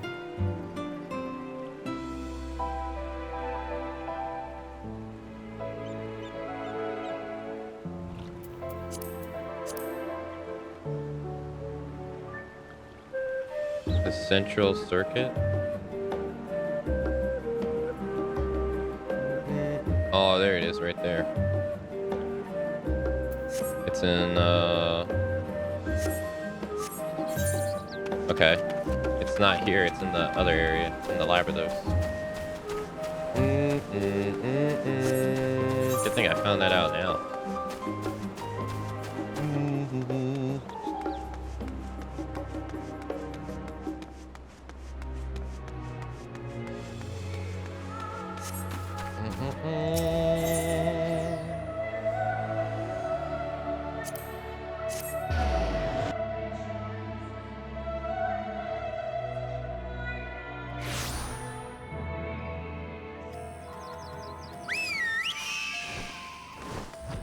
Alright, so it's to our right. Do we have oh, yeah, that's right. We have a side quest. I never did it. I need to do that while I'm here. I forgot. Let's use this too.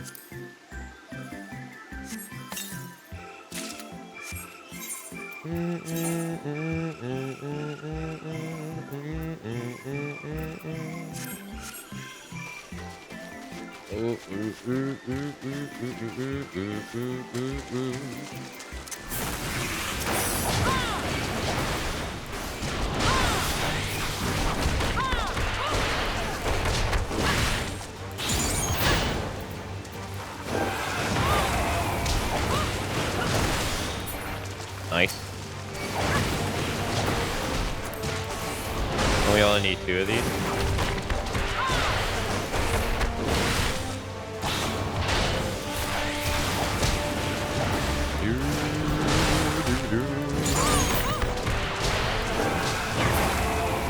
There we go. Got 3 sacks of nuts. Nothing like getting some sacks of nuts.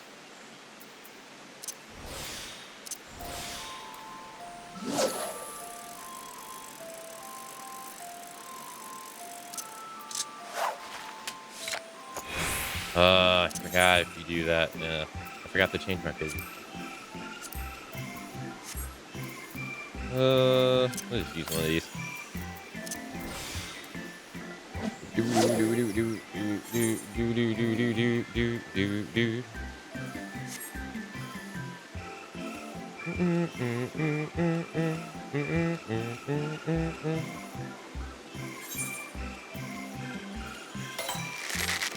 Oh, this was the last fishing spot we needed down here too.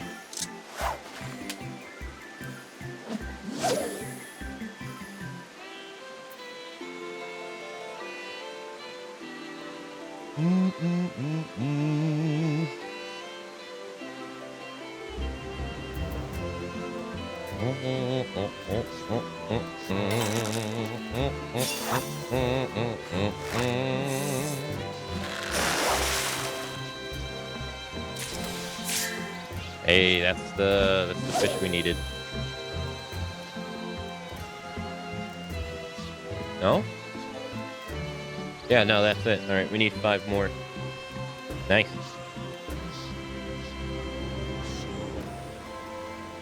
That was easy enough.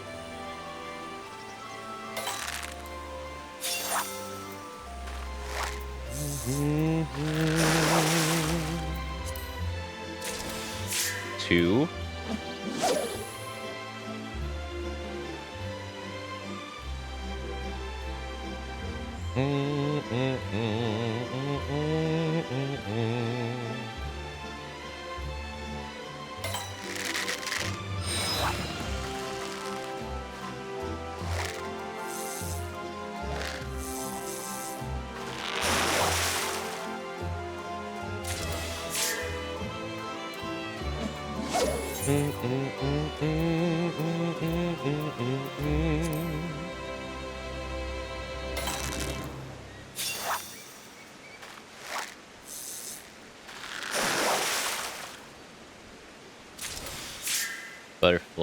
Butterfly fry.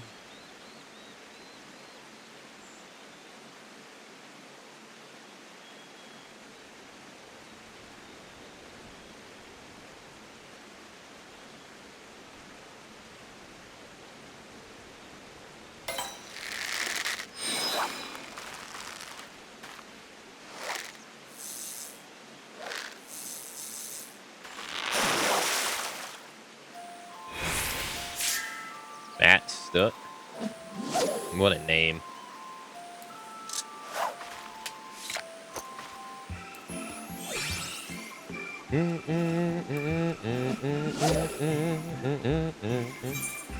Just one fish here we haven't got.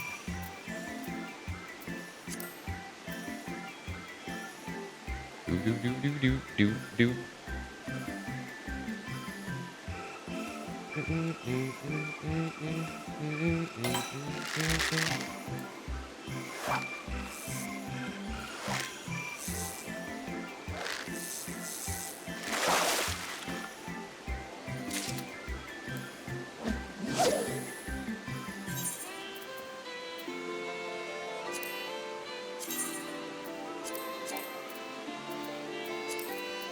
Well, we only got 2.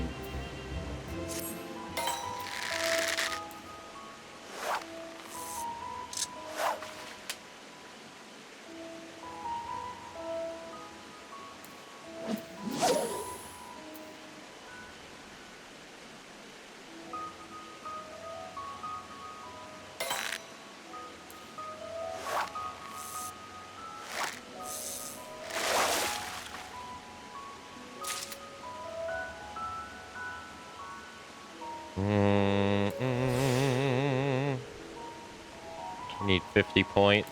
That should be enough.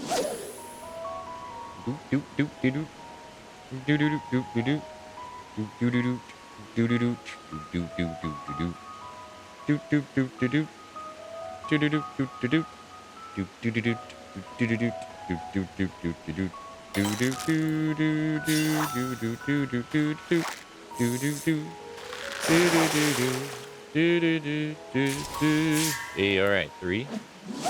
Need 3 more. Do.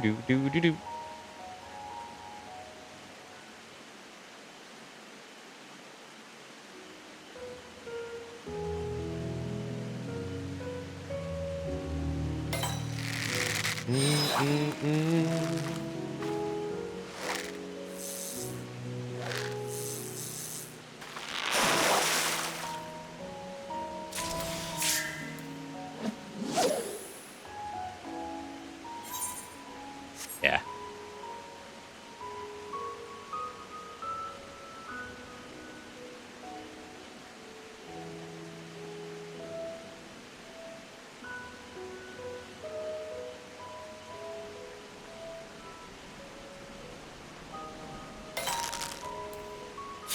Come on.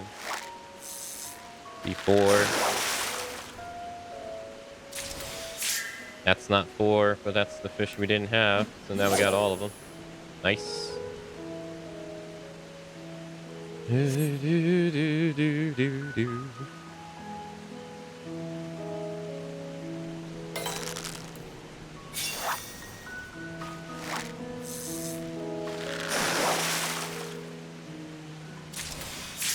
Hey, nice. All right.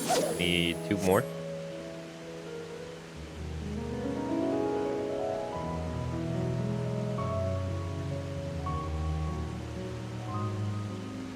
Dude.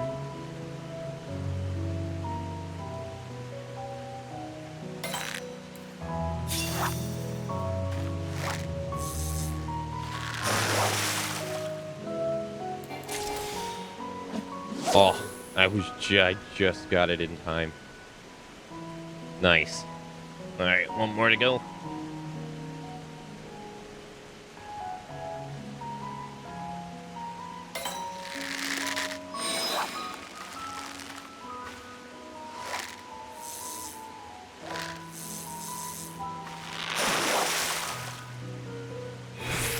God damn!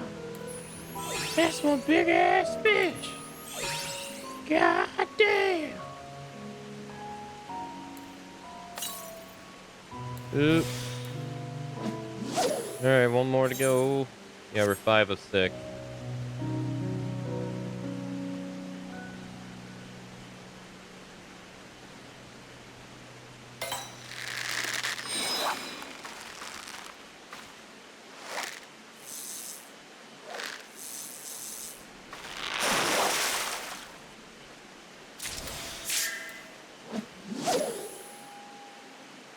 Almost halfway to level 90.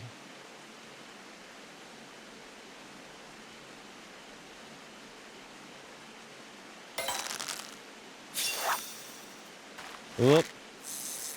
Whoop. There it is. Nice.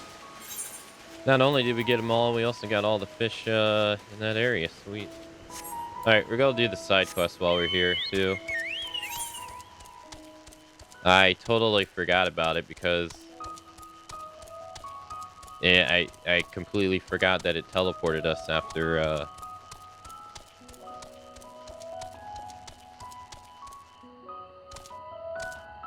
after we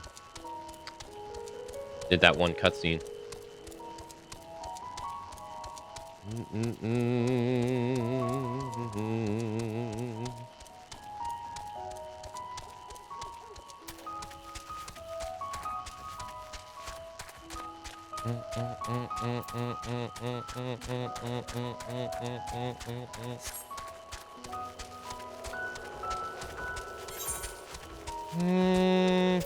Starfishing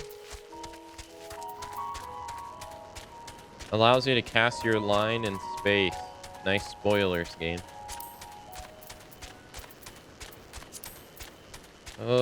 Triple hook. 700 GP. What the fuck? Hook 3 or more fish in a single cast.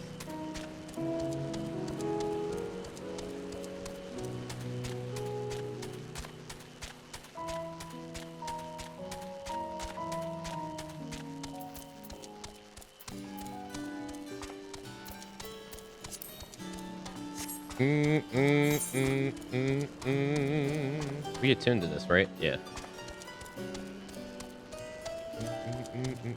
Mission's right here.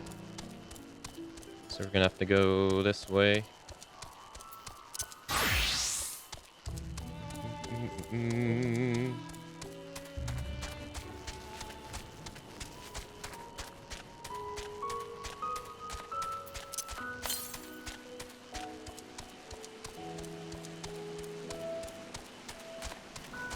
Southwest.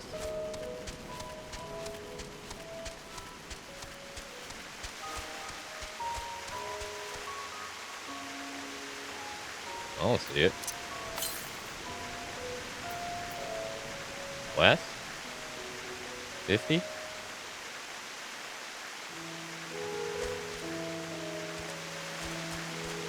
Oh, it's right there.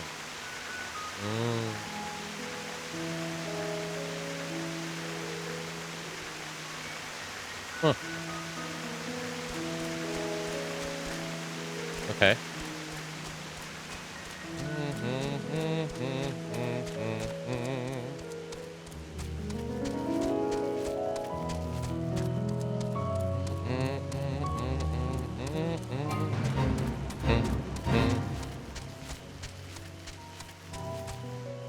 Wait. No.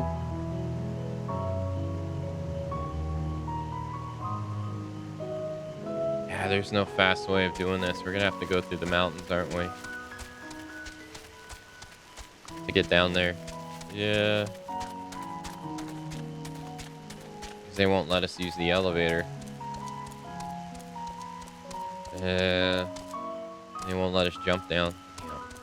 That sucks.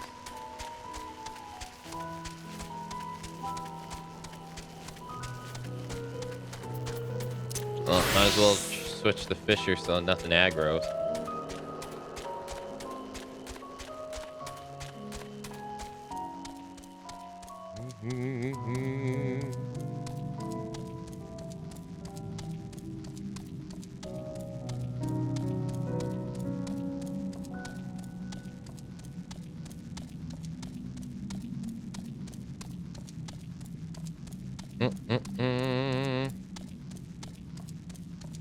Oh, there was one here too. Damn.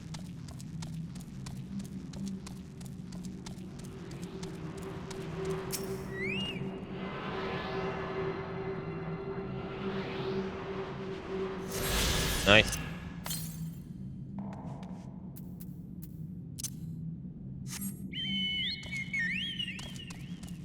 So if we can get that next one, it should be the last one. Oh my god, no. Holy shit. Damn, did they increase the amount you can get here. Jesus.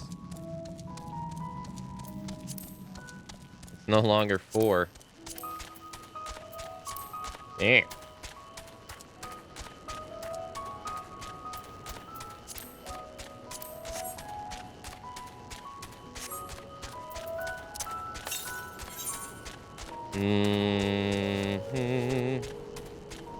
Now, how are we gonna get down there?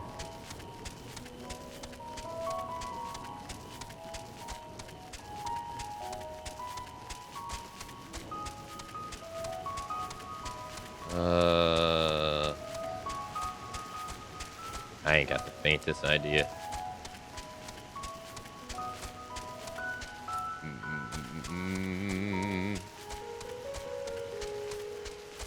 Oh no, it was over here. It's by the big waterfall.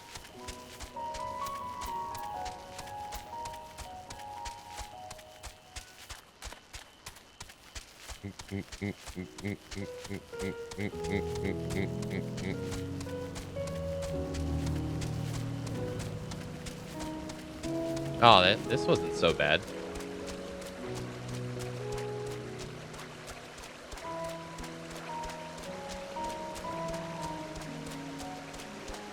Oh, it's the little dude. It's the dudes from Final Fantasy XIII.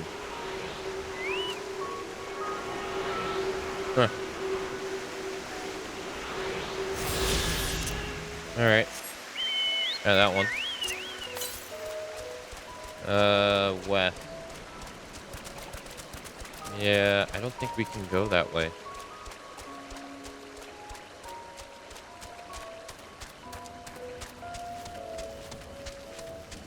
Maybe we can. Whatever which way, let's get this quest out of the way.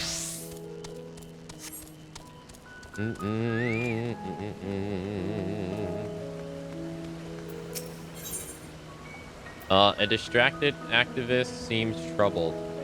Lost little troll. Oh, dearie me.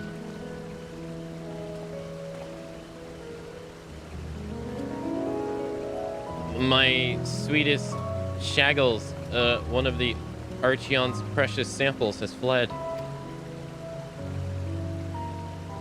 You have no idea what I'm talking about, do you? My apologies. I am Neathly Tai, an archivist.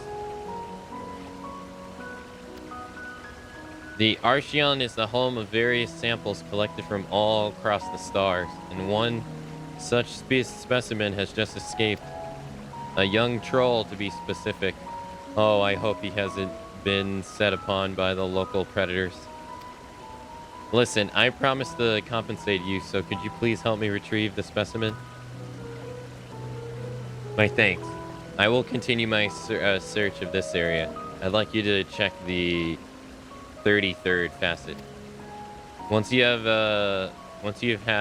a comprehensive look about, please meet me at the Archeon to report your findings. Okay.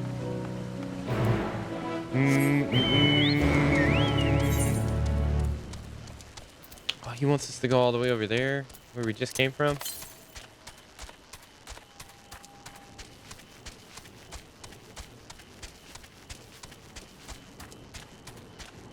Oh yeah, I don't think we're gonna be able to get this next one.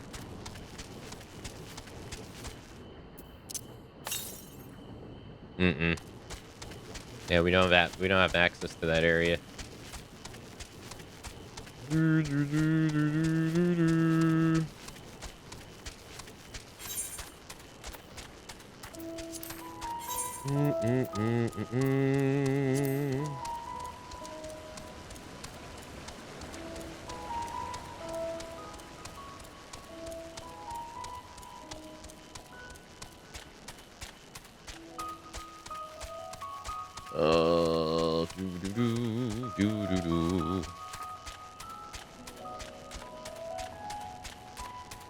Go this way.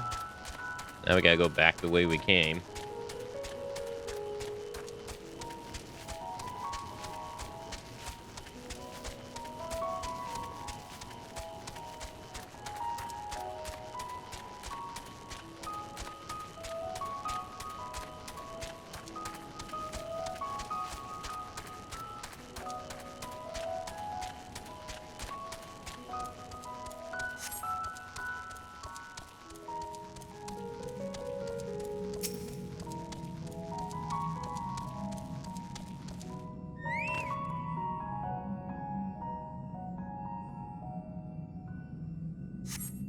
You see no trails? Troll great or small? Perhaps a bit further in?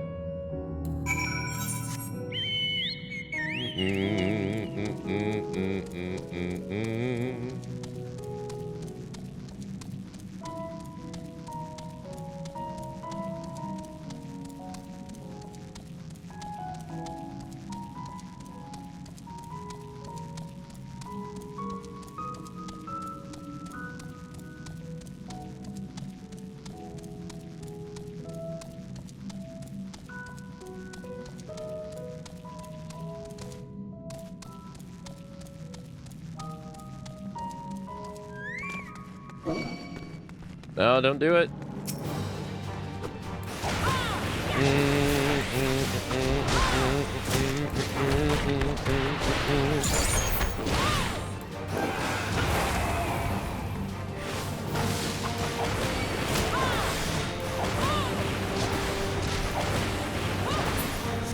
Okay.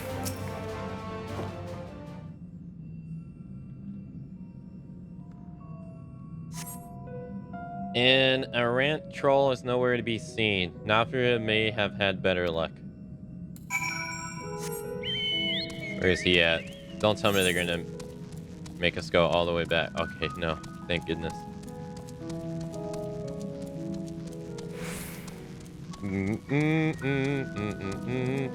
Seems like there's an entrance right here.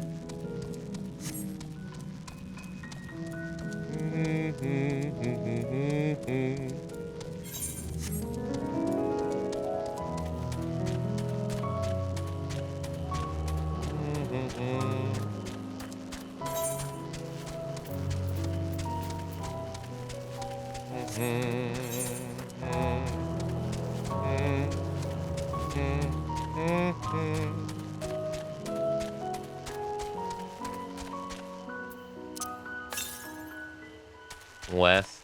Yep.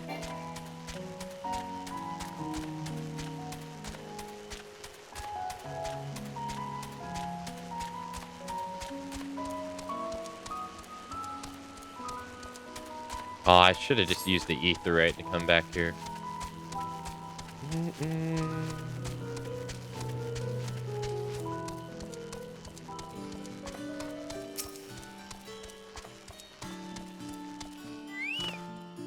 Oh, I see. I was unable to find the specimen either. However, I did meet someone who claimed to have seen it in Morvale's forest. Let us head there and see if we can track it down.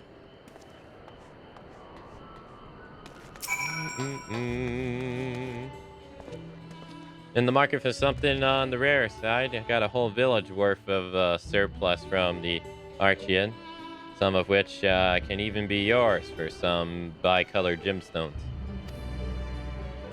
You now have access to this region's gemstone exchange. Trade bicolored gemstones for a variety of rare and exclusive items. Successfully complete local fates will allow you for safe delivery of other goods in the region, increasing the number of items available for exchange. Oh.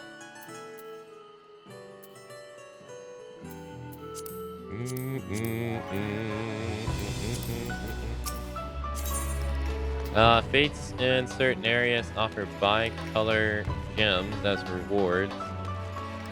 They can be exchanged with gemstone traders for rare items, some which can only be obtained via these vendors.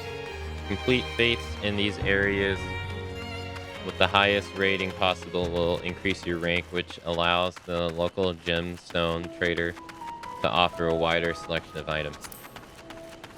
To view your progress in each applicable area, select shared fate from travel in the main menu. Okay.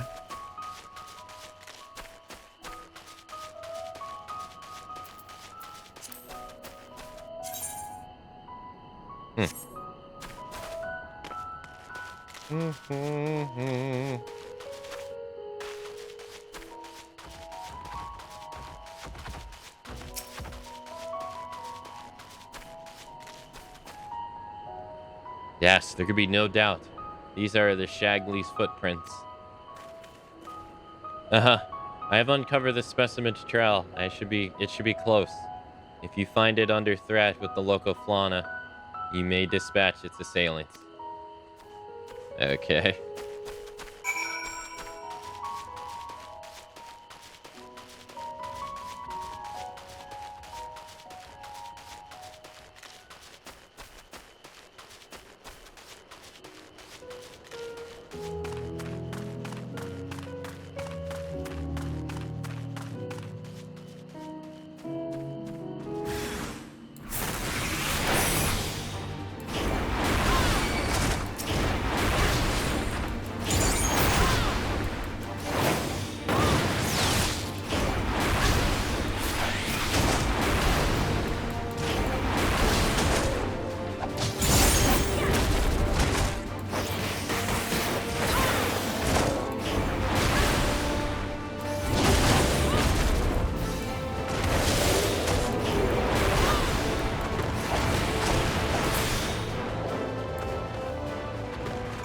Nice.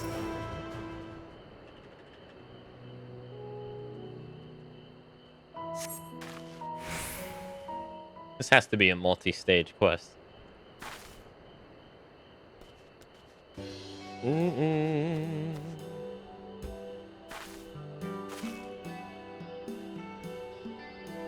Ah, I'm so glad you're unharmed. You're safe. You're safe now. Come, let's go home, sweetie.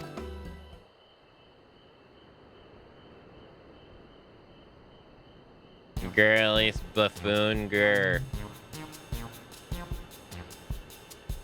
The Archance is under threat. I must do something, grr. You can talk?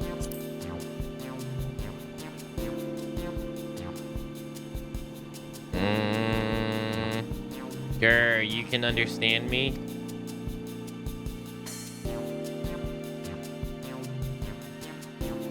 Wait, you're able to communicate with them?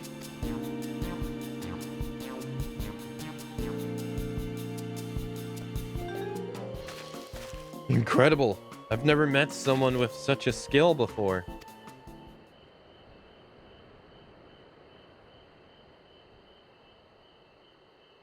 This bundle of joy was born in the labyrinthus.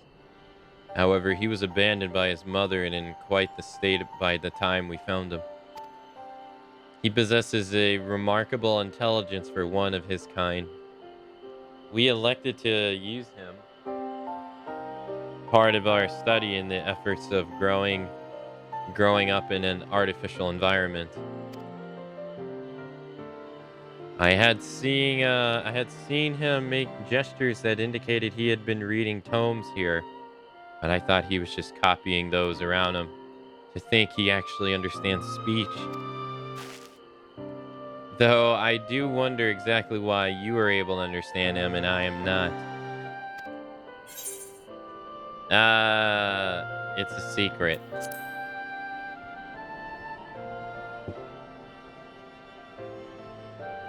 Oh, really? Oh, what I wouldn't give to understand him too. You possess the echo, don't you? I find it difficult to grr the way your kind do. But I suppose it makes sense that you understand my general sentiments. I happen to learn of said power from tomes in the Archeon. Honestly, that buffoon over there is surrounded by a sea of knowledge, and he makes no effort to engage with it. Grr.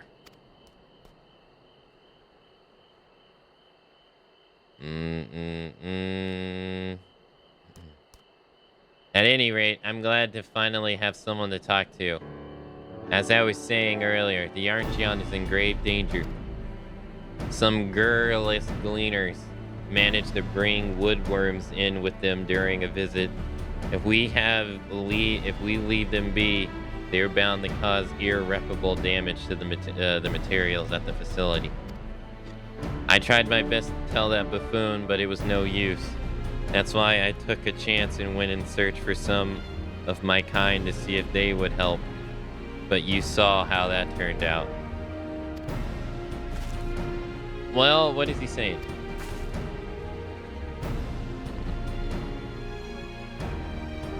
Oh, dear me. Still, it was most courageous of him to try and resolve the issue on his own. Now that we are aware of it, we need to sort out this pest problem at once. Would you mind helping me out a little longer? You're the only one who can understand him after all. And he seems miles ahead of us with regard to the situation at hand.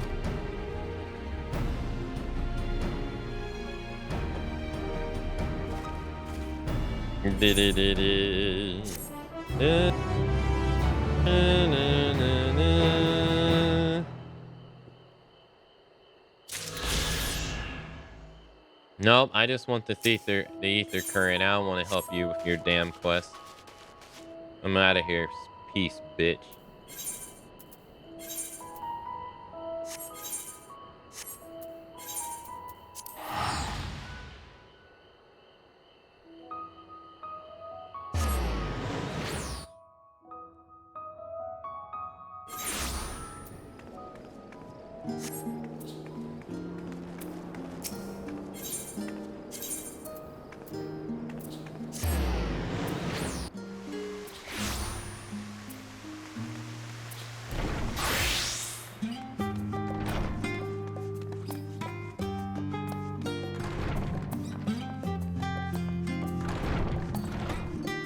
You aren't gonna help him, but the troll's so cute. He's not cute and he doesn't have a blue tag above his head. He ain't cute enough. If he was so cute, he would turn that yellow into a blue.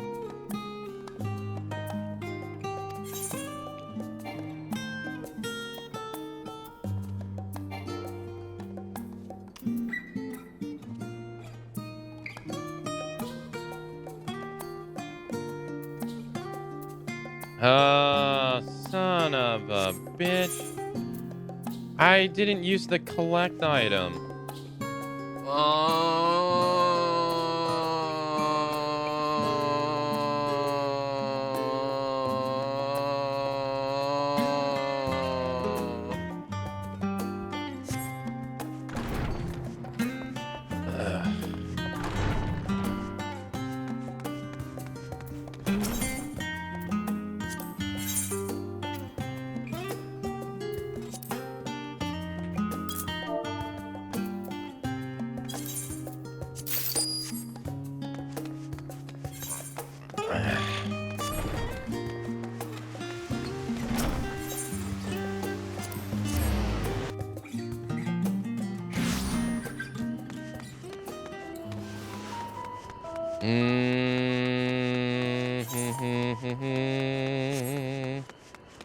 Time to go back. Just when I thought I was gone, they pull me back in. Or however the saying goes. 3. There's no karma here. I stand by what I said.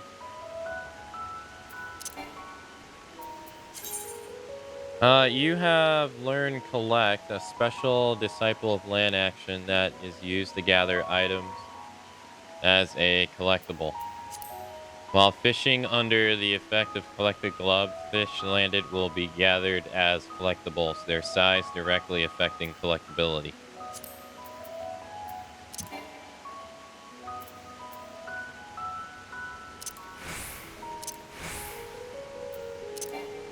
Oh, I'm an idiot. I'm not close enough. I'm like, why can I not use this? I'm not close to the water. Duh. Here we go again. Well,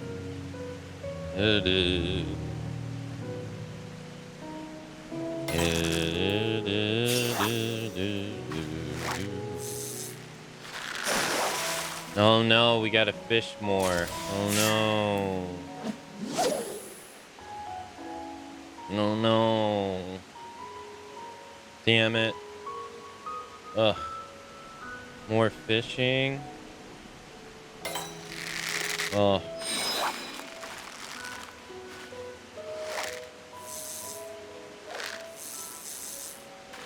Hey Ray, hello. Oh no, what a tragedy. Yeah, oh no.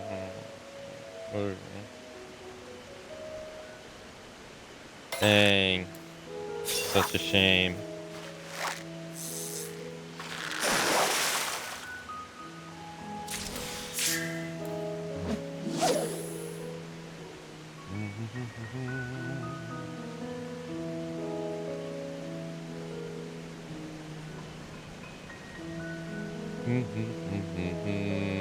I collected the items, Ray, but I didn't realize they needed to be collectible.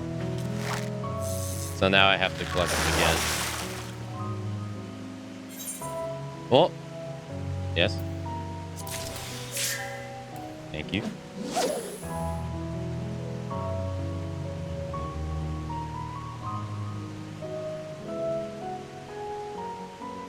Yeah, I'm doing the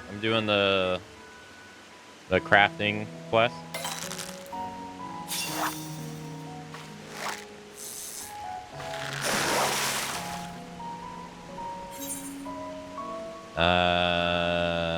Does it matter?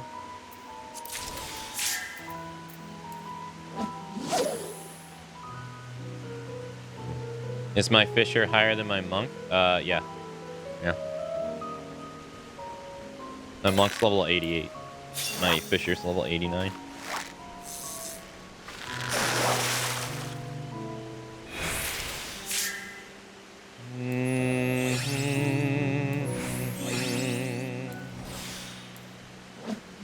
As it should be.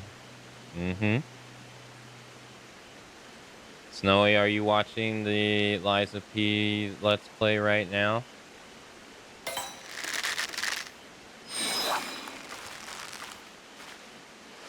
As we speak.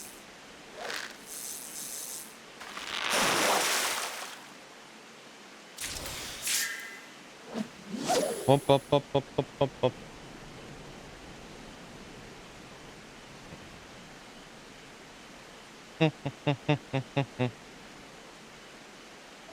I'm on the metro watching right now. Wait, are you coming from work?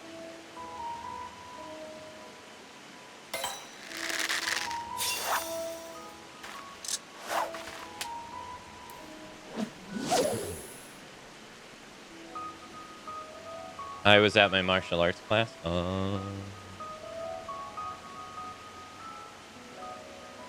Snowy, is there a place that I can go to learn like the differences between Bolsan and Seoul?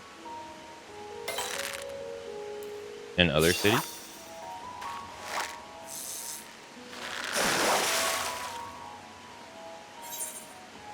Fine.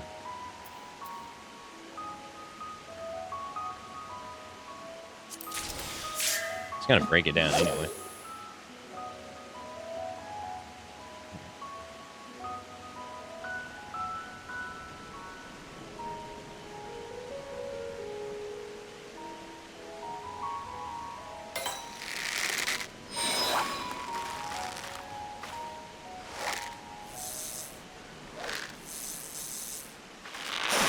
What do you mean, differences? Not really dialect, no. More just like, how the cities differ, I guess.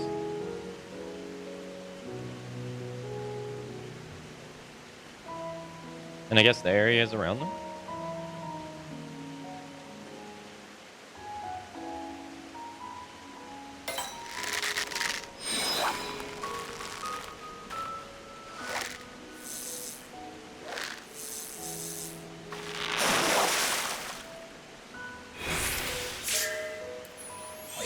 Man, I've only gotten one.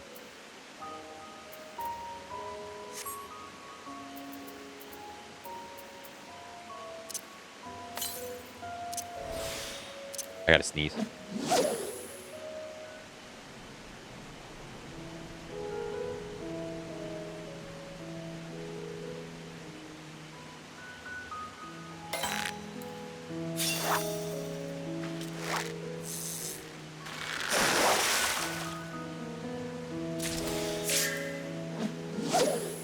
I don't know if there's one particular place. There's plenty of travel blogs out there. Don't you?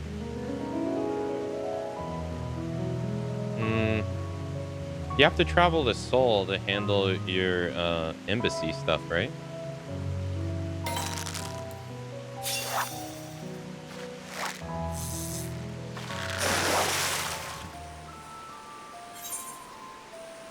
Fine.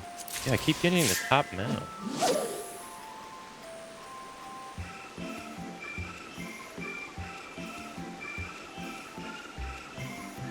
Yeah, I hear it's pretty expensive.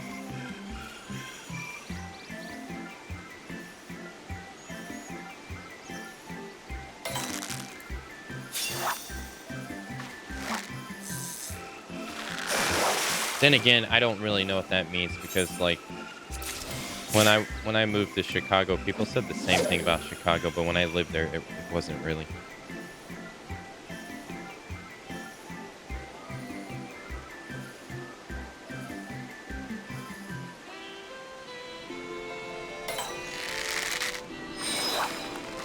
I mean, it can be.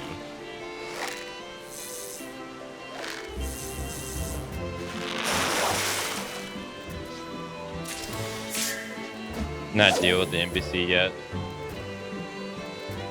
Oh, okay.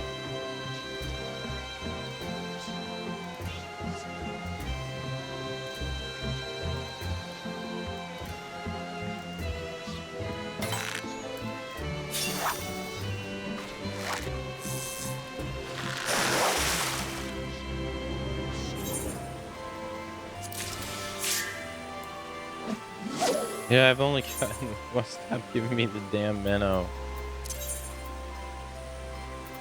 I only got 14 left and I need 5. This ain't looking good.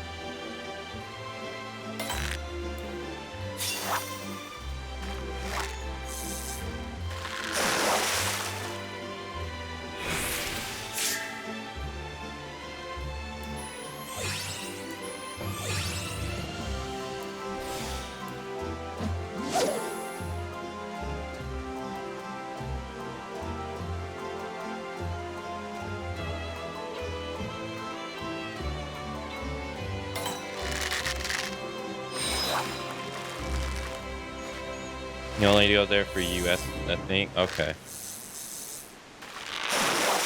No, I was just I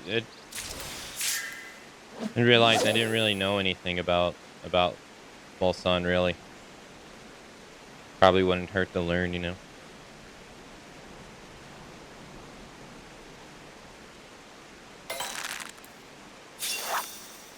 Yeah, you're not the only one that's mentioned to me that they don't like this music. Hey, finally.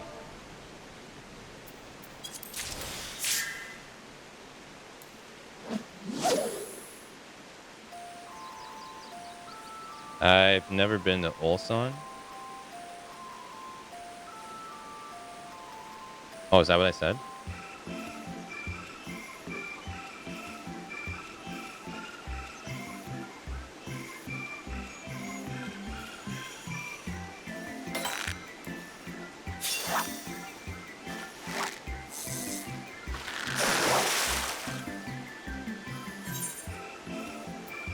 No, I'm not butchering. I said a B. I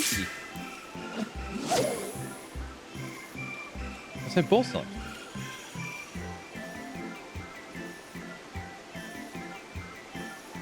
Although Ulsan, I know of Ulsan.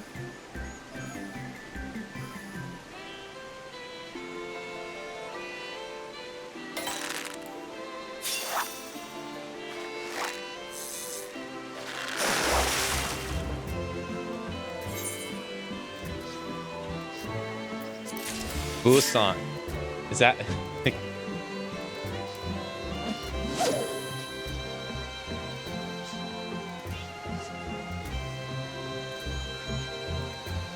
Busan. Okay. Busan.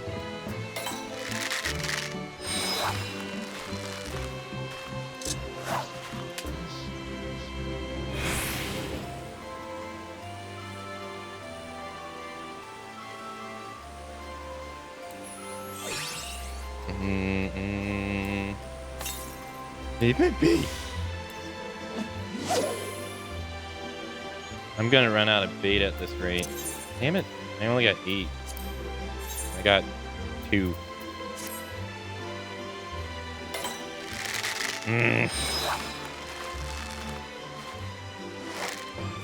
Basically the same play. I mean they're near each other if I remember correctly.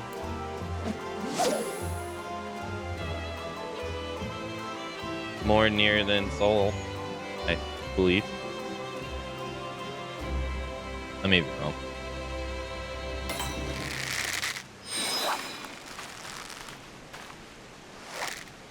Only a few hours apart. Yeah, only.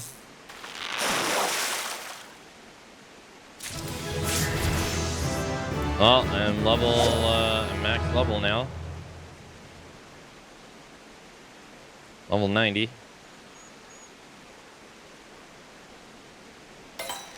Oh my god. Dude, the fish was biting so much earlier and now it doesn't want to bite at all. Why?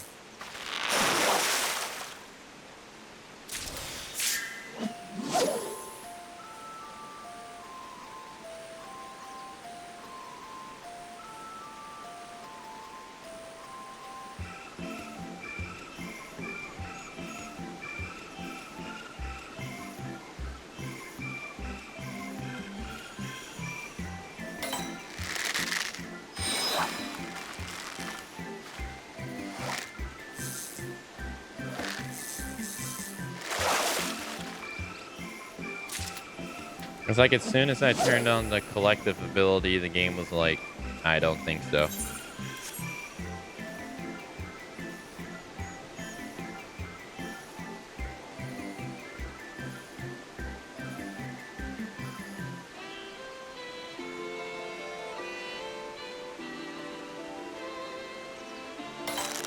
I got the 6 I needed in 17 casses. And now I've had the same number of 30 and I've gotten 2.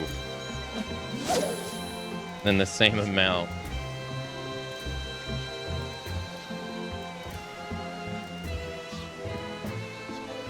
It's like they know.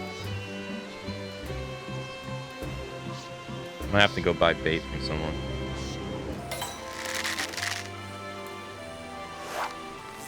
Yeah, they're on the opposite side of the country. Yeah.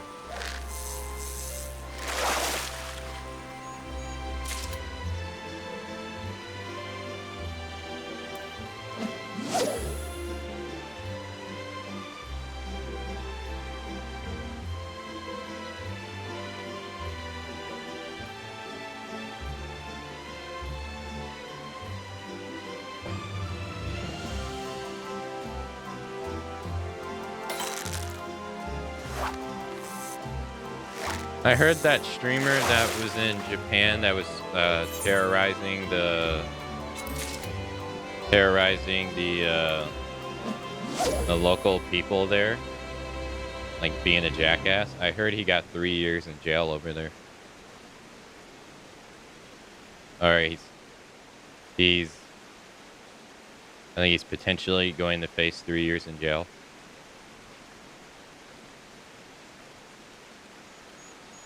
Yeah. Yeah, I saw something about it yesterday while I was doom scrolling before sleep. He definitely does.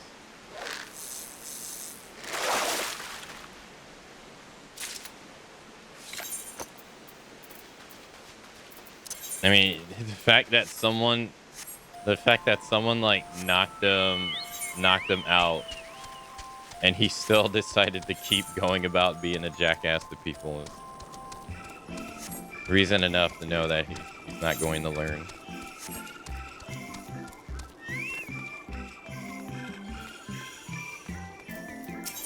The 99 conviction rate, yeah, that's true too, yeah. But I mean, I agree with what everyone else says. Him doing that stuff gives a bad rap to foreigners. Like, those countries are already not to say like they're like extremely apprehensive, but they're not the most welcoming countries in the world. I mean, and granted, in America can feel that way too, but it doesn't make people coming look good at all. So he deserves it. He decided to take advantage of people that are known for being non-confrontational in general. Yeah. So it's biting him in the ass, and he deserves it. Yeah. It's nice when justice actually works for a change.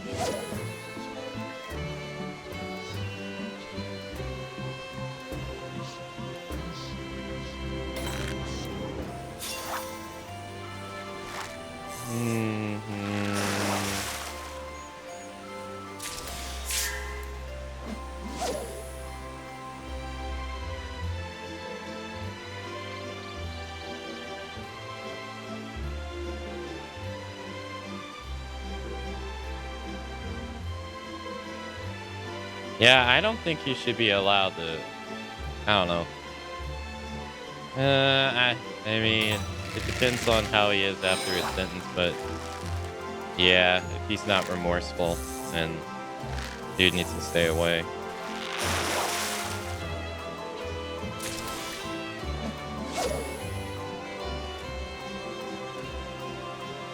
I mean, you can't do that. That's just being a dick.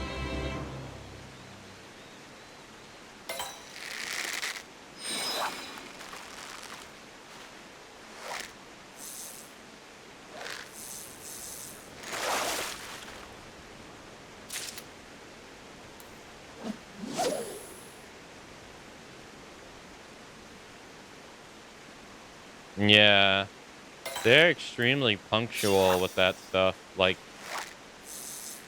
they're extremely efficient at that stuff at the detriment of their own people. Like, it's, from my understanding, from what I've heard, like, stuff there like works almost all the time.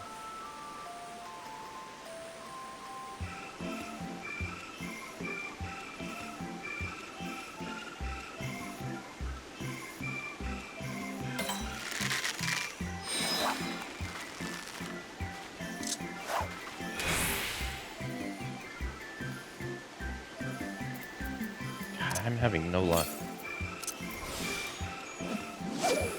I need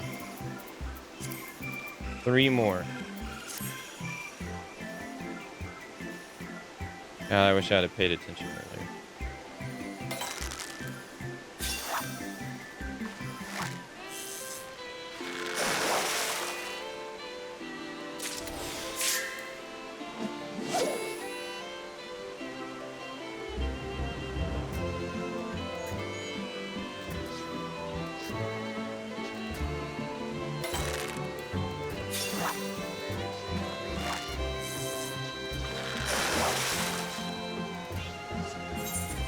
Hey, nice. I only need 2 more.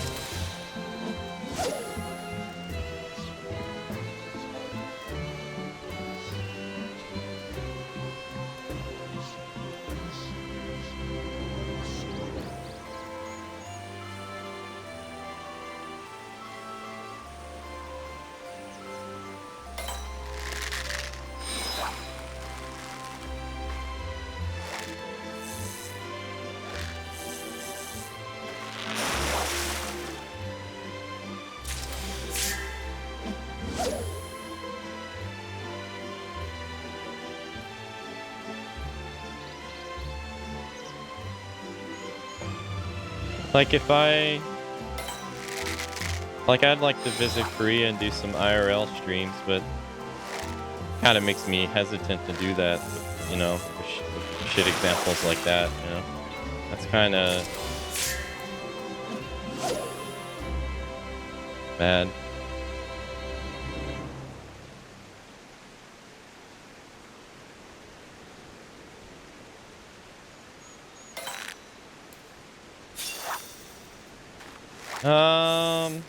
I think it depends on how successful you are, to be honest. Because, like, I mean, I don't think it's far-fetched that the more popular you are, the more you feel invincible.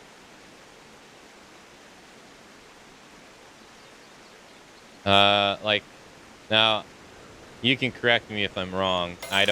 I only know the people by, like, name, and I barely know them. But there's a popular, like, young YouTuber called, I think, like, I Speed something. And he's been banned on Twitch. I don't know why. I don't know why. And so the popular, like last year, there was a streamer called Kai something. I don't know his full username either. And he got immensely popular. He became like the most successful broadcaster on the website ever, amassing like, I think it was like 100,000 subscribers and stuff like that. And stuff. So anyways, they're friends.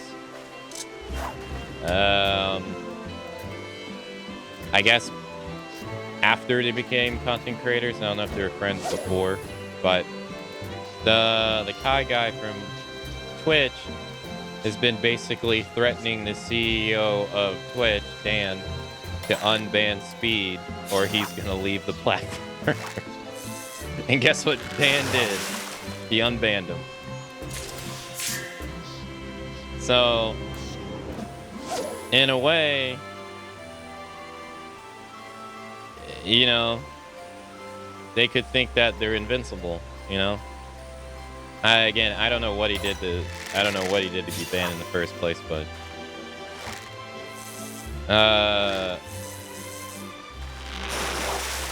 I'm just saying, like, you know, they could use their popularity to their advantage because they're both popular.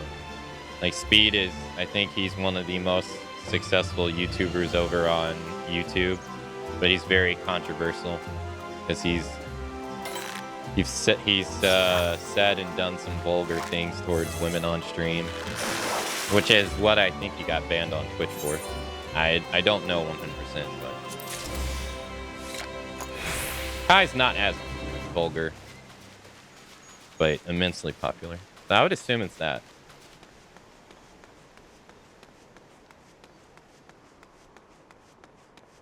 And that's just my assumption. There's definitely a... You're definitely afforded a little bit more liberties based upon your success. I mean, it's a no-brainer. If I did something bad, and if some popular person probably did something bad, I'd probably be temp banned with no if, and, said, or but they'd probably be able to get their stuff lifted.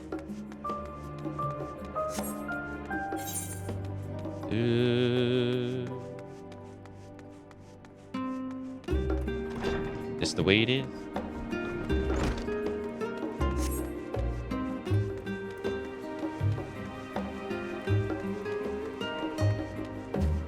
You'd think Kai would have other things to worry about?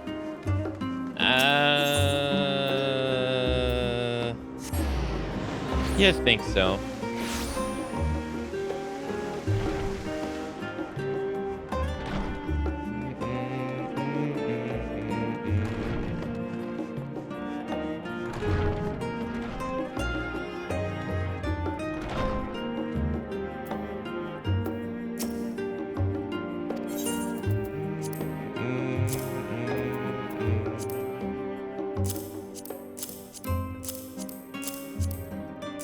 Go.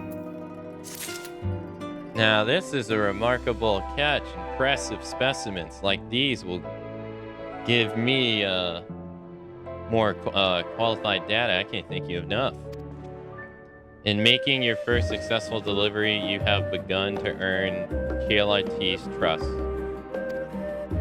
Deliver the items he needs and deliver them often to improve your standing with the faculty of Etheology. Oh, I thought it froze.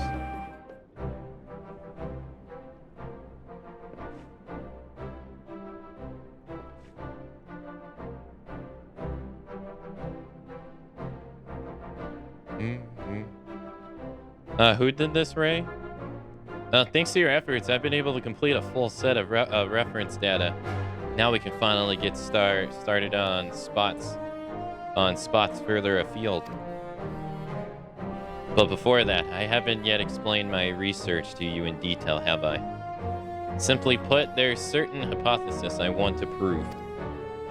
In my study over the years, I have come to believe that much like the tide ebbs and flows with the phases of the moon, so too do the unwatered ether currents that cover our entire planet.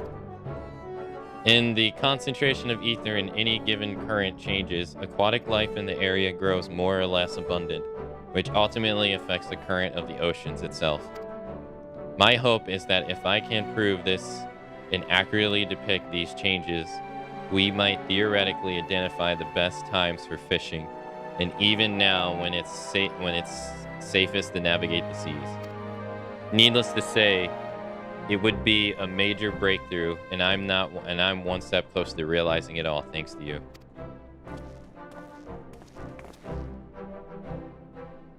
Lacroix, it looks like your research is progressing well. Professor Nell, I heard that your friend here had started gathering samples for you, so I brought a few choice tomes with me that might serve to point you in the right direction.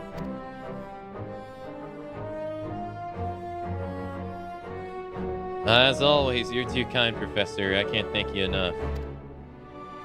Don't mention it. When the time comes that your research bears fruit, that will be all the thanks I need. Your mind for developing compelling hypothesis has always impressed me. You lacked only for a skilled gleaner to help you overcome the limits of your affliction. I will be watching this new partnership of yours with great interest. All right, Palpatine.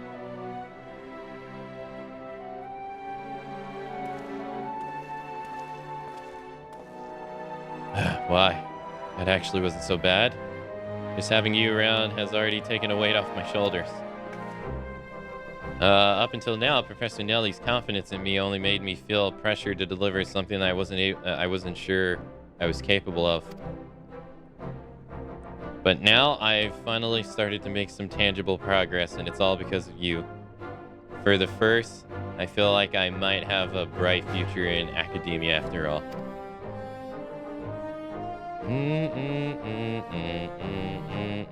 Yes, I have a feeling everything's going to go swimmingly. No pun intended, as long as you're by my side.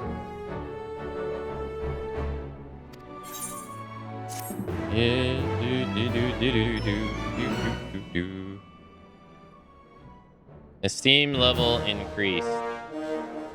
Considers you a dependable fisher. He is pleased with your efforts. He now considers you a dependable fisher. He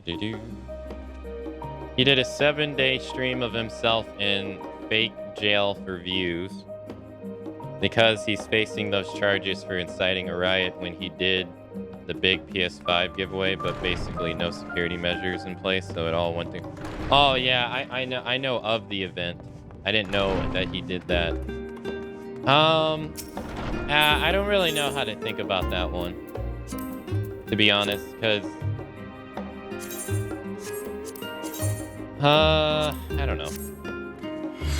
Because it reeks to me that he was just dumb and he didn't realize the magnitude of what would happen,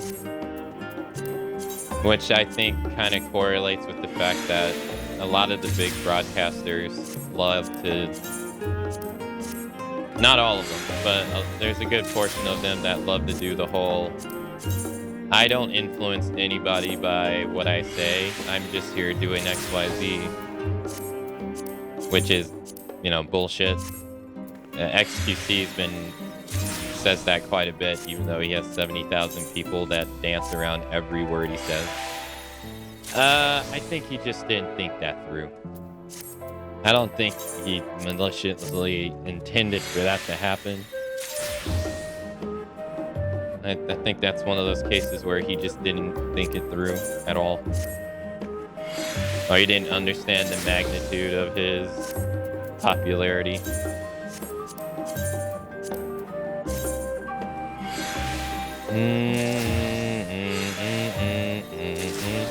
His reaction, though, and what he did with driving away and almost running people over, though,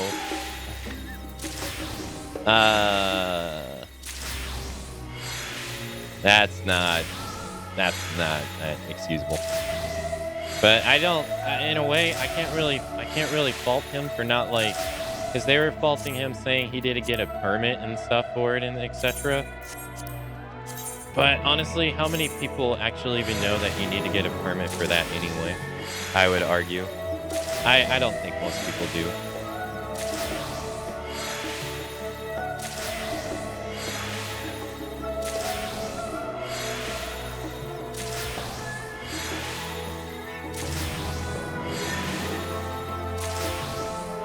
But I do agree with your. I do agree with you, though.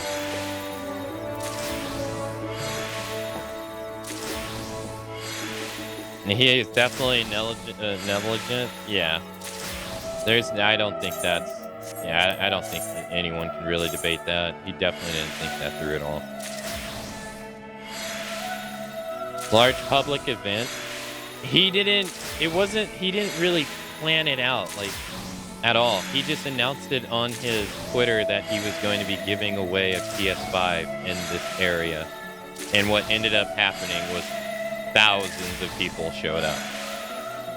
I don't even think he thought it was going to, like, be like that at all. But, I mean, it's pretty clear he just didn't think it through at all.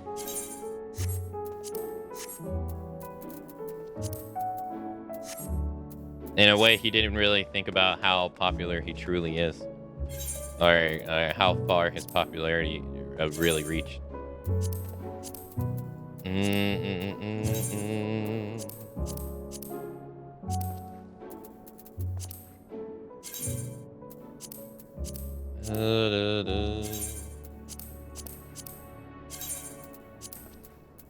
At least that's the way it comes off to me.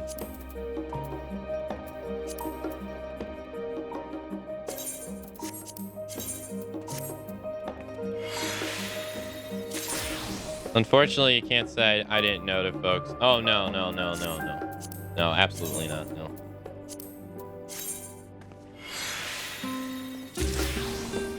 No, you're definitely held responsible for that. Yeah.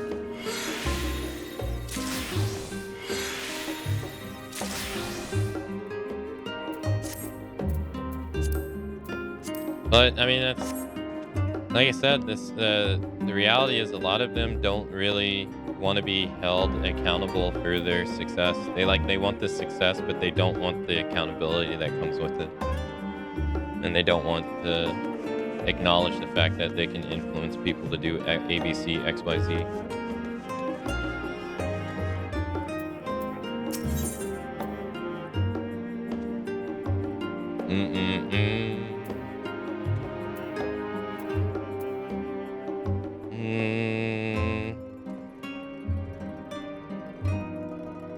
Young, stupid, insanely popular, making mistakes left and right. I think he was so overwhelmed because a lot of people were there for free stuff and weren't actually viewers. Yeah, that happened too, yeah. True. He has high hopes that your partnership will bear fruit. Hello again.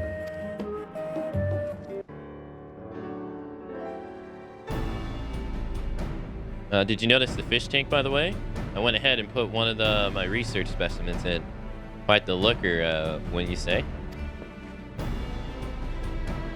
I tell you, so many things have fallen into place ever since you showed up. I'm having the time of my life analyzing all this data. I mean, to continue my analysis of the ether lice, of course.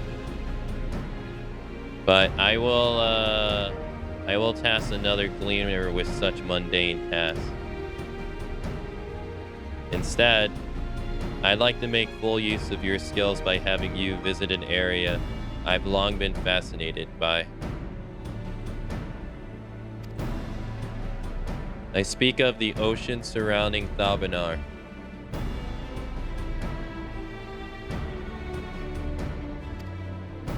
I have reason to believe that there is a significant change in the etheric currents in those waters that occur around the time of the calamity.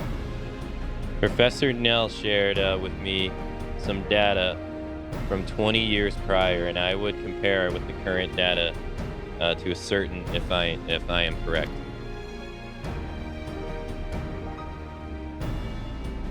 The waters around Thabanel, you see, have long been one of focal points of Professor Nell's research. I wish to study them more to honor his work, whilst also using it as a starting point for my own. Before you go, however, a word of warning. Ever since the calamity, the region is notorious for shipwrecks. I realize you are a seasoned professional, but I fully understand if you do not want to take the risk. Consider it done.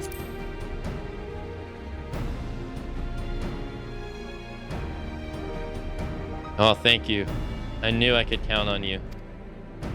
Anyhow, I'd like you to fish the same species that Professor Neal studied 20 years ago. To wit, the Gargana walrus. According to the book the professor gave me, they live near the Great Runoff and are known to enjoy nibbling on shrimp balls. And that should do it. Be safe out there, yes? Okay.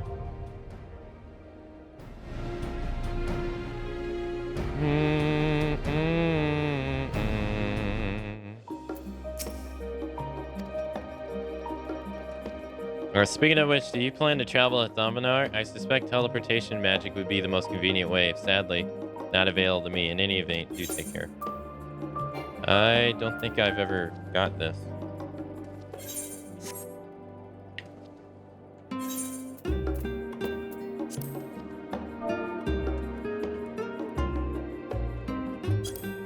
No, I haven't. A great runoff.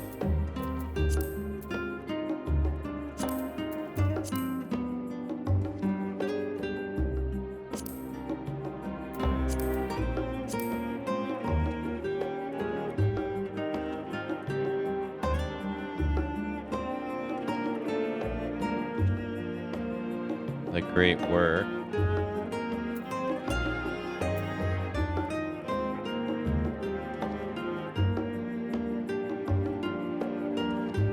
Can I even do this one?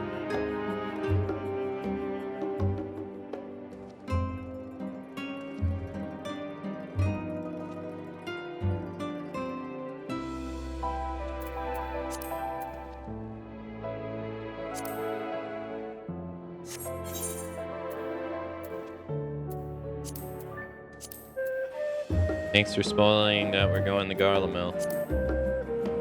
Great runoff. Oh, it's right here. Okay.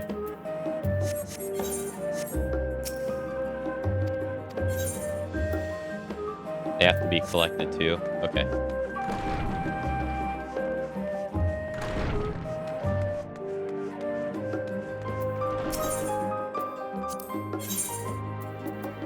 That's by 50.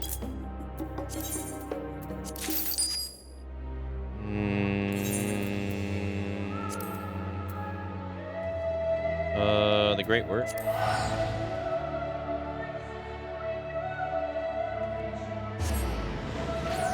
I assume this is going to be the last one that we can do right now.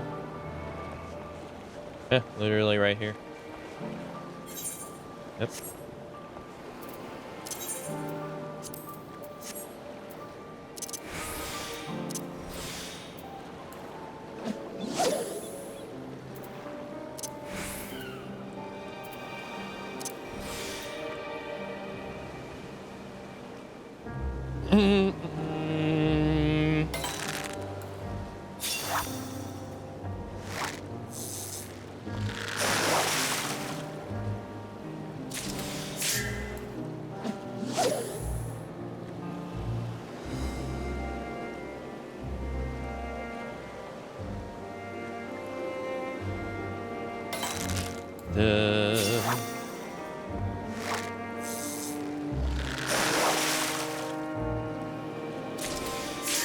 Another Gobi.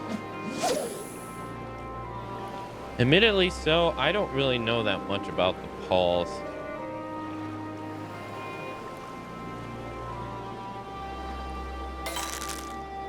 I know who they are, but I don't actually know anything about them.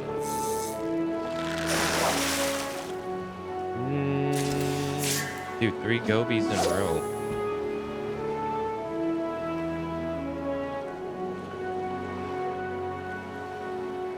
But then again, I tend to stick in my bubble.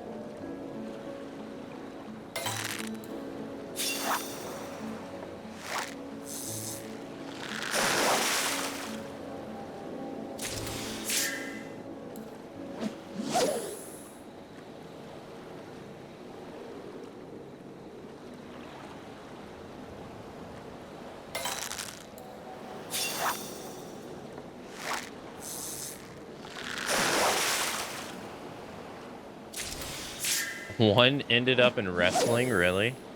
Huh. I haven't followed that in eons.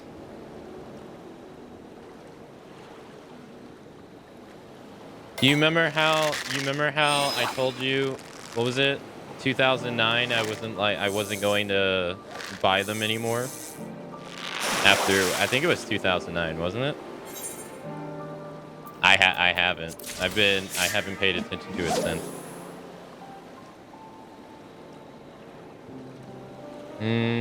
I think that was the one.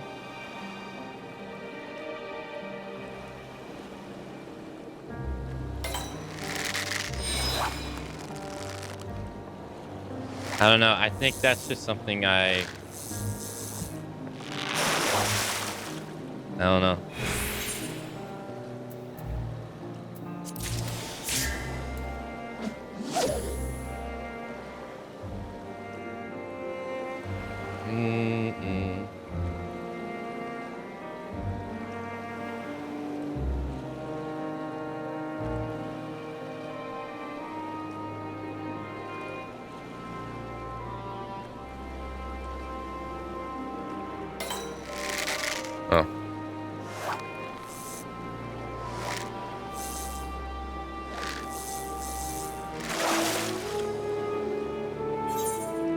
Oh, nice.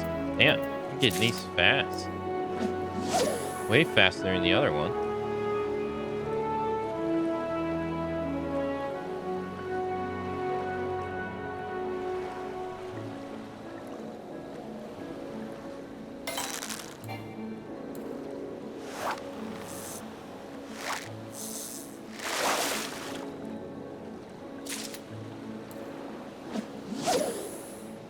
Good God Almighty, he killed him. I still think the best thing that has ever come out of that is definitely JR. I don't think anything will ever top JR, ever. He's dead! No, he's fine. No, King, he's dead! It's like, calm down, dude. You already had 2 heart attacks. You don't need a 3rd one. Chill.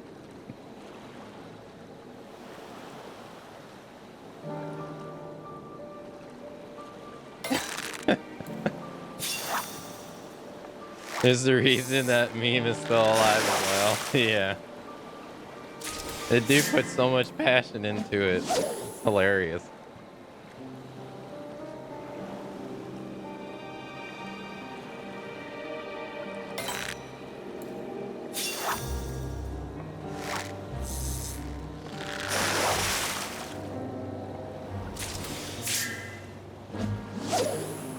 Hulk Hogan will forever be remembered as the man who taught me how to tell when a quadloop is ripped.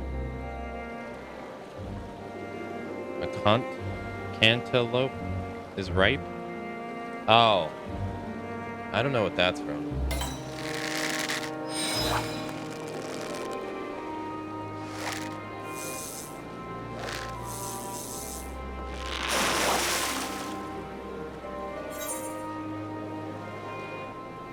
Hey, nice. Got another one. I think that's 4. I only need 2 more. Hulk Hogan's still alive? I believe so. But I think he's in horrible shape. Because the dude's had, like... The guy has had at least, like, 5 back surgeries. I don't think he's in the best of shape.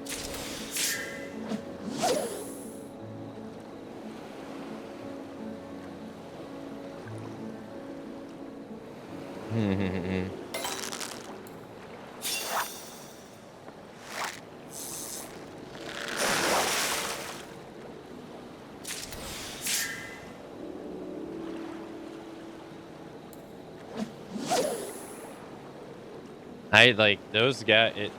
What they do is definitely scripted and fake, but the toll it takes on their body is ever real, and it's more brutal than other like actual sports. Because unlike actual sports, they get denied. They don't get health care from their employer at all. And they work more frequent too.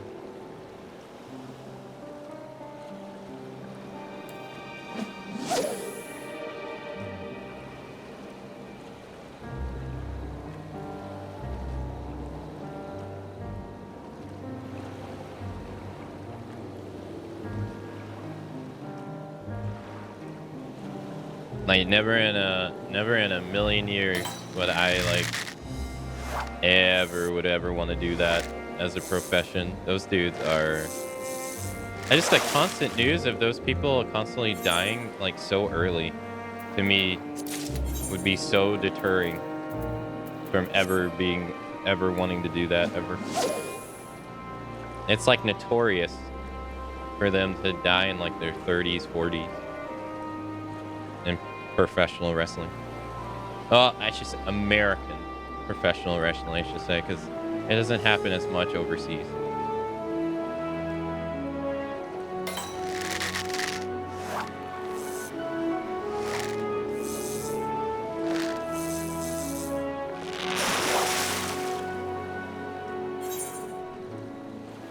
But, my God. Yeah, he's definitely a rare case for sure.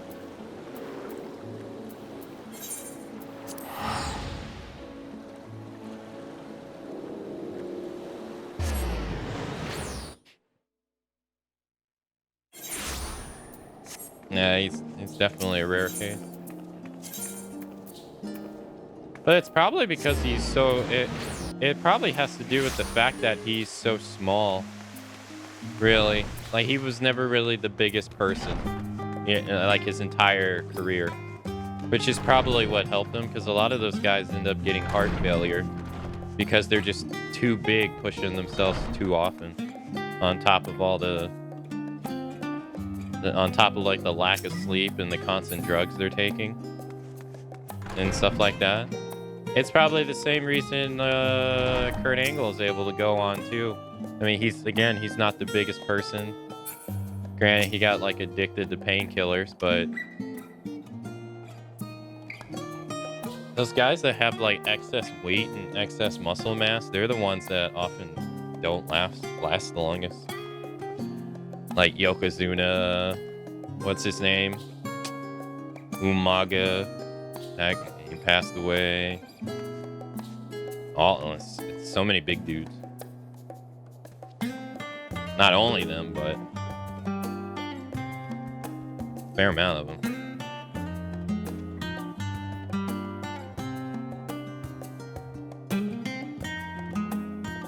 Not to mention the massive pollution problem that exists when they were growing up. And Kurt's out. He's still alive, but the dude's body is a mess. Yeah, because he never, from what I understand, he never addressed his neck problems properly, right? And then he started abusing painkillers. But you could also, like, yeah, you can. That's the thing. That's the problem with their industry. Is like, since they was it CM Punk attests to it? Since they are so pushed to work like 320 days out of the year, if you get popular, you're even pushed harder. And so when you miss a show, it's a big deal because you're the sell, and it hurts the reputation of the business. All those people that bought tickets to show up and stuff.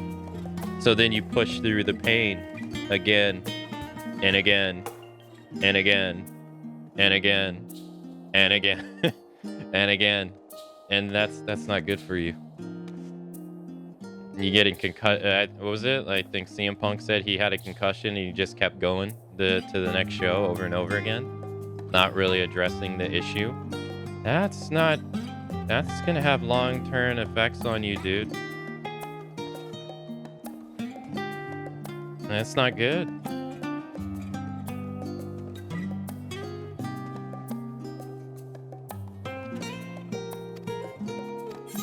But that's unfortunately the part of their business that's bad.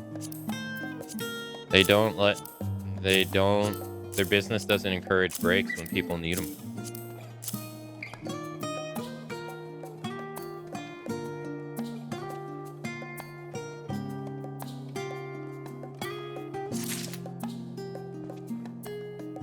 Dear me, what an impressive specimen. This should allow me to collect data as the complete Pester Nell from 2 decades ago.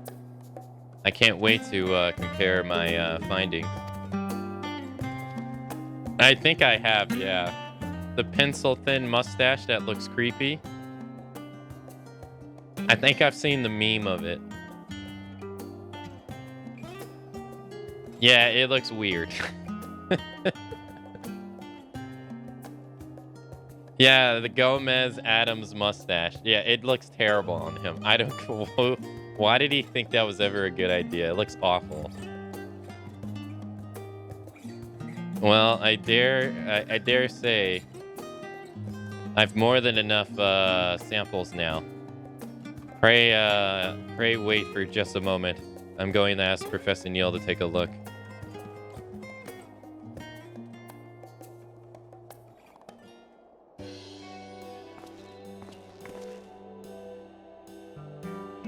It's not every day that you ask me, Talahi. I trust this means that your research is coming along well. Better than I could ever imagine. As a matter of fact, I was hoping to hear your thoughts on my latest findings.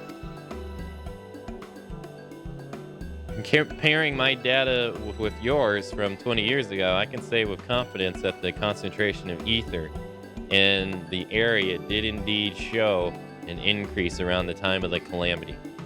From these numbers, I would posit that the smaller fish specimens in the area have increased in abundance. Several fold. The Gargawasi in particular is known for protecting itself from predators by creating disturbances in the surrounding ether. A population increase of such scale would undoubtedly result in a dramatic impact on its habitat.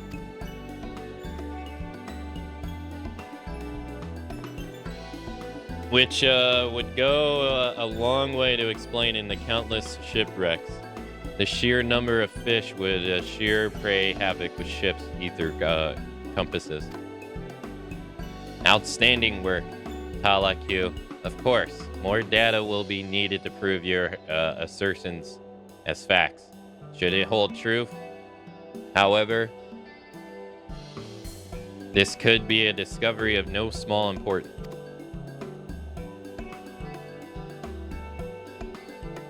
Come to think of it, I remember you showing me considerable interest in my research into the seas around Thabanil. What exactly was it that draw you to my work? Oh, it was just I always found the figures somewhat unnatural. Call it a hunch, but I couldn't help but feel like it warranted further research. And now that's the true spirit of a scholar. Even the most epoch-making discoveries often start with observations of simple irregularities or curiosity. With that intuition and power of observation, you're going to go places, Talakwa. I know my faith in you was not misplaced. You flatter me, Professor.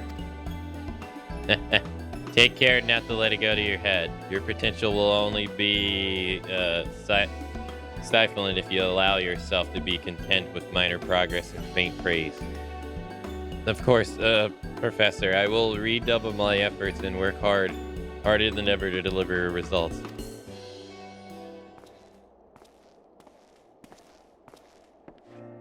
On that note, I best get to work summarizing my findings for inclusion in my thesis. If I'm able to identify an explicit correlation among the post-calamity change in etheric concentration, the explosion of the fish population, and the increase in shipwrecks, it will go a long way to proving my theory correct. Of course, I'll be needing more fish specimens before that can happen. Fair warning, I might have to send you to even more hazardous locales. And yet, are you sure you're up for the challenge? Yes? Splendid. I swear this is the most invigorated I've ever felt about my research. Now, where to start?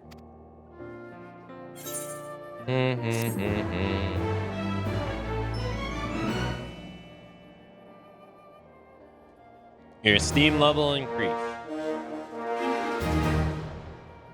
Talakwa T is enlightened with your efforts. He now considers you a formidable fisher. In order to undertake the subsequent quest, you must first complete the main scenario quest, the martyr. All right, so we can go no longer.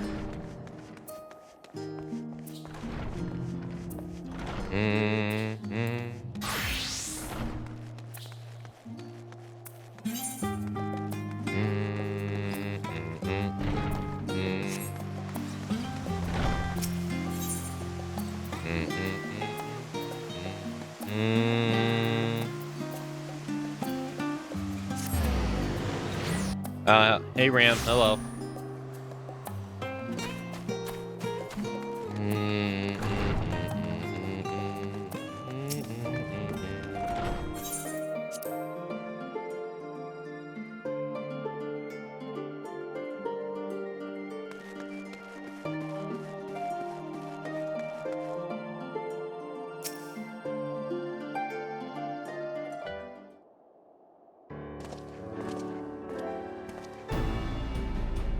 Welcome back.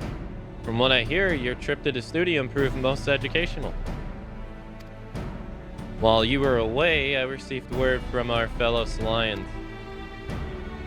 As expected, news of the warding scales was met with much joy.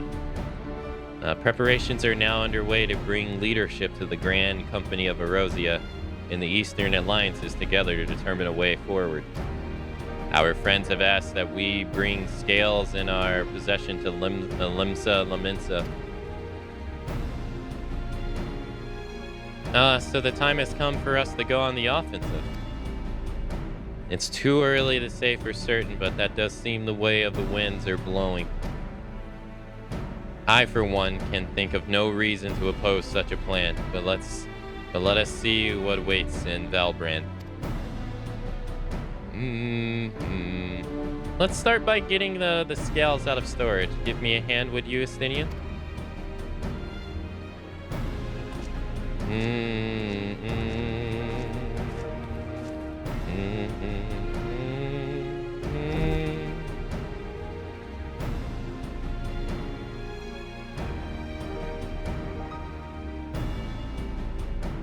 Ew, I didn't realize these crates were so heavy.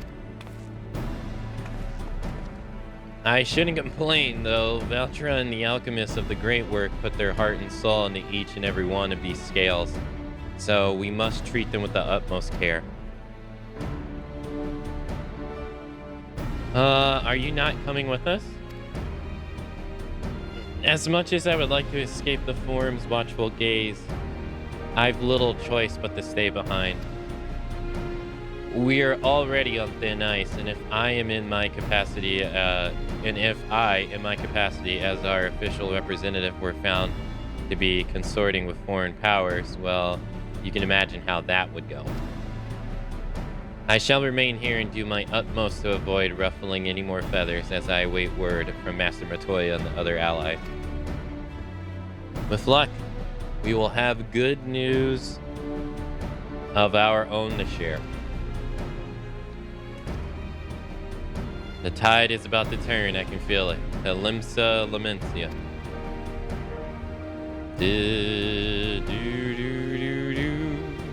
Okay.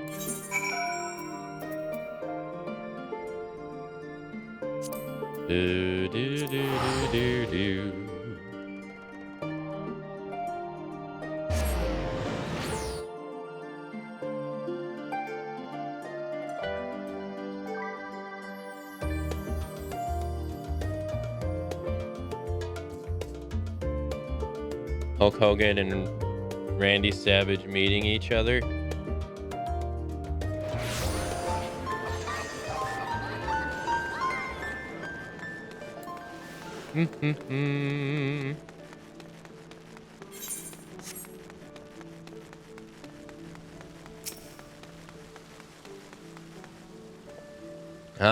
I was told to expect you. As you may or may not be aware, Admiral is presenting entertaining other Seed3 in the Sultana.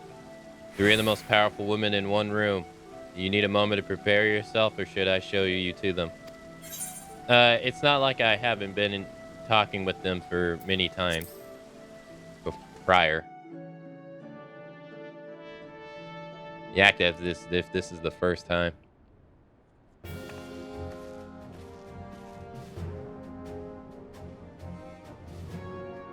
My apologies for calling you away from Charlene at such short notice. On the contrary, we are honored and grateful and pleasantly surprised to be joined by such esteemed company. 'Tis was only right that we discussion be conducted in person. We are locked in a war of attrition. Our forces struggle to contain the threat posed by the towers, and if it's only a matter of time before we are overwhelmed. Victory will only be claimed through decisive action, and we have taken the initiative to set the wheels in motion. It's reassuring to learn we are all in accord. But might I ask what your plan entails?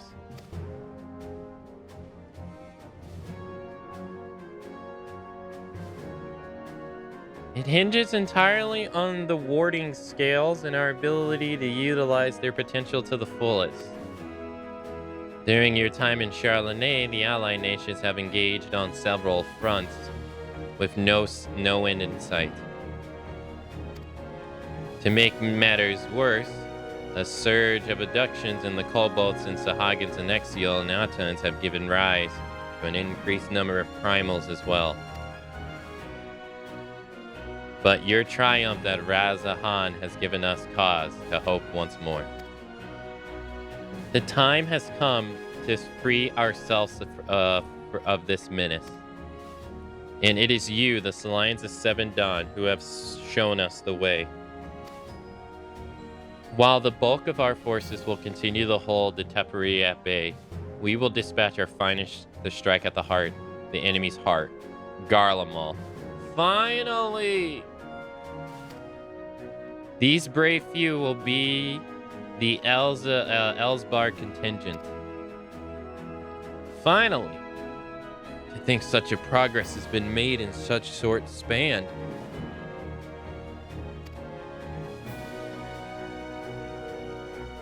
Its objectives are twofold. First, to provide aid to the people of Garlemald. And as previously reported, countless Imperial soldiers and civilians have been tempered, robbed of their free will. They serve Teperi's every whim without question. There are too many victims. It is our duty to deliver them from their suffering, and not for strategic or political gain, but because it's the right thing to do. I do not ask that we set aside the decades of conflict and conquest that we simply choose to forgive and forget. I ask only that in choosing to remember, we do not also forsake our compassion and morality, for without it, there can be no reconciliation, only death without end.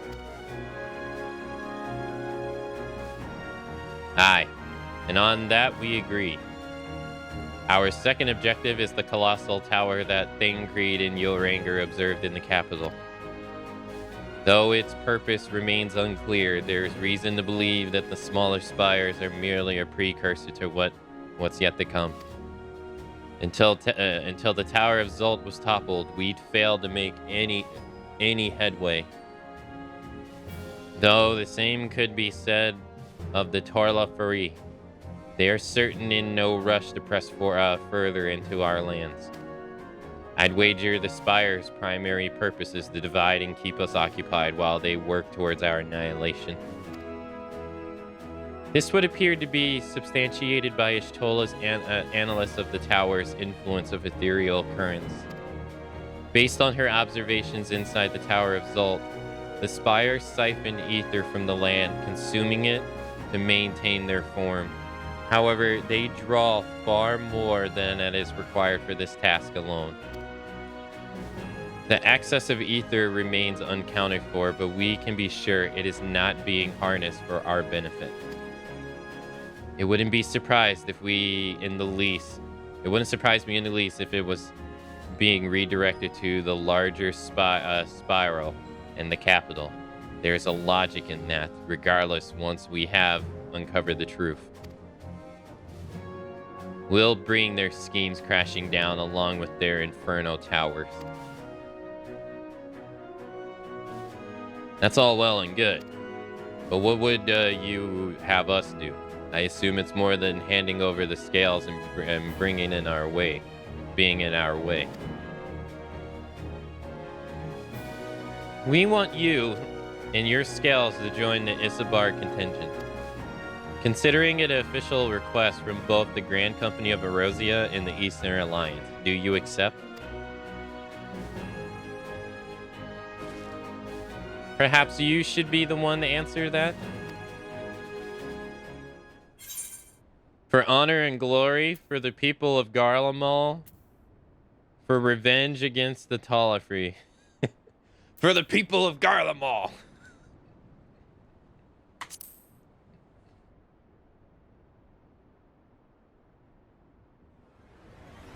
I couldn't have put it better myself. Ishtola and Thancred and Irion J already pledged their support and are on their way to meet the rest of the contingent. They are positive you would come to the same decision as they did. Luckily for all involved, their prediction was correct. Once you have delivered the warding scales to Alamogel, the contingents will embark on its journey to Isabard. Ruban and Lord Elmeric are overseeing preparations, so I suggest you make yourselves known upon arrival. Pack warm clothing, furs, and the likes. Without it, the cold will do you in before the Tupperee so much as draw steel. As for us, we'll keep the enemy busy while you're gone. They're not the only ones who can create a diversion. Why is this music so damn loud? Now go. Safe in acknowledge. Safe in the knowledge of Rosia will be as you left it, or better, upon your return. Like, don't get me wrong, it's good, but damn is it too loud for the scene.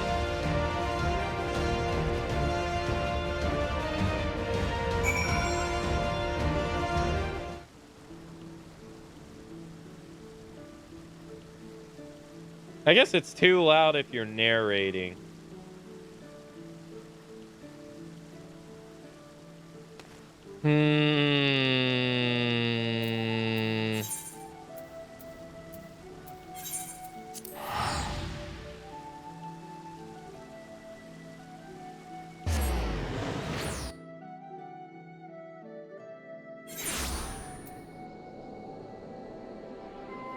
All right.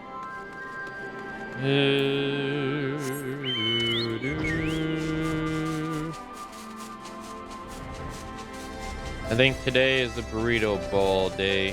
What do you think, chat? Burrito bowl?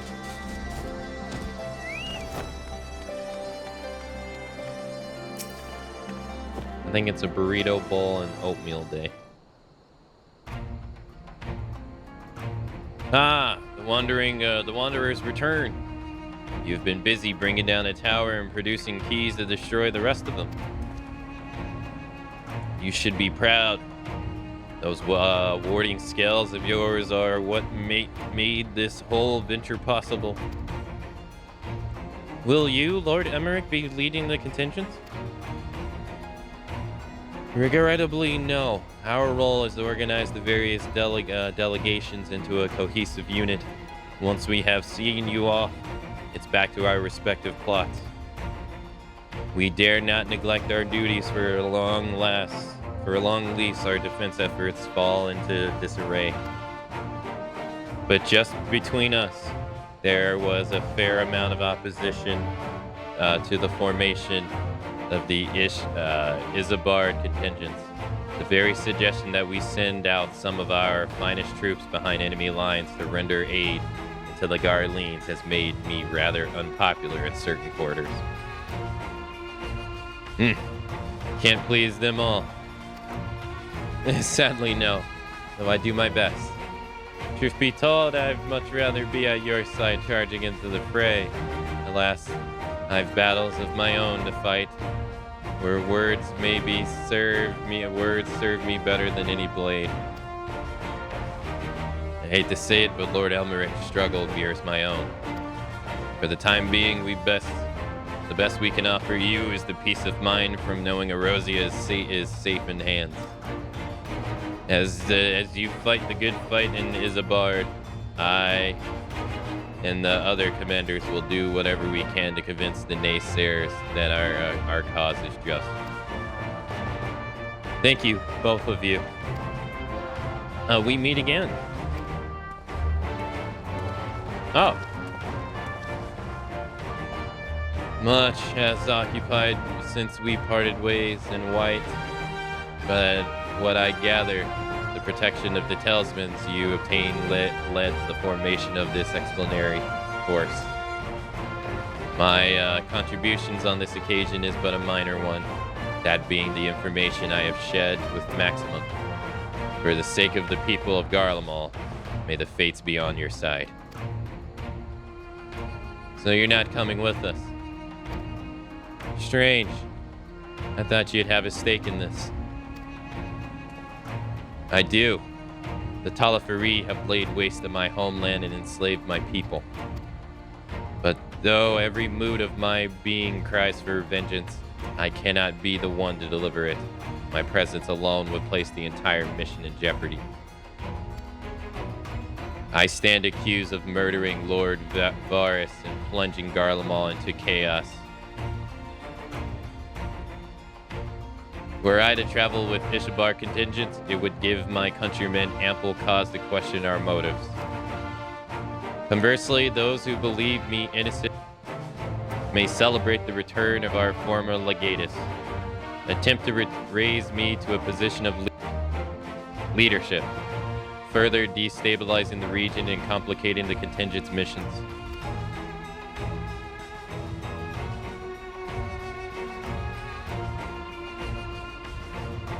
Whether I branded a villain or hailed it as a hero, I would only hinder your efforts. We will deliver your people from harm in your stead. I doubt they'll be pleased to see the champion of Erosia set foot on Garlean soil. I understand why it is in your hands.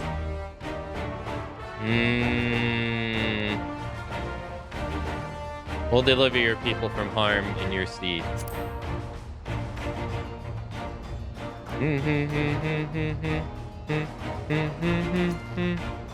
For what it's worth, you have my gratitude. You and your comrades have strength and courage to deliver my countrymen, I am certain of it.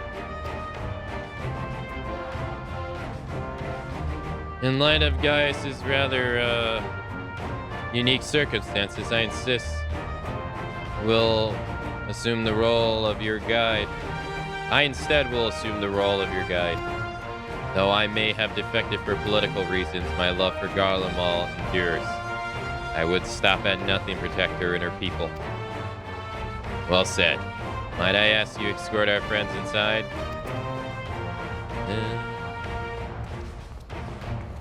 You might even bump into an old acquaintance or two. And if I don't see you again, or you depart, may the Fury guide and protect you. All of you. Na, na, na.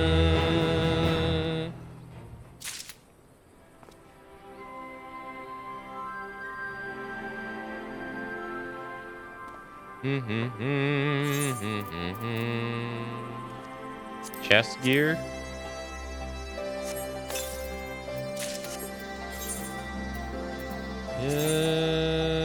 Wait, what?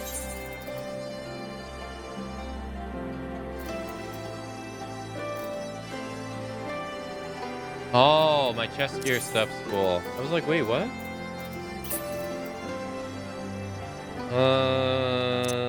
Move that here.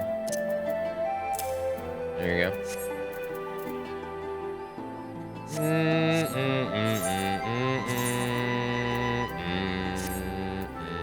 Whoa. It is kind of hard to see. Yeah, I don't hate it.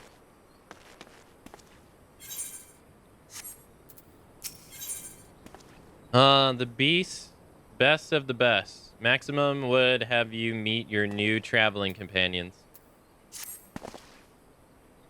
The other members of the Ishbar contingent are gathered in the royal palace. I shall inform them of your arrival, so please make your way inside as soon as you're ready.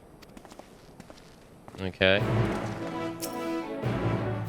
The remaining members of the Alliance, your friends, and most of the Ishbar contingent awaits you within.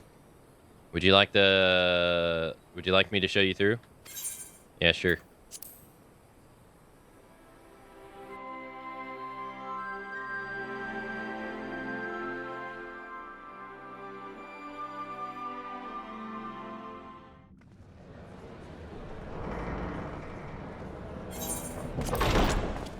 By the 12.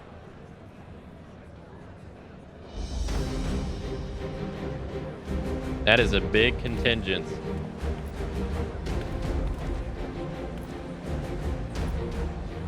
Glad you could join us. I hope you don't mind, but we went ahead and started without you. As you can imagine, our traveling companions were eager to become acquainted. 'Tis a rare thing indeed to see such a diverse and talented group of individuals assembled for a single purpose. We fight not only for the sake of Eorzea, but for the entire world, including the people of Garlemald. Much rides on the efforts of the Ilsabard contingent. Indeed, which is why I am glad to find myself in the company of many trusted comrades, yourselves included. Lucia! I have come at the behest of Lord Emmerich, who has honored me with the role of Ishgard's representative. And for the good of all nations, not least my former homeland, I am determined to see this mission through to its end. We have a hard road ahead of us, but walk it we shall, together.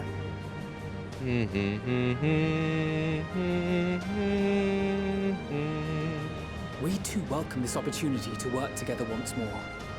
I have faith that if there is a way to resolve this conflict, we will find it. I miss the fact that Mitsuru was a voice actor. Allow me to introduce you to the rest of our company. Everyone! If I may have your attention.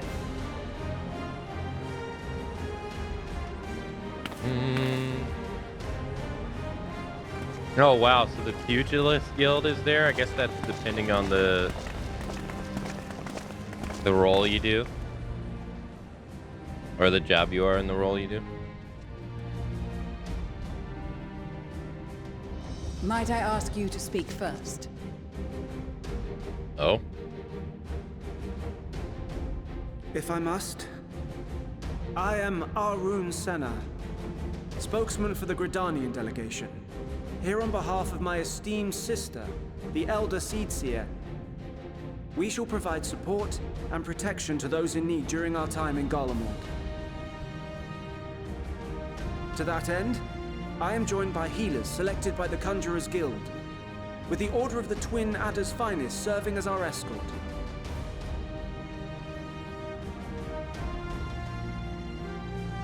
Suppose I'd better say my piece. Wait, I know you. The name's Sicard, in case you've forgotten. Truth be told, I'd rather you had forgotten. Any road, the Admiral asked Captain Hilfear to send his best, and for whatever reason, he picked me. Of course, if I'd refused, I'd be the laughingstock of the bloody executioners, and my reputation's taken enough of a keyhauling as it is. But more importantly, like any pirate worth his salt, I know when you're staring down a storm, you gotta trust in the commander of your ship. So if the Admiral wants us to go to Garlemald, not for plunder and glory, but a promise of peace in our time, then that's what we'll do.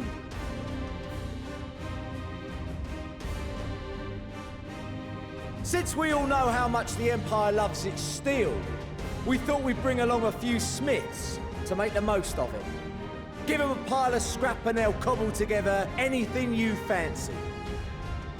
Of course, just like the Gridanians, we got fighters of our own. We might have come with a more constructive purpose in mind, but we're more than capable of cracking skulls, believe you me. Believe you me. Well, you're certainly raring to go. But then again, so are we. The most dependable warriors of Uldar and Alamigo have assembled at the Sultana and General Aldin's behest.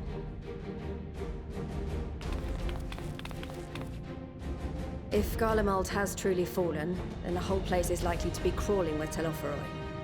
We'll need plenty of troops to clear and hold a path for others to follow. That's where we come in. Naturally, Marshal Terrapin and I will be leading from the front.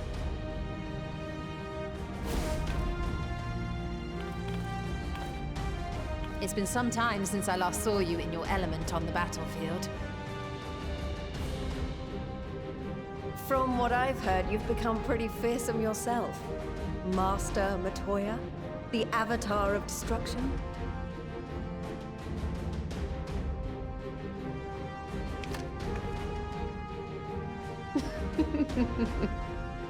With comrades like these, I know we'll succeed, no matter what awaits us. And then we might finally get a chance to enjoy a good long rest. But until then, let's give it our all. Jan Jay's like, you can't see me behind my cards. As for Ishgard, we Temple Knights have come in force to uphold our nation's commitment to the peace and welfare of our allies. The bitter cold of Garlemald is a formidable enemy in of itself. Our experience fighting in ice and snow will prove invaluable in the days ahead. Accordingly, I have been designated commander of the Ilzabard contingent. I will do all in my power to provide you with the leadership and guidance you require. The four high houses, House Hylinart foremost among them, have arranged for a host of machinists to join us on our mission. Their knowledge of Imperial Magitech is sure to be a great boon. They will address any problems of a technical nature, together with the smiths of Limpsa Lomitsa. There is another awaiting introduction. Lord Emanolaine! Ah, yes. Emanolaine de Forton, at your service. Though, lest there be any misunderstanding, I should stress that I've not become a fearsome warrior while you were away. Rather, far from it, actually. My brother, in his infinite wisdom, decided this would be an excellent chance to make something of myself. Oh, and fight for world peace and all that. But, should the opportunity arise for a spot of ballroom dancing, I will be your twinkle-toed gentleman of light. I think I just barked. Yeah, may your graceful prancing lead your way to victory. I dare say your fancy footwork may be all that stands between us and certain doom.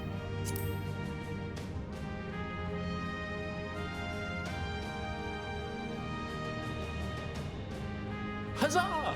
I cannot wait to regale Honoroa with my tales of daring do.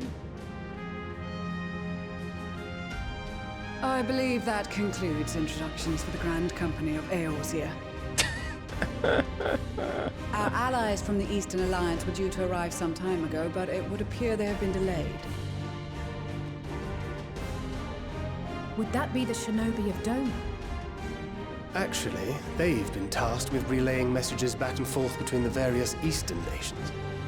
According to Lord Hien, however, an equally capable company of warriors has been sent in their stead. Out of my way, you preening fool! Oh no.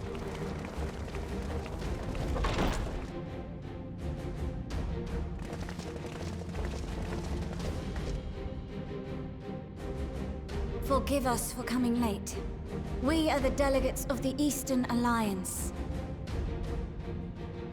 Cyrena, and you've brought company. For battle and blood we come, as a step is sorely lacking in both. No towers befoul our lands, so we marched on those of Doma, only to find them beyond our reach. But now our thirst for slaughter will be slaked. No quarter to the enemy! Sadu Hatun, no. We go to make peace with the Iron Men, not war. Warriors of the Steppe, we've heard many tales of your bravery. We welcome you as allies. And these other ones you have brought are... Members of the Dalmascan resistance group, Lente's Tears. And the Bosnian resistance. Between them, they have a wealth of experience in espionage, and are particularly adept at infiltrating Imperial facilities. Which is fortuitous, since Garlemald's domain is so vast that I could never hope to handle reconnaissance duties all by myself. Dalmasca, Bosnia, Alamigo. All lands which have suffered the tyranny of the Empire. I would never presume to question your motives. Nevertheless, I must reiterate that our goal is to aid the victims of the Telophoroi, the common folk of Garlemald. And they are victims, make no mistake. Though I understand that many may struggle to see them as such. You're more right than you know. For every one of us that answered the call, there were a dozen that refused. Not only in Alamigo, but everywhere we went. And who could blame them? The Empire's always been the enemy. But after seeing what we've seen, fighting and working against and with Garleans, there's no denying the simple truth. They're just people. No different from you or I. They've got their share of liars and murderers, but so do we. So do we all. Fordola, who once swore herself to Garlemald, has proven herself a trusted ally time and time again. Every Eorzean here knows Cid Garland, the Imperial defector who shared with us countless technological wonders.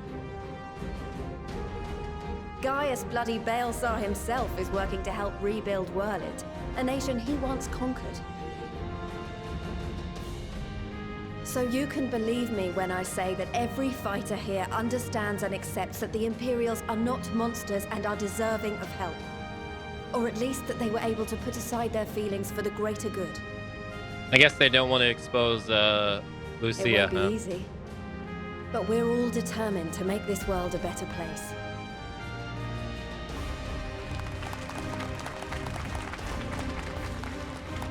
What lingering concerns I may have had were clearly unwarranted. I agree with everything you said wholeheartedly.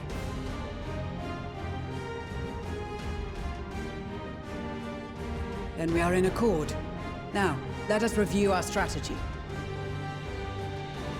To reach the Garlean capital in northern Ilsabard, we must cross the central mountain range. Fortunately, Garlond Ironworks can provide aerial transport, sparing us this most treacherous part of our journey. However, attempting to fly any closer to Garlemald would attract the attention of the Telophoroi. As they appear to have seized control of the majority of the Imperial military, we must assume that includes its fleet. In addition, Garlemald possesses devices that can interfere with airship navigational systems, further discouraging an airborne approach. Given the circumstances, the closest we dare deploy our contingent is an area between the range and the capital, the Magna Glaciers. From there, we must travel the rest of the way on foot. We will also need to bring the airships with us to ensure we can withdraw with haste. Although much of the terrain will be blanketed in snow, we should be able to make use of local roads and shipping facilities. The vast ice field will afford us an unobstructed view of the surrounding area. On the other hand, it will also allow others to easily spot us, so it is imperative that we only make camp in positions where we can easily defend ourselves. And the airships, which must be kept safe at all costs. We cannot account for every possibility, so we must be prepared to think on our feet. We will be tested. Sorely tested, I expect. But for our homes and for our people, and a people not our own but in need, we will succeed. Spare no effort in your preparations. Once we depart, there is no turning back.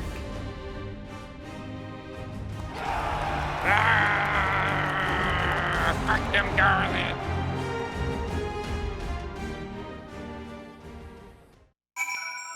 I mean, we're gonna save them. Do, do, do, do, do, do, do, do, do, do, do, do. Everybody has to know that she's like from Garlemald. I mean, she's clearly not an Elven because of the years. And she's like super tall. She's taller than him. It looks like she's taller than him.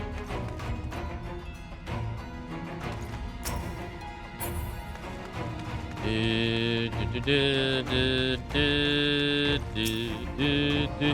so glad I found you. I've got the letter from Master Hammond. Let's read it together, shall we? Now let's see here. I've every confidence that your fists shall bring the telepathy to their knees. And should you SB any beautiful maidens thereabout, perhaps sing them my praise. Charming master, well, more fool to me, thinking that a letter could contain something actually inspiring. Let's just forget this note existed and focus on the battle ahead, Master Hammond always got his head in the right place.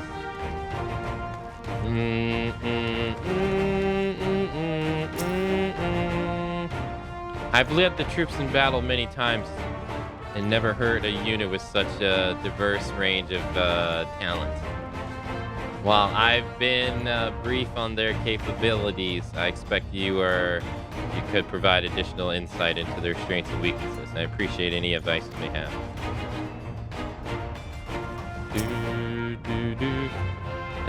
Beside the delegates assembled here, the Almaja and several other tribes offer to send troops of their own. Unfortunately, due to their physiology, many would struggle simple to survive the harsh climates of Ishbard. They would also likely prove tempering targets for abduction by the Talapri. All things considered, they can better aid the cause by bolstering our defenses in Erosia, though their eagerness to do more has been noted. We few shall have suffice. Ere we embark, we must disrupt the warding scales to our comrades. Care to do the honors?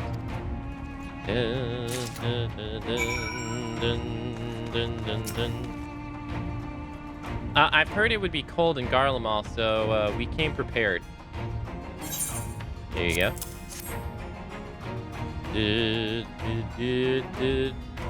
Oh, the talismans. We are to keep these close at all times, yes? I will see that no one misplaces theirs.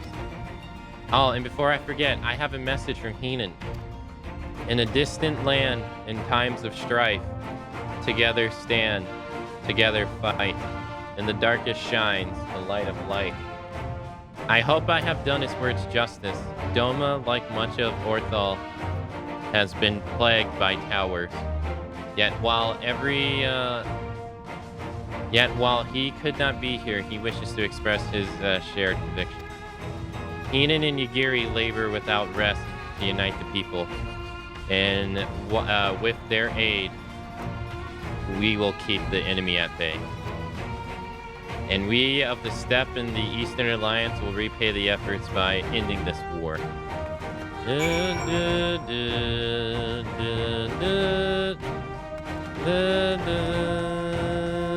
this? Yes?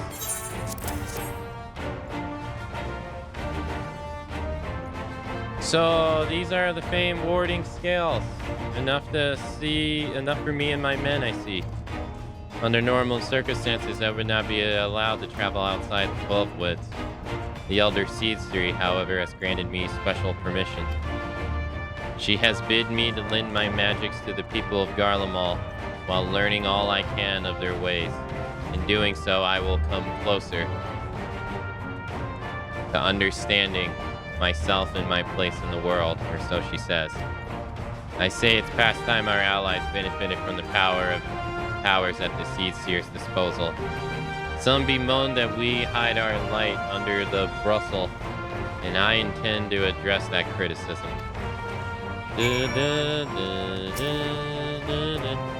I've heard you got something for us.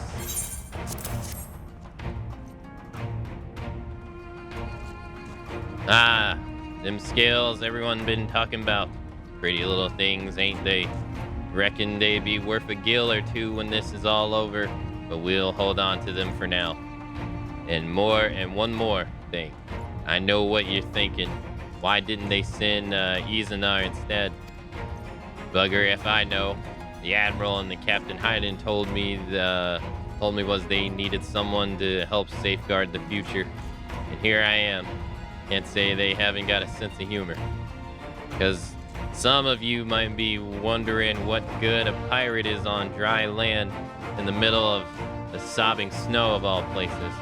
Well, me and my crew do whatever need doing, so let's set sail, or however the saying goes on airships.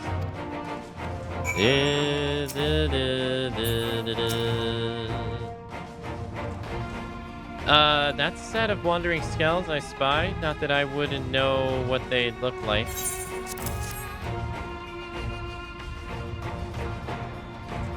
Wow, look at these. Even a layman like me can tell they're bursting with ether. All the better to fend off the tempering waves? Is that the right term? Anyway, these will give us one less thing to worry about, which just leaves the other mountain of whatever else is waiting for us in Garlemald. Only one way to find out, eh?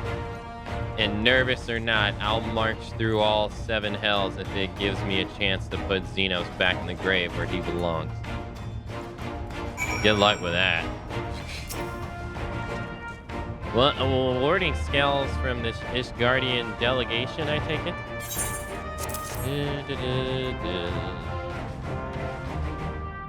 Many thanks. These talismans may prove to be the deciding factor in the battles to come.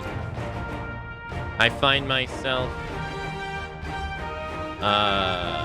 conflicted by this foray in the Garlemald, sent by the Imperial to infiltrate Ishgard, only to throw in my lot with those whose secrets I was supposed to be stealing. And now I led a mission to save the countrymen I betrayed. But that is doubtless why I was chosen by Lord Elmeric. He would have me put my extensive knowledge and former ties to good use. I will not disappoint him. For the future of Ishgard, Garlemald, and the world at large, I will lead us to victory. Do you have a wandering scale for me too?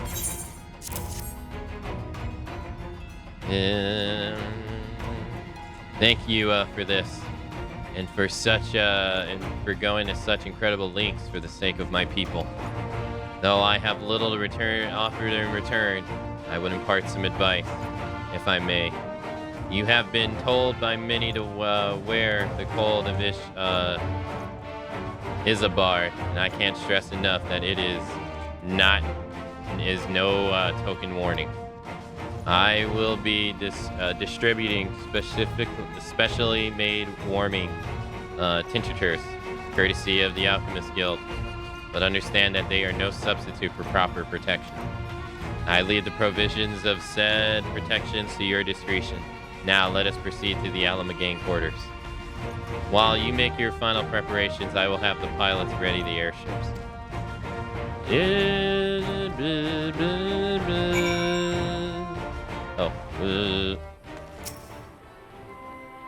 Oh. This is our last chance to make ready before we set forth. You needn't worry about your anger and I.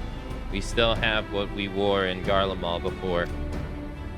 Estidian claims to be quite warm and toasty behind his armor. And since he spent a fair bit of time up north recently as well, I have no reason to doubt his words. Most of the others will be borrowing Grand Company stock. The rest of you could do likewise, I suppose, provided you're not overly concerned with the style.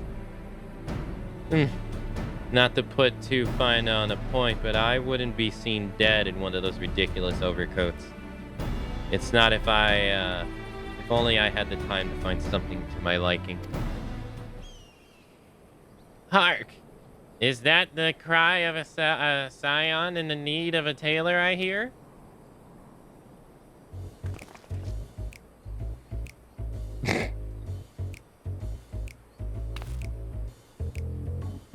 But how? I have my ways. Oh, yes, indeed. You thought you could sneak off the Isambard without telling me? Ha! Nothing escaped my notice. Now, you will wear the garments I've made for you, whether you like it or not. You never cease to amaze. But why do you need a new outfit as well? Wait, are you coming with us? Wait, what? No, of course not. It's all the same, it's all the name and fashion. Rather, the pursuit of the highest quality fashion.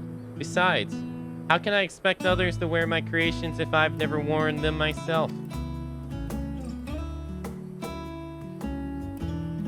Ah, I did have one other thing to share. Arigamus and Balamareya have finally returned from their assignments in the faraway lands. They'll be staying at the Rising Stones for a while to keep an eye on the events throughout Erosia. I don't even remember who they are. Since they've been running things back at headquarters, I was wondering if I could lend a hand in Charlene. Oh, why not? You can keep Corel company in the Balsian Annex. Yes, we'd love to have you there. And I have heard that Ardenbel did a fine job carrying on in your stead while we were lying comatose. With them in charge of the Rising Stones. We've nothing to worry about. My thoughts exactly.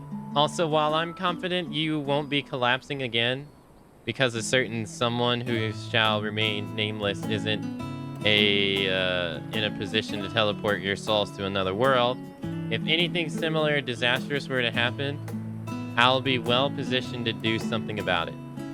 Anyway, I've got a few things to take care of, and then I'll make my way to Charlene. I really do hope these new clothes are enough to keep you warm in Garlemald. It's not much, but it's the only thing I can do for you, other than pray for your safe return, which I will every day. Let's not keep the contingent waiting any longer.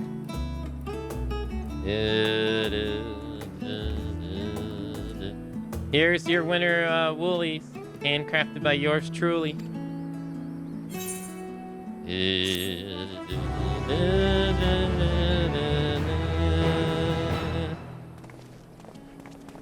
Is that intra at 7:55:17 a.m. before 8 o'clock? Whoa, now. Intra, what are you doing? Whoa, now.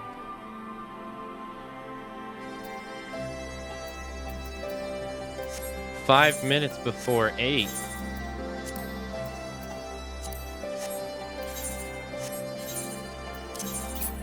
Intra, you okay? You feeling all right?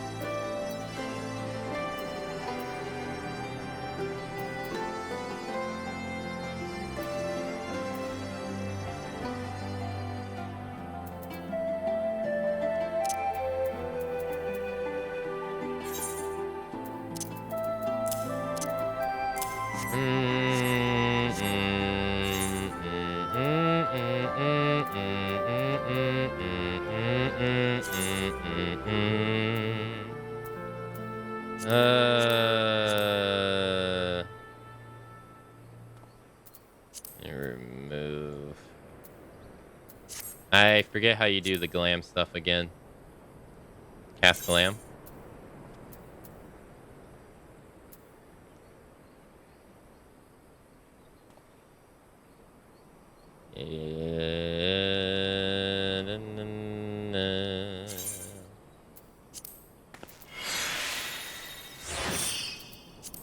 This is it, right?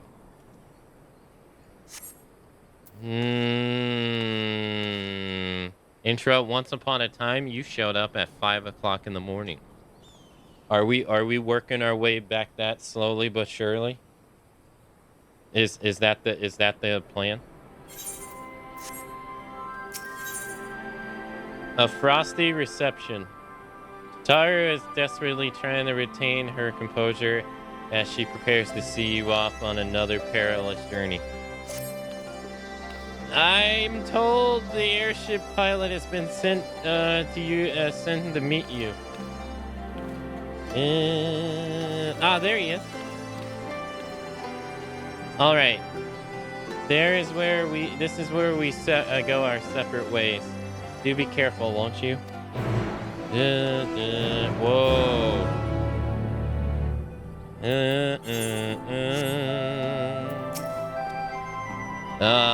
It's an honor to finally meet you. We of Garlon Ironworks will be ferrying you to your contingent across the mountains in the Garlemald. For many of us, it will be something of a homecoming.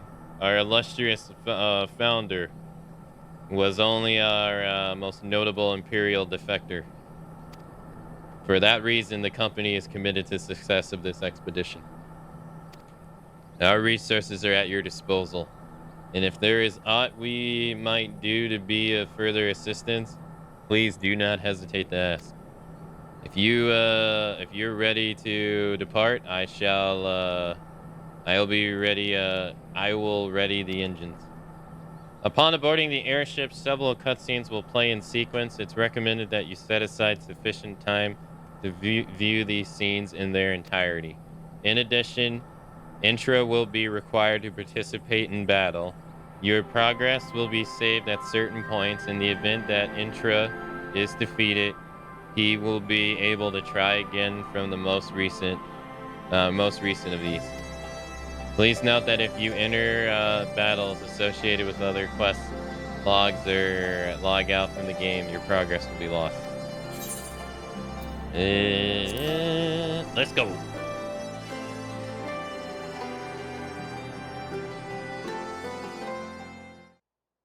All right, my hands are not on the keyboard. It's all you.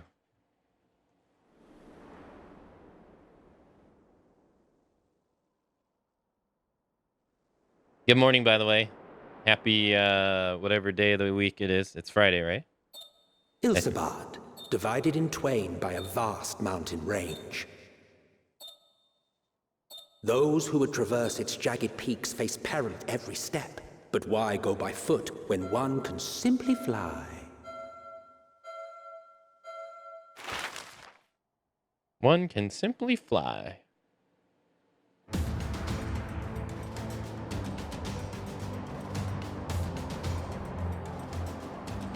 On the outskirts of the Imperial capital, in the frozen wastes of the Magna Glacius,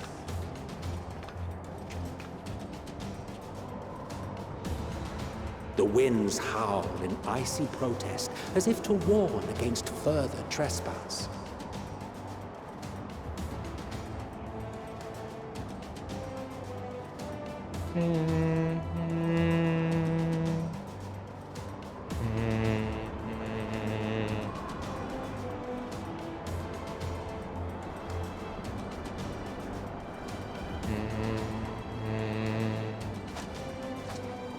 We've received word from Thancred's reconnaissance party. They've sighted a detachment of heavily armed Imperials. Survivors of the Civil War, perhaps? Perhaps, but there is more to it than that. Maxima reports that they're led by Vergilia, legatus of the 3rd Legion, which comprises the bulk of their number. However, they are also joined by several members of the 1st. From what I recall, the 3rd Legion fought for Nerva in the War of Succession following Varus's death. The 1st, on the other hand, were under the direct command of the Emperor and rejected Nerva's claim to the throne. These legions were enemies. Indeed. In fact, our sources claim that it was a conflict between them that sparked the Civil War. Yet now, these former foes cooperate to defend a ruined Garlemald from invasion. Then it is all but certain they have been tempered. So, what's the plan? If me and my crew is out reaving, we charge straight in, no messing about. but that ain't what we're here for. Quite right. Soldiers or no, they are people of Garlemald, the very ones we have come to aid. Direct confrontation is unavoidable. Nevertheless, we must make every effort to limit casualties on both sides. Rather than kill them, I would remove them from the field. Kill them! How so?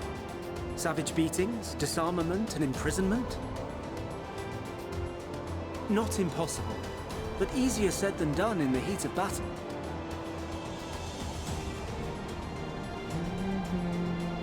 Having observed the opposition, I imagine Thancred had something to suggest? He did. He and the other scouts have already infiltrated a supply depot some distance beyond the Imperial detachment's current position. Stored within is a stockpile of Magitech armaments, and once we give the signal, Thancred's team will destroy them all. In so doing, we will deprive frontline troops of materiel, and likely force the detachment to send men to investigate. Divide and conquer. Not a bad idea. Once the scouts have finished their preparations, we will split into two groups. The first will form the vanguard, while the other brings up the rear with our supplies.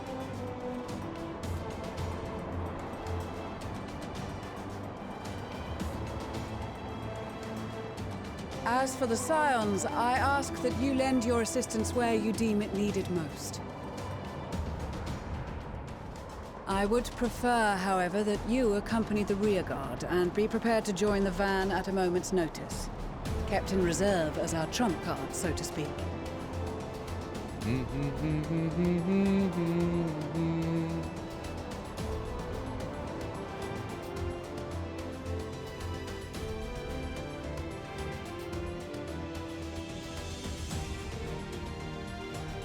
I'm the trunk, huh? Uh-oh. Yeah, it looks cold.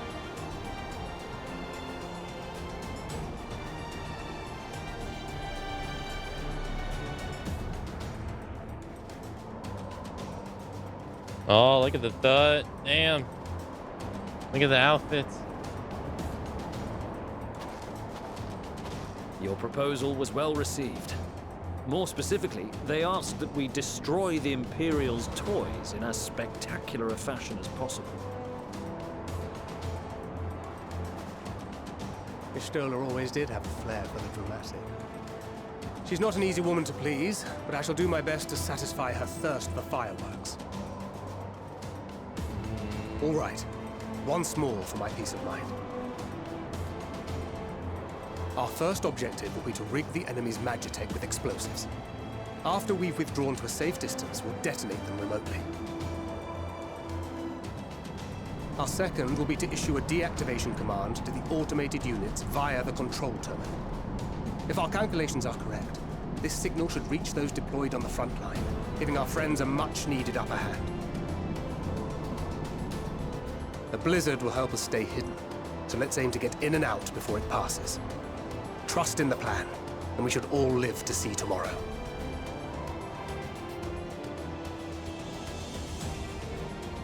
In the meantime, I will relay messages back and forth as the situation unfolds. You'll forgive me if I ask again, but are you certain you wish to play the lone wolf? Wouldn't have it any other way. Call it foolish and reckless if you like, but I'll get the job done. I always do. Very well. I wish you the best of luck. Chad Creed.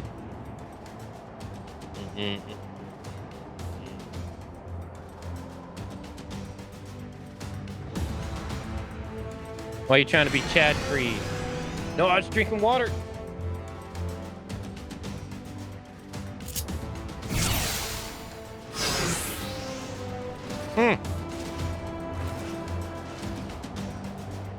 Okay, let's see. Reduce damage by 30%. Makes your presence, making it impossible for the enemies to detect you, increases movement speed, can never be used while in combat. While hidden, deliver attack and neutralizes Imperial soldiers when the target When target is matched, take weaponry, a guard dog. Throw a bomb that confuses the guard dog. Okay. Assuming there's nothing else you wish to confirm, we may commence the mission as soon as you're ready. Commence the mission. Keep your wits about you. It's time. We only have one shot at this, so let's make it count. Oh, I go this way?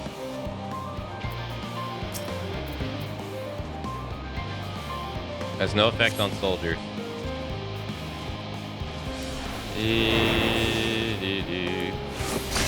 Gotcha.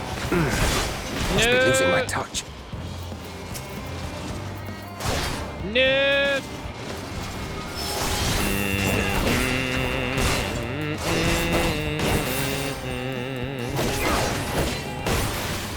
Shit. Hit.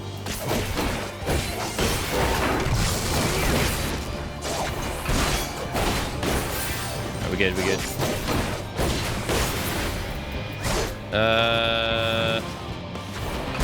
Hey, stop that.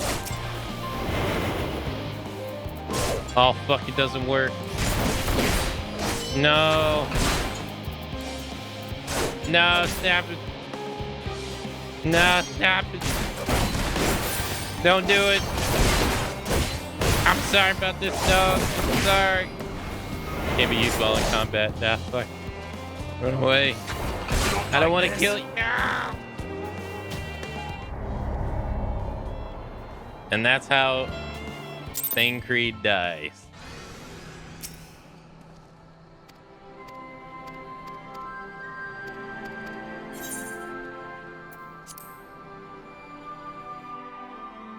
Oh God, please don't. Thank you.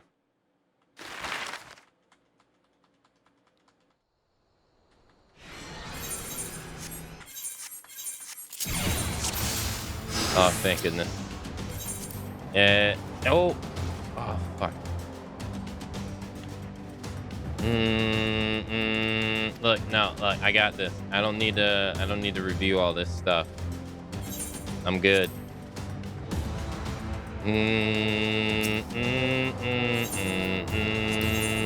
Keep your wits about you. It's time. All right. We only have one shot at this, so let's make it count.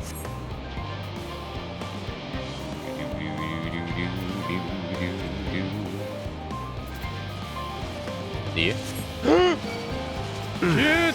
Must be losing my touch. We good? We good? Fine.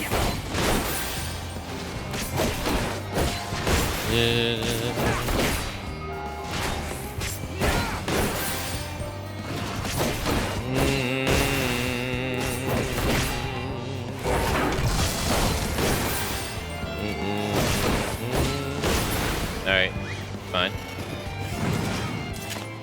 Later. Shit, I can't see.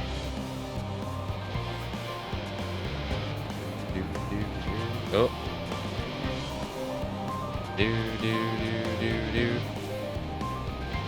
Snake, Thancred, this is McDonald Miller.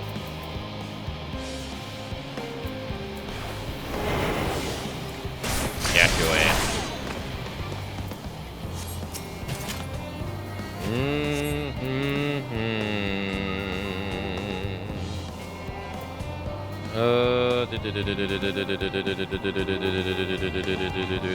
Okay. Okay.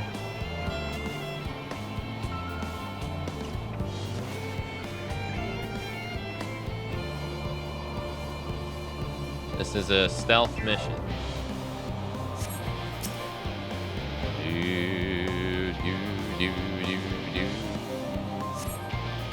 Weapon and equipment OSP. Yes. This is a top secret black op.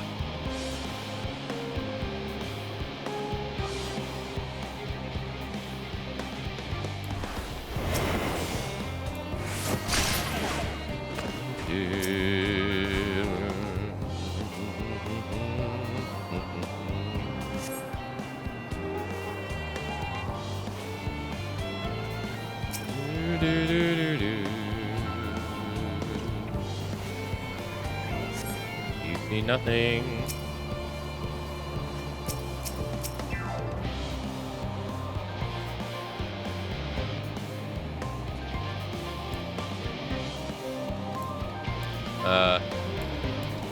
What? Oh. No! Fuck! Must be losing my touch. No! I am losing my touch. Shit, I didn't realize you actually had to throw it. Fuck.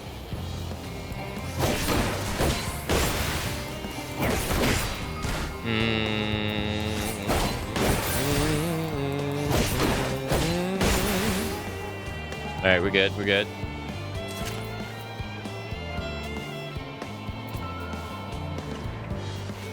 good.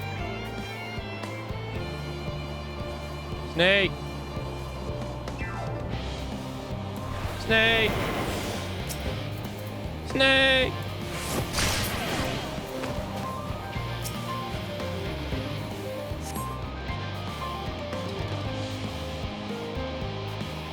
It's been a while since we heard me cry out in agony. What are you talking about, cry out in agony? Oh, it didn't work because it's not a dog. Duh, you stupid idiot. Duh. That's why it didn't work. It's not a dog.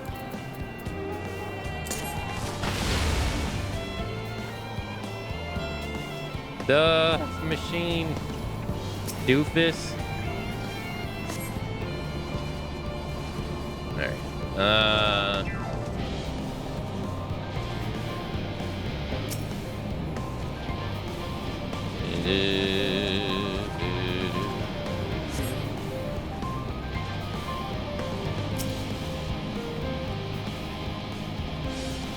Come on. Ooh. Let's go, baby. This is Thancred. The explosives are in place. Oh. Very good. All is proceeding as planned. Oh my gosh. Head to the control terminal. It should be to the northwest. Understood. Have the others wait at the rendezvous point. It only took them 4 expansions to do it.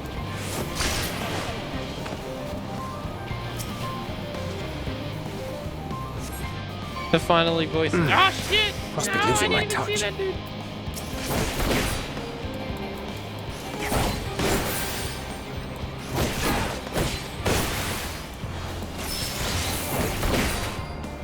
That's kind of a waste, but whatever. There we go.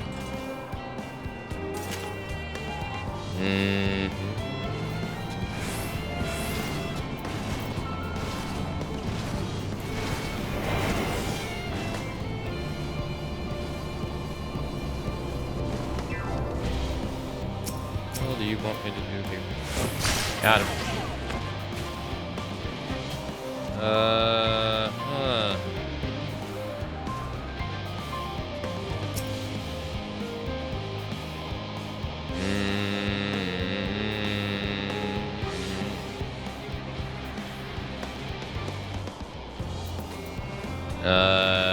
No effect on soldiers and magitech weaponry.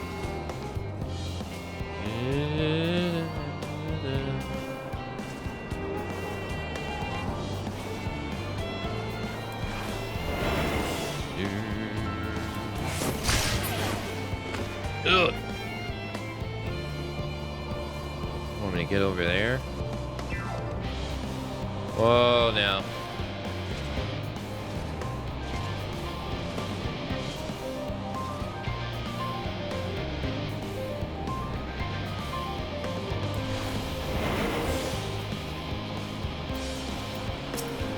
Yeah, bitch. How far can you throw this?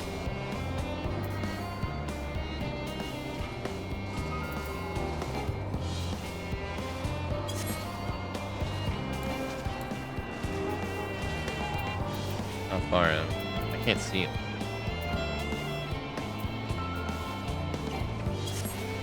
Really?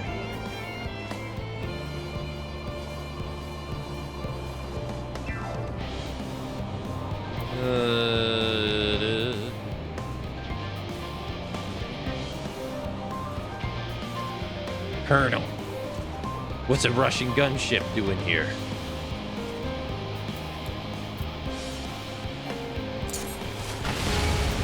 Damn, spotted.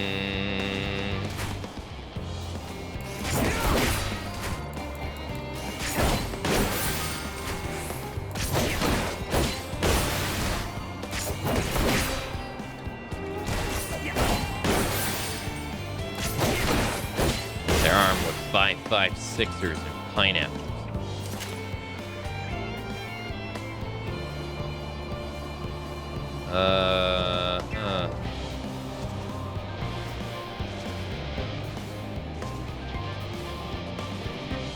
Might have been better to go the other way.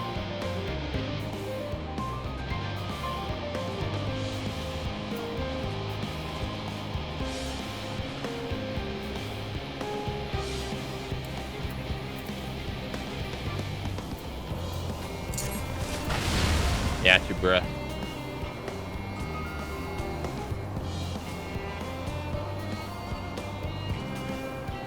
No idea that dude's gonna see me. I'm taking the risk. Got him.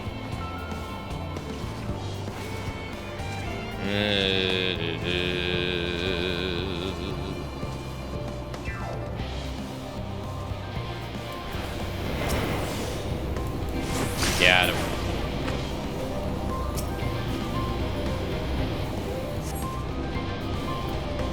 All right.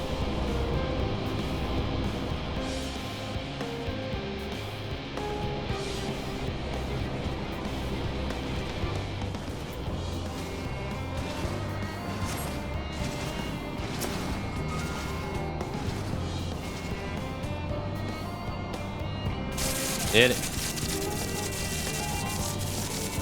Shit. Oh, we gotta go. Oh, get out of here. Whew. Made it.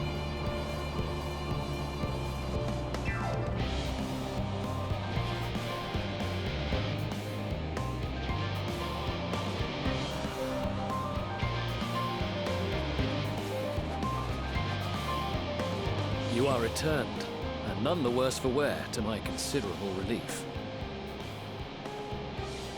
What news from our comrades? They stand at the ready. Excellent. Then let the fireworks begin.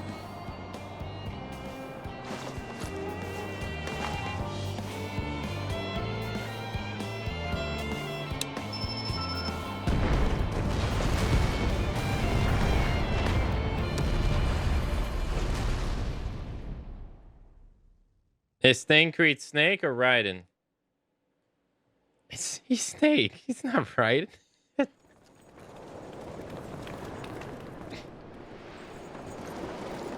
don't know who would be Raiden.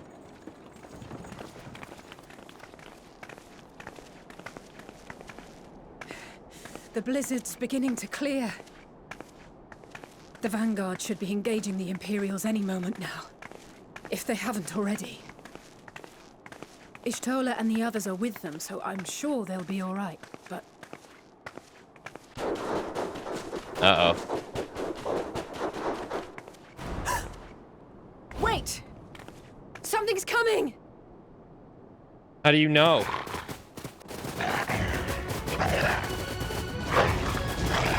Is your hero... Oi, oi. Looks like we ain't the only ones who sent out scouts. Your hero sense Keep tingling? them away from the carriages! We lose those, and we're as good as dead!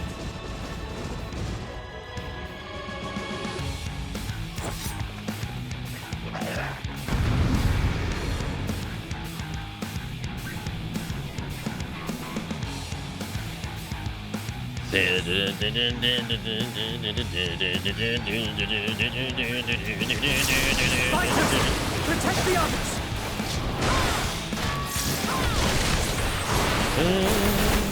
Nothing like getting your ass beat in the coat.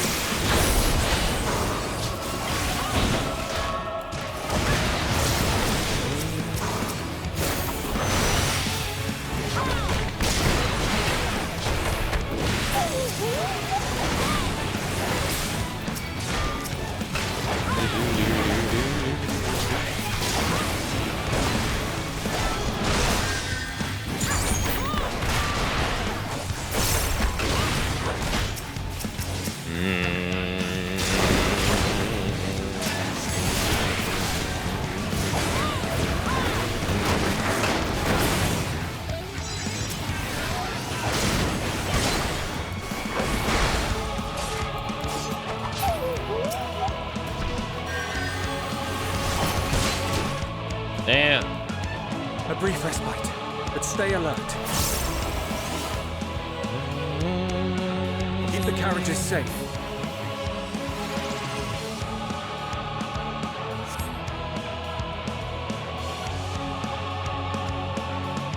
If these folks were in their right minds, I wonder how they'd react to seeing a woman appear in and just ruin their highly advanced mechs with their face. All that's missing is her shouting, "I'm a housewife!"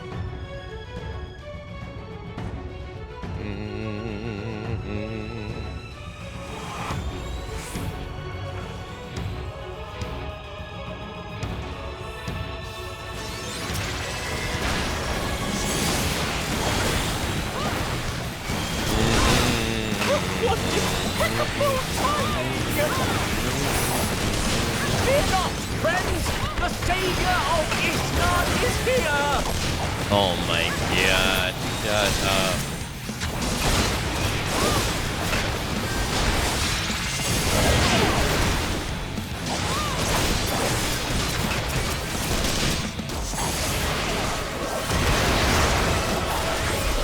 Good thing we got the savior of Ishgard on our side.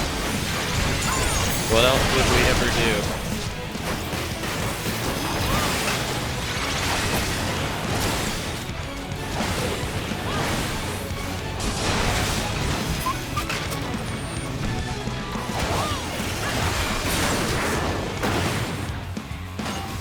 Display, but the other carriages are still in danger.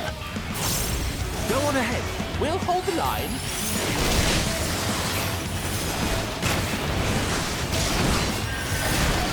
We're the only ones still struggling. Oh, he was referring to me? Oh.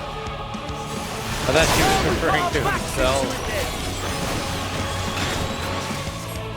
Oh, it is up north. I've been eaten.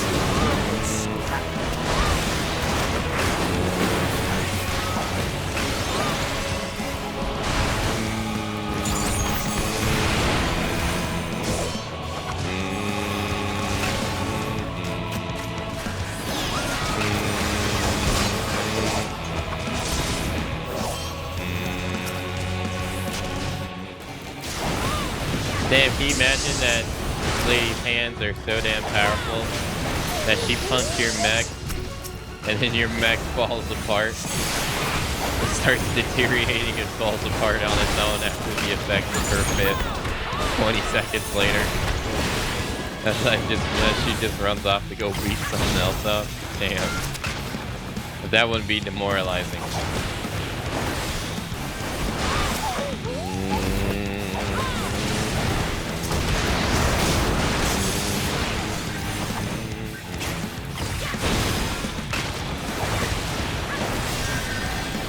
If I was in the right mind, I'd surrender right away. Yeah.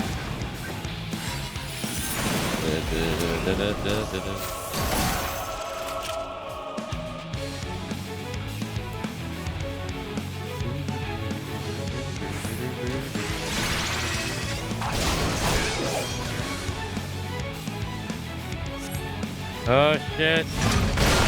Damn. Are you serious that they are literally holding back a grinder with their bare ass hands? I'm sorry. There's fantasy. And that's alright.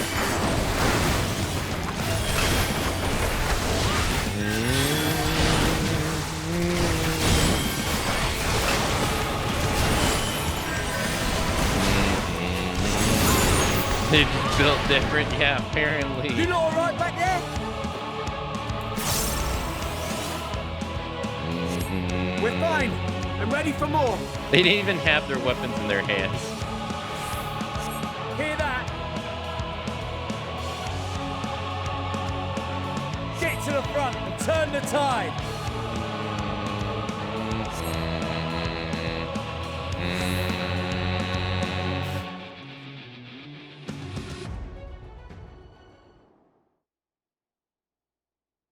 Meanwhile, on the front line.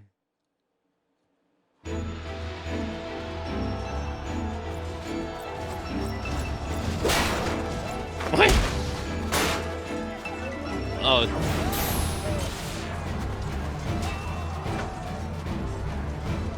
You know, for how bloodthirsty she is, her using a staff just kind of doesn't fit her image, you know? Or what you expect of her. Removed from the field was not a euphemism for enthusiastically murder. It's nothing that won't heal in time. The trouble is, their tempering has made them utterly fearless. Subduing them would be easier if they had the capacity to submit in the first place. Well, this is the path our young charges would have us walk, and that we all agreed to follow. You knew it would be hard, yet still you pledged your lance, did you not?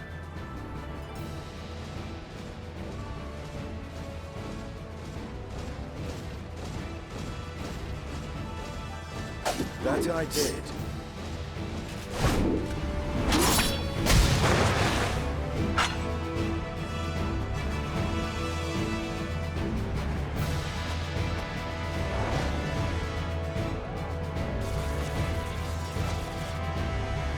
Oh, egomaniac.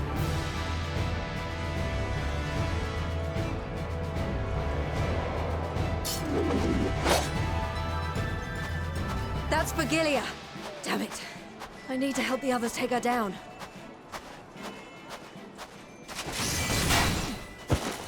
There's no end to them!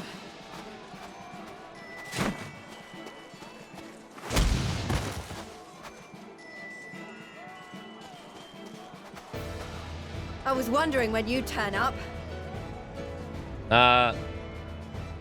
We need to... There we go. There's no stopping us now. Come on. Let's show them what we're made of. Damn, Pippin didn't even get no lines. They're like, Pippin, shut up.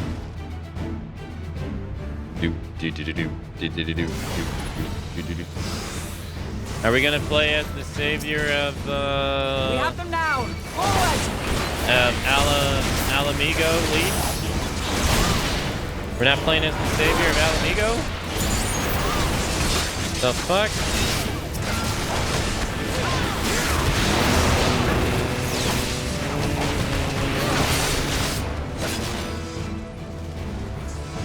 Right! Let them have it!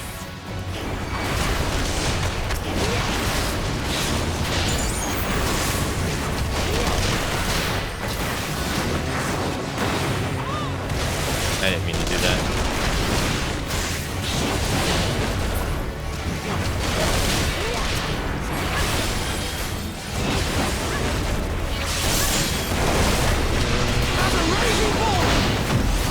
Whoa, what the... Pippin, what the hell are you doing?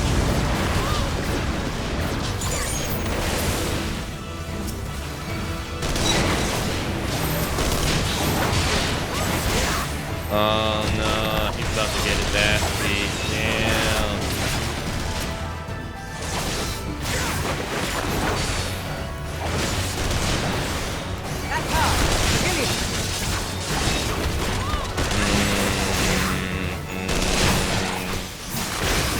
Do not fall behind!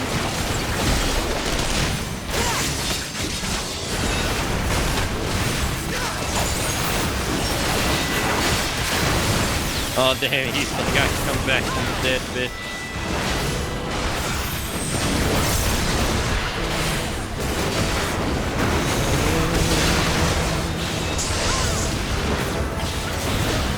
This lady has to feel like she is getting manhandled. Oh no.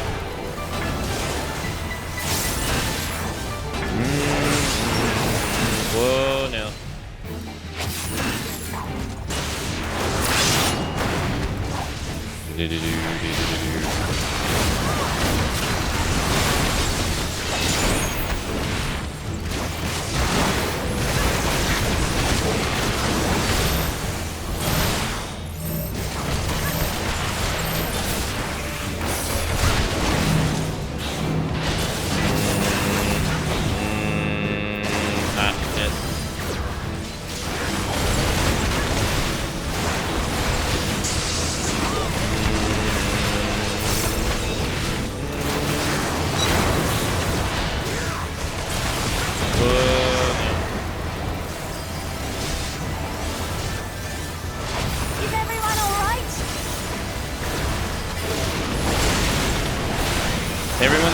little son.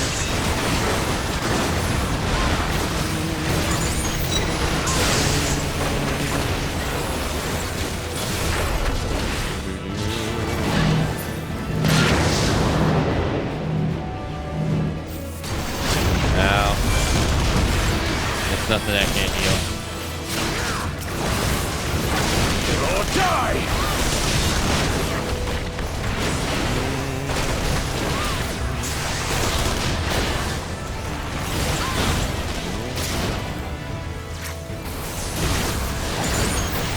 Yeah, they destroyed their magic tech before I destroyed mine.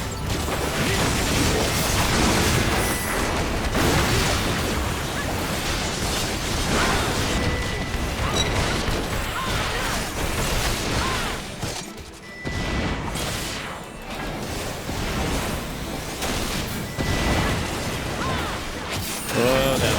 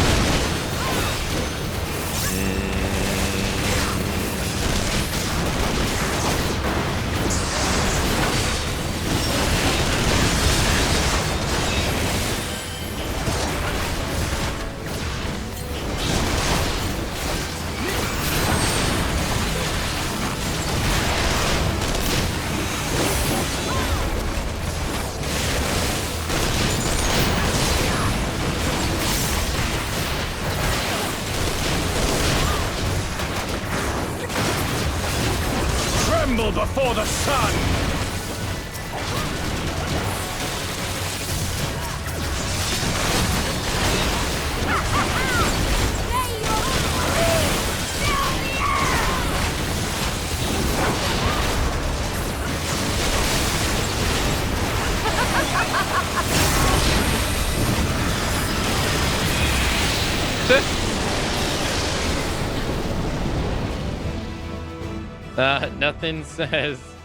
Nothing says subdue the enemy like dropping a big ass comment on them. Okay.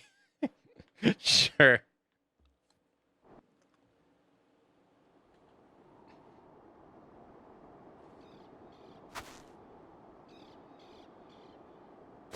A worthy adversary!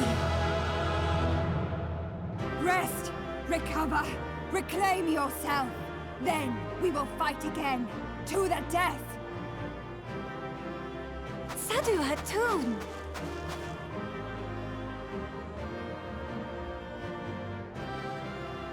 That was the last of them. The day is ours, thanks to your timely arrival. What of the supply caravan?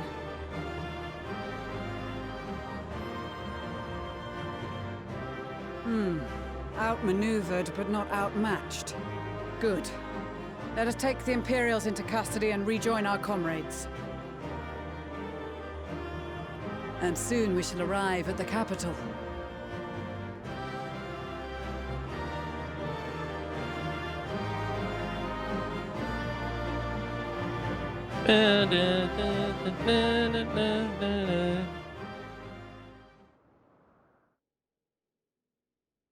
So cold and unforgiving. Thus spoke Emperor Solus as he gazed upon his barren domain.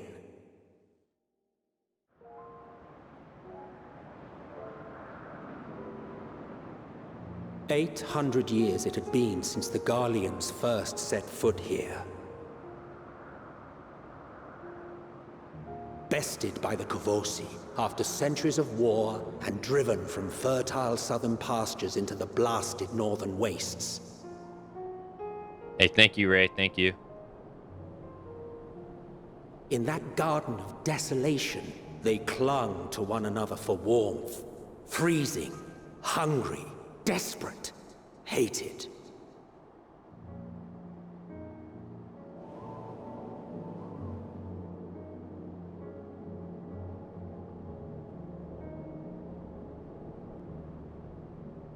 the chosen forsaken.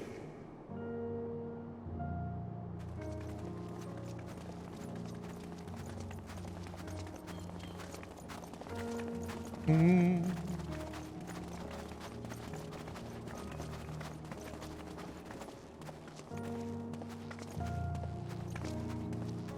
the year 1513 of the 6th Astral Era, a young legatus named Solace single-handedly sparked the Magitech Revolution.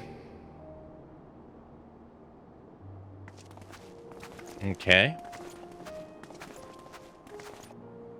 How did he conceive the machina that feed on ceruleum? Once a common, soft-spoken soldier, how had he so quickly ascended through the ranks? Like so many others, those who knew the truth are gone. Taking in the capital with his eyes for the first time, I recall thinking to myself, far colder on the earth than in the heavens. Yes, far colder indeed. Bitterly so.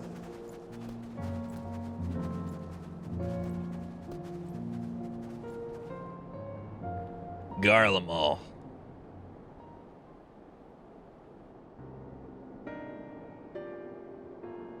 Lost Organization 13 music. Not so much as a whisper. The roads leading beyond the city walls would have been used less in recent years. Nevertheless, this was one of the most important gateways into the capital. A buzz day and night with activity, aye. Merchants passing through the checkpoint, many of them stopping at the local hostelries. Surely they cannot all have been tempered. We can consider the question after we have made camp. If we spend any longer outside, we may well freeze to death where we stand. The tempered Imperials, too.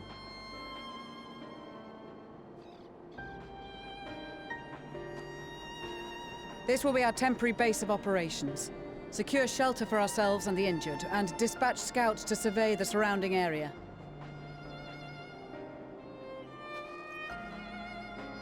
If we're planning on staying here a while, we ought to give this place a proper name.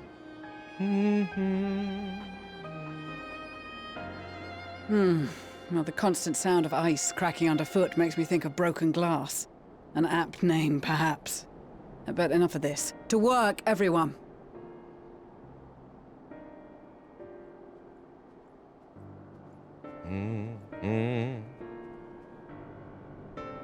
Garlemald.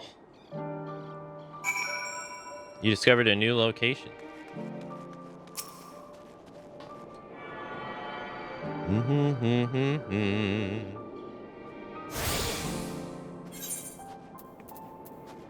A loach? Oh, wow. Huh.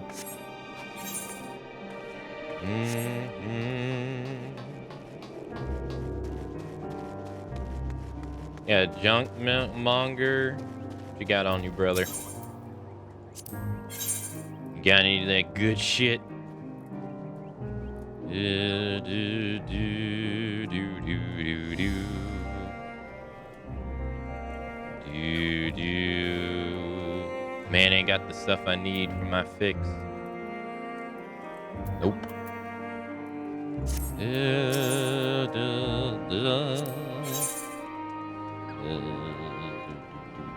No.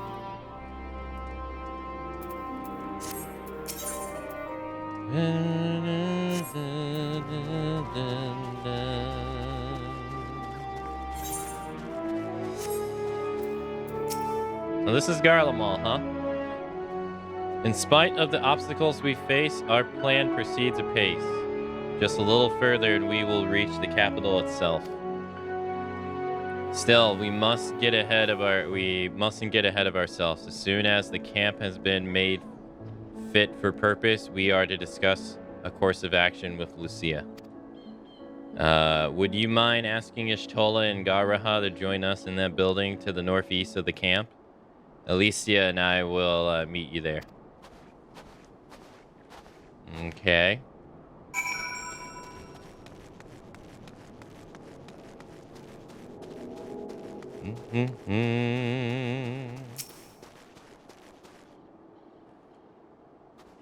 A meeting? Yes, I'll make my way over once my head has cleared. In truth, I've been feeling off sorts since we arrived. The air is thick with a palpable aura of malevolence. 'Tis the monstrous tower on the horizon, jagged, hideous, unholy. Even at this distance, its presence is overwhelming. Much like the sensation I felt at the Tower of Zote, only far more terrifying. Ether flows unceasingly towards it.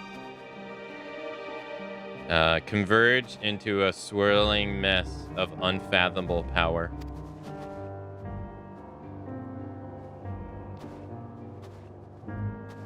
For a blessing, the constant chill in the air is helping to anchor my senses in here and now. Tell the others I shall be with you in a few moments.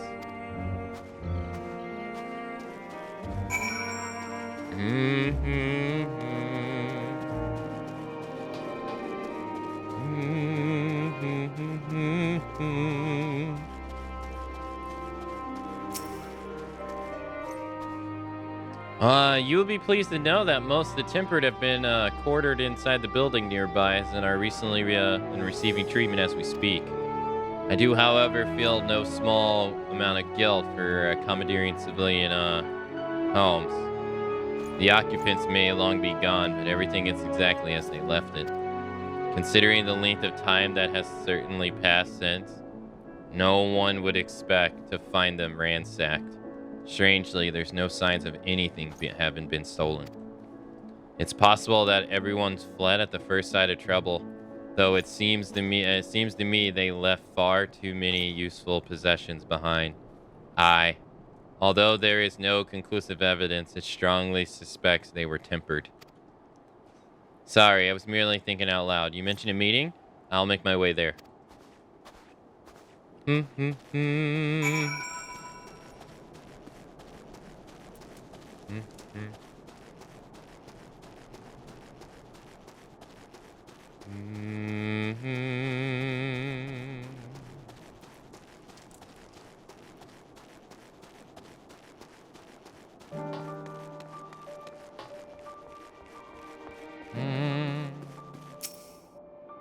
I don't want to talk to you, Max. Shut up. Thanks for informing the others of our meeting. When everyone is here, we will begin.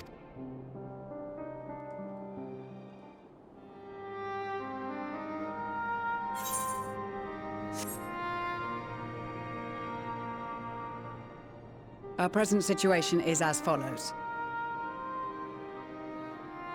Efforts to aid the people of Garlemald have begun in earnest. Moreover, having entered into the capital, the Imperial Palace is within our reach. But before we proceed further, we must learn what has befallen this city, for therein lies the key to understanding and combating the Telophoroid's designs. I have a suggestion, if I may. Several of the Imperial soldiers we captured on the Magna Glaciers are members of the Populares and acquaintances of mine. Once we have cured them of their tempering, they should be able to give a reliable account of the events leading to the capital's downfall. A promising idea. I will assist the healers in their ministrations. Of course, I will require a proxy of my own, assuming you can spare one. Would you like a hand? No, I am sure we will manage. Better that you take my place in the field. The noxious ether of this place disagrees with me, and as I shall need to draw on my own for the treatment, 'twill be prudent for me to remain within the camp. This talk of curing the tempered is all well and good, but I reckon the cold is a more pressing concern. All the houses round here are fitted with cerulean heaters that could keep us warm and toasty. Problem is, the machines seem to have given up the ghost, and if we keep sitting around, freezing our asses off, we'll be next. My smiths reckon that with the right parts, they can have them working again, but it won't be easy. Understood. The machinists will assist them in the repairs.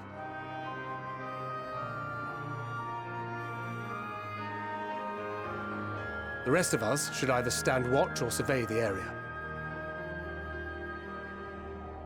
We've made our presence known to the Telothroi. They will be searching for us, if they have not already ascertained our position. That we have seen no sign of them since the battle suggests they have yet to do so. However, I suspect they may be biding their time.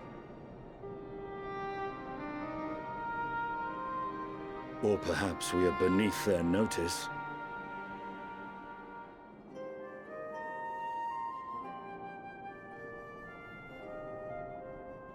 In any event, we'll find no answers standing around here. Urianger, Estinian and myself have visited Garlemald recently, so we'll lead the reconnaissance efforts. Perhaps bolstered by a few Bosnian and Dalmatian scouts from my previous excursion for good measure.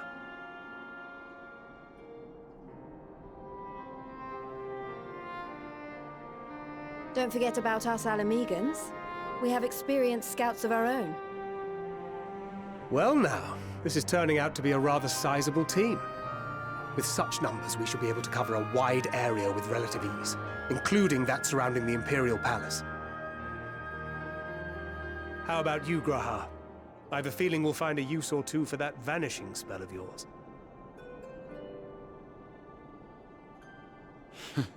'Twould be my honor to be of service, though I doubt that you of all people need rely on my tricks.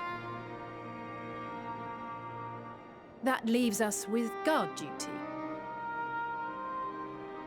As a matter of fact, I have something else in mind for the two of you and Alphino.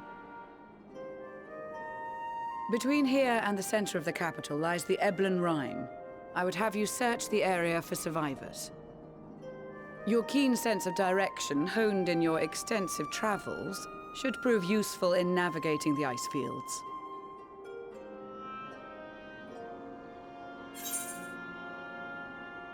If there are any survivors, we will surely find them. Extensive travels is something of an understatement, but I suppose there's nothing else that needs doing.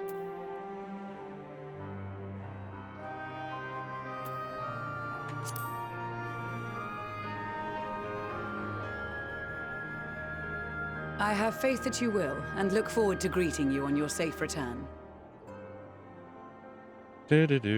You all have your duties. Let us make haste. May the Fury bless and keep you. Yes, ma'am.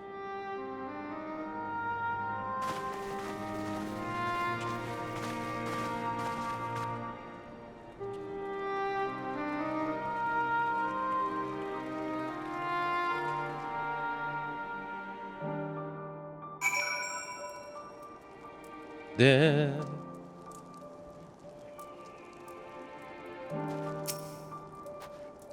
Gods be good. If this is the cold with if it's this cold with Tataru's clothing, I dread to think how we'd fare without it. I just remember to think when we next meet. It makes me realize too that while people of Garlemald have spent their whole lives in conditions like these, even they are hard pressed to survive away from the warmth of their homes. If there are any survivors, we must find them and quickly.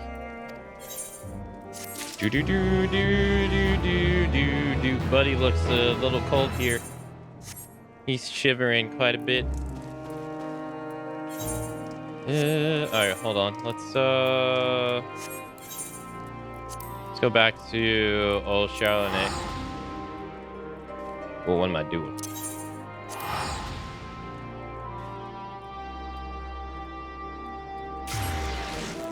Yeah, let's go to old Charlotte. Let's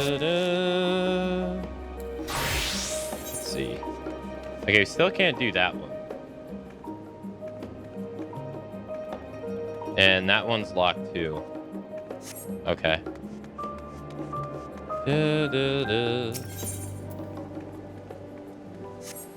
I thought that maybe if we got to that area, we would unlock the next step in those quests. I guess not. It has to be somewhat close though.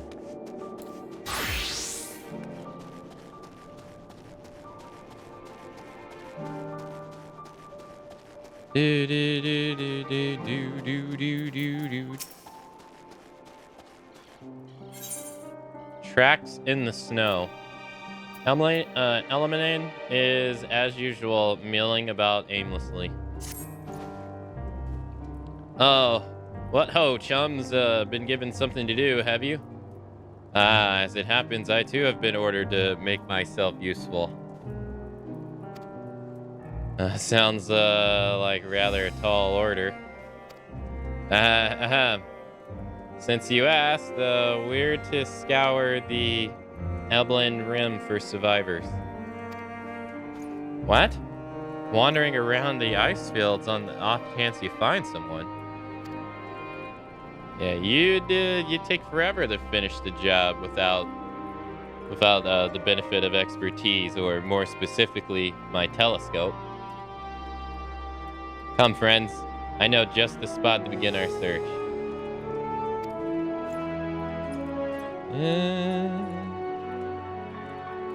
I'll probably regret this, but we may as well humor him.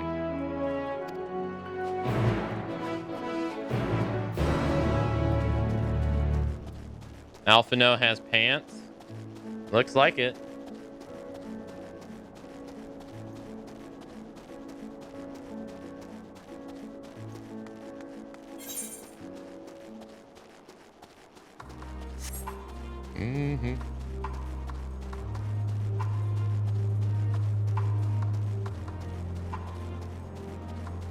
Looks like it.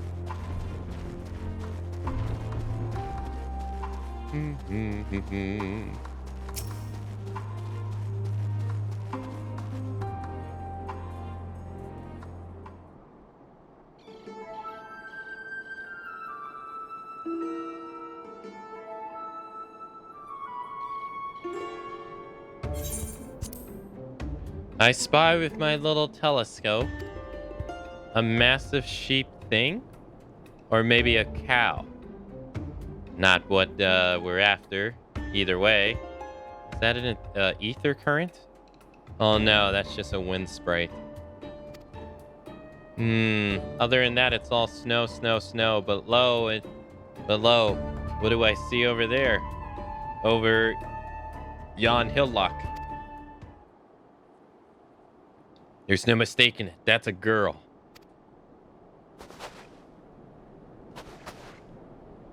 A survivor? Show me. Over there. Behind that tree. It looks like she ran away from something. Though surely not us. She wouldn't even know we're here unless she had a telescope like mine. All I can tell is she was wearing a pale green dress. Rather fetching one. At that.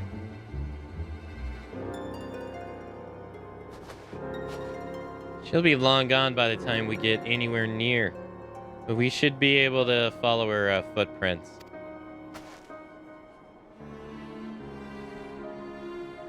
I'll let Lucia know where you're heading. Oh, and take these warm tinctures with you.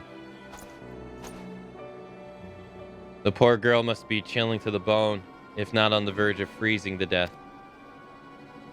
That's actually very thoughtful, thank you. But wouldn't you need some for yourself? No, I'll be fine. A man of chivalry. My honor demands I do no less. And lest we forget the very reason we're here is to protect those in need. Now go, and Godspeed.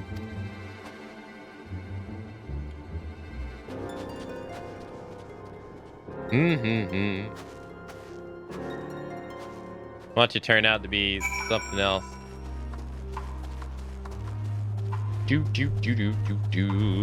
Hey, congrats on finishing the rod.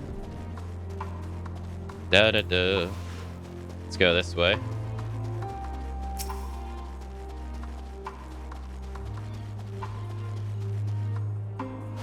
Do do do do do do. The trail of fresh footprints headed east. What the hell is that?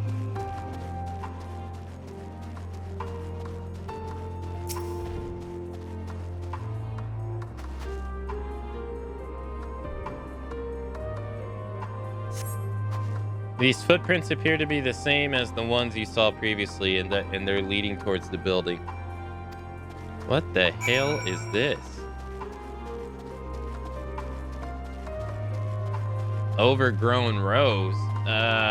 You think? Maybe? We're getting closer, I'm sure of it. At first, we thought she'd gone inside the building, but the door doesn't look to have been open in some time.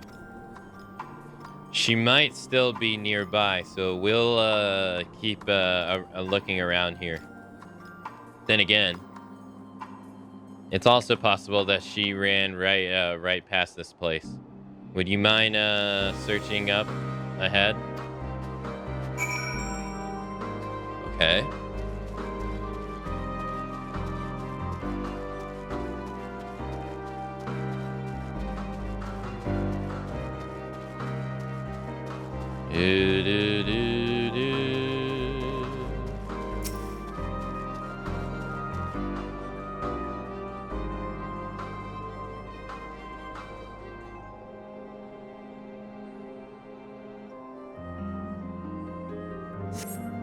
Okay.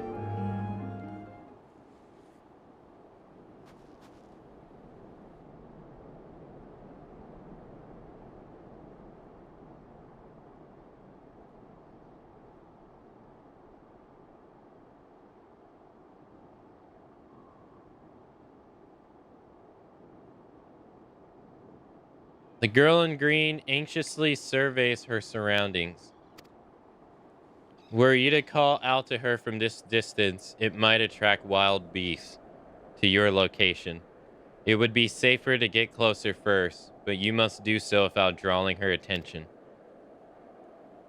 This is a stealth mission. Follow the girl from a safe distance. The objective will end in failure if you are located. Make sure to cover make sure to cover such as rocks to approach her without being seen. Similarly, the objective will also end if you fail to fall too far behind. Yeah.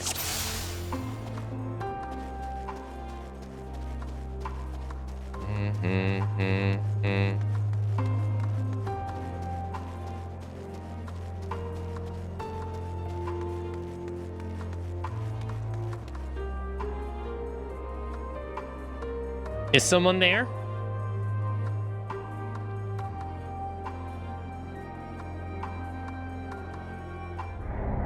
What? Oh, come on. I was behind the rack. She saw my cankle.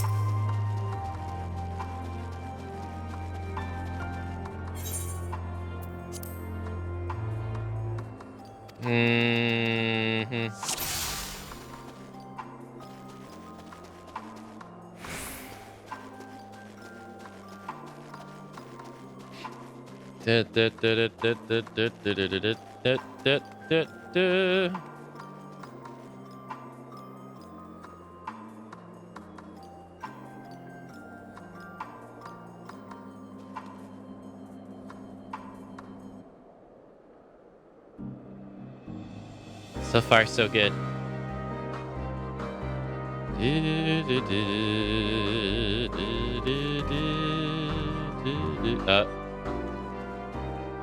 She's just walking.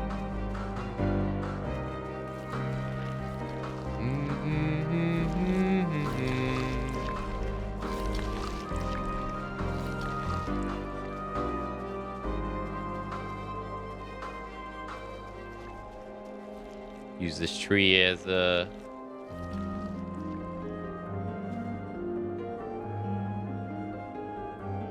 Is somebody there? Is someone there?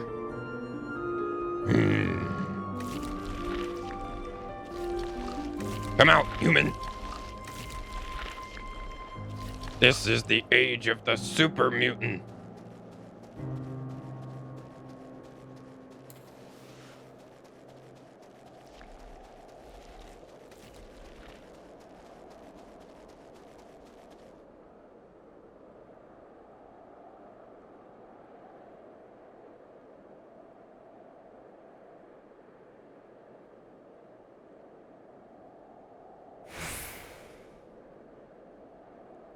If those beasts spot me, I'm done for.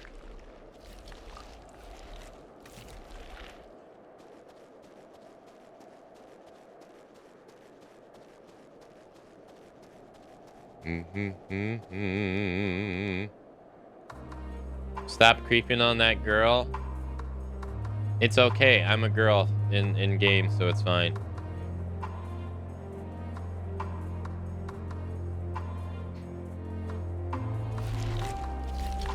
Only guys can be creeps, Intra, so.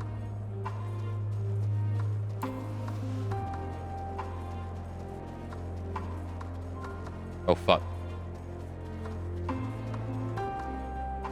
No!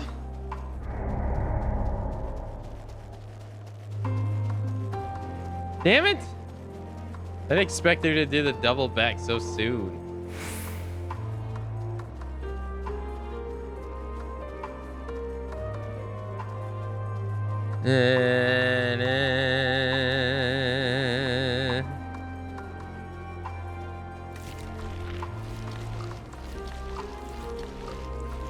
Hey, Keisha.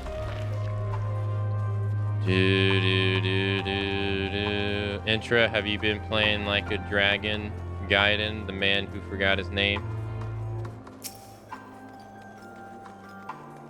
And why is the answer yes?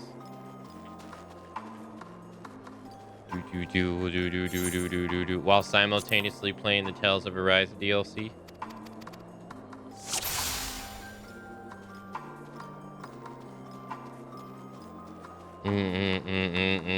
No. That's okay. You've been having dreams about the Dredge DLC, right?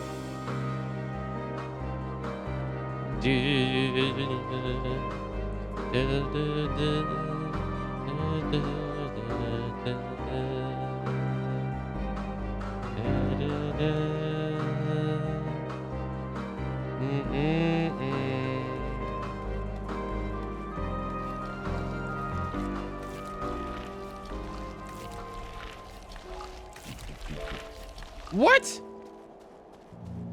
Oh my god. I got that close to her last time.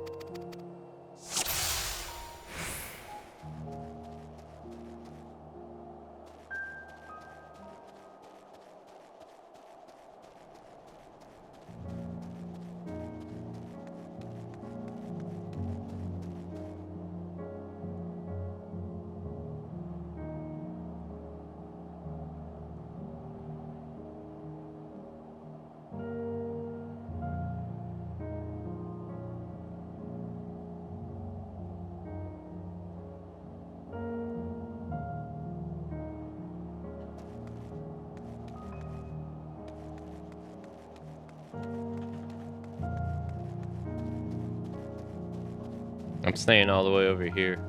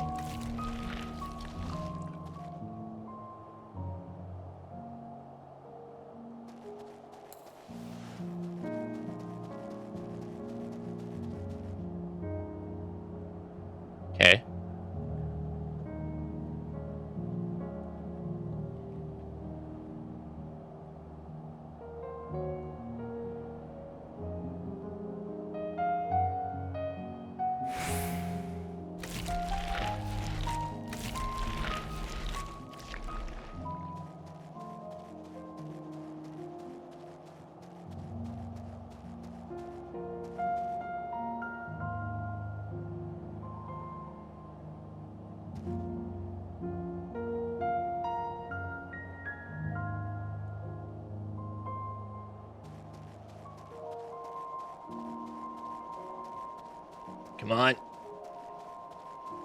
God, she's so far away.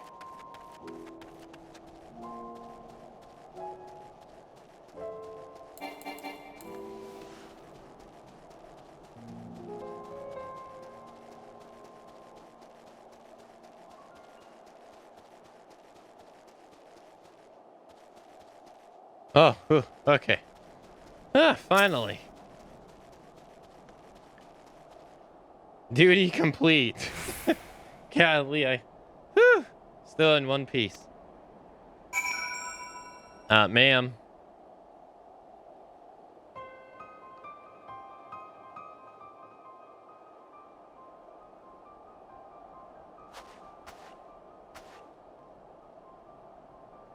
Who are you? Stay back. This house is packed with explosives. Take one step and I'll blow this place sky high. Please, we just want to talk.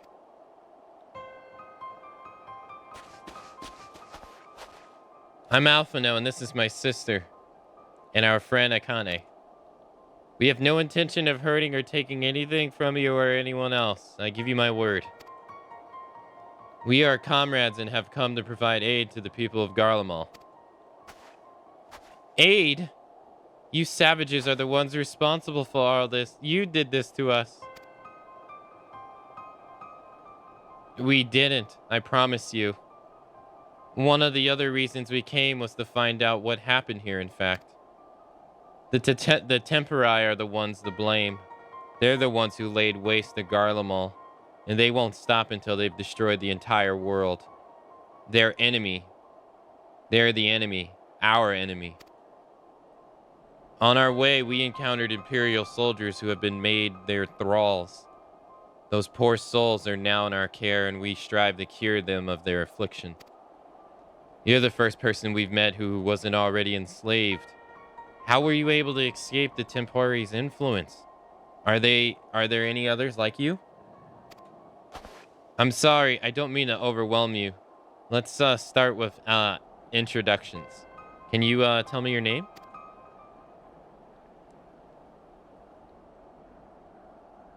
I am Licinia. As for how I've managed to stay sane, I've been asking myself the same question.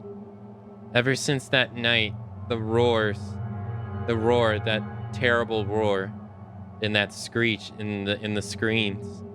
I was screaming too, I think. I'm not sure, I can't remember. Oh, damn. Then came the silence. Everything was still. It was like waking up from a nightmare. Although that maybe the fighting I thought that maybe the fighting had stopped, so I stepped outside.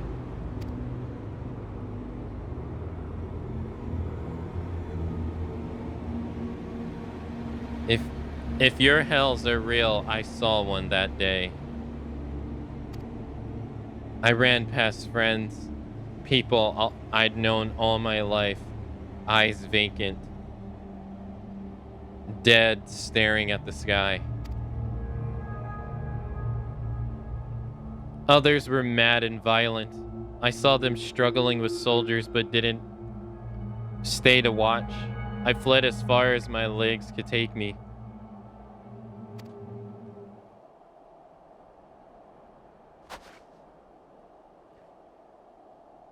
Do you have family here?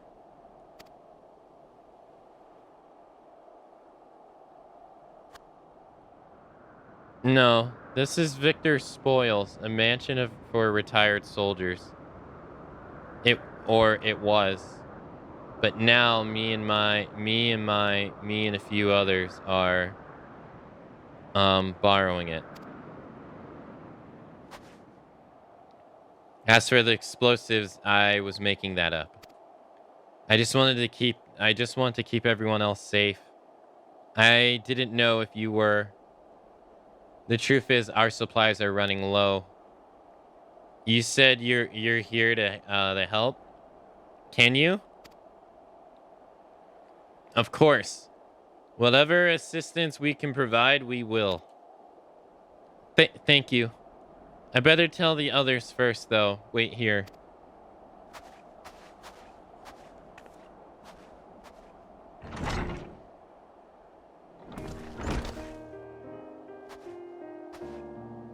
This is everyone.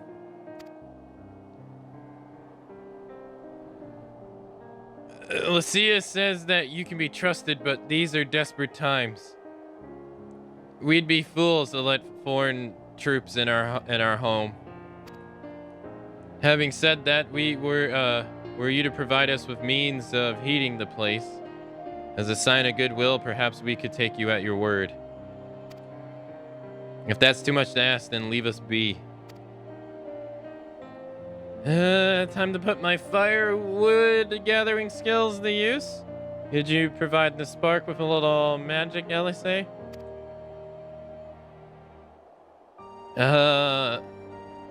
We'll have a fire burning in no time. May we build it under the gazebel? The what? Oh, you mean the bower? Yes, do as you will.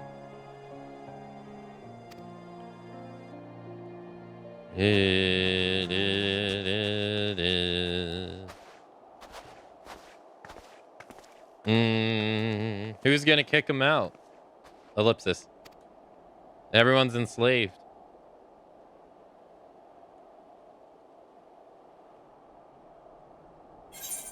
Enslaved or dead.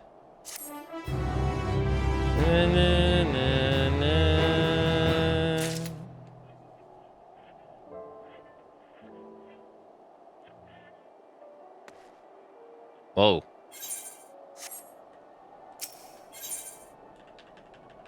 Lasinia's inner turmoil is writ plain on her face. Sorry, I'm still finding it hard to come to terms with all that's happened. Now that you're here, though, I'm hoping that things might change for the better. You know, I've worked up quite a sweat from all that's running about, so I'll leave space around the fire for others. As you can tell, they're in far worse state than me.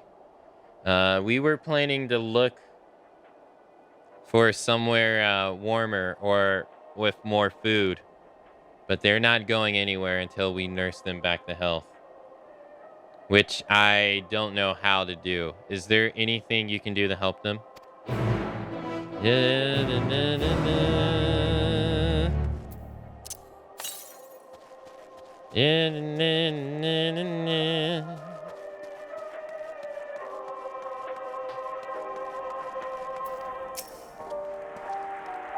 I can treat this frostbite in their wounds, but it will take time for the fire to do its work.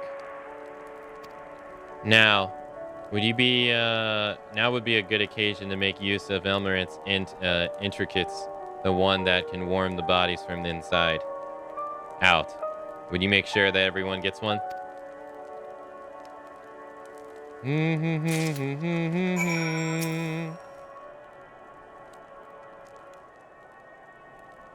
The numbness is beginning to subside, though I suspect once the fire dies, it will return with a vengeance.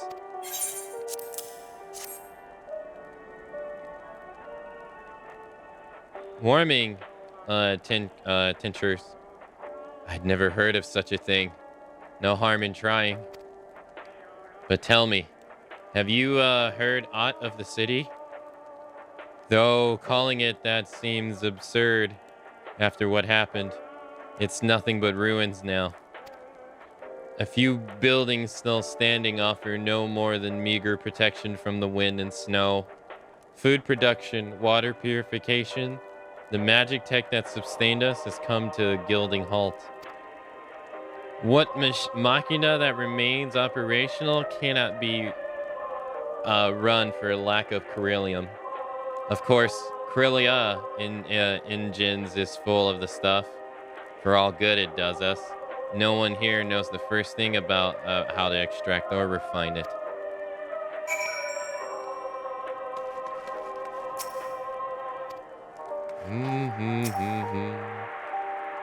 All is well. Yes. Never better.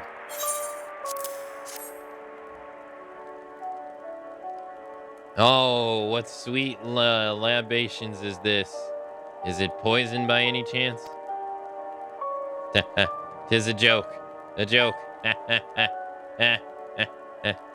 If I laugh, 'tis that I may not weep. So said the poet, and alas, my tears would freeze on my cheek ere they fall.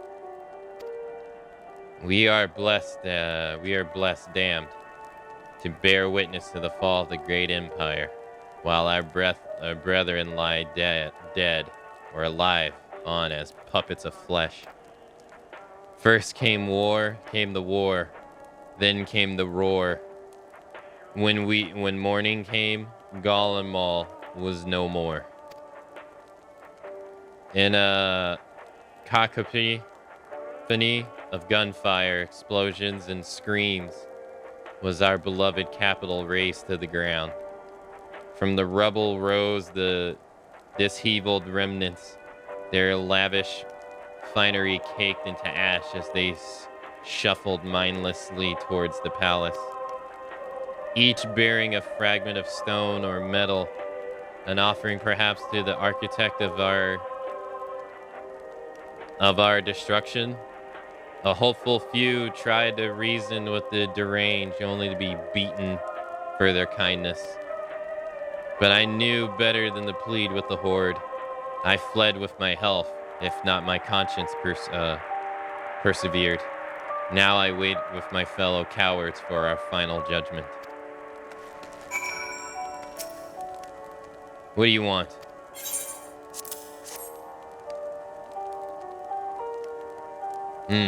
Tinctures?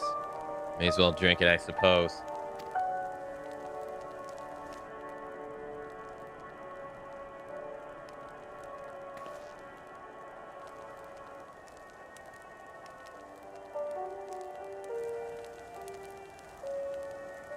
This? It's a radio. You don't have them where you come from, I take it. We use them to listen to messages sent by others, even over great distances. There are different types, but this model is by far the most popular. Made with quality components, crafted with the finest ore, sourced from Locus Lamonis. It is. Not all that useful since the capital fell into ruin. The people at the broadcasting station must either fled or ended up like all the others. Because all we've been hearing is the same music playing over and over again. Home beyond the horizon, an ode to the brave men and women sent to reclaim our ancestral homeland of Locus Amonis. We may have founded an empire in these frozen wastes, but we always hoped to take back what was once ours. 'Tis a solemn reminder that though we must suffer great hardships, better days will surely come. Despite everything, I believe that Emperor Varus yet lives, and he speaks to us through our radios. It was a cunning strategy faking his murder. He must have foreseen this catastrophe and chosen to conceal himself, that he may one day make his triumph return. Yes, I'm sure of it. Emperor Varus would not be defeated so easily. Morning, Fox. Happy Friday.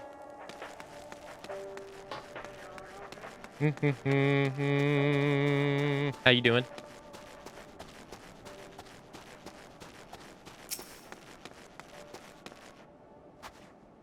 What's this? That? Oh, of course she would be the last one.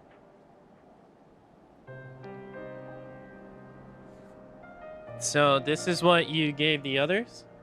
Thank you. I'll save it for later. Actually, I have a few things to ask you. Are you part of the group staying in the late room? I saw Legatus Vargas troops heading towards the Magna glaciers a few days ago. Are they the ones you encountered?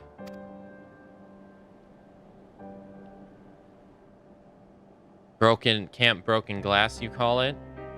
Invigra and her men are all there now? How did you reach Magna Glacis? Did you cross the mountains on foot?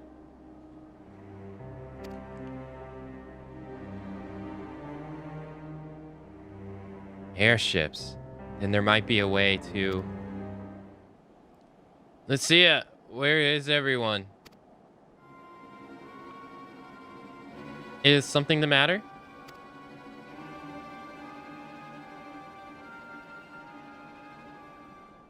A voice from inside, you say? You must be imagining things. Everyone's out here. Perhaps a baby all masty has found its way into the home? It wouldn't be the first time.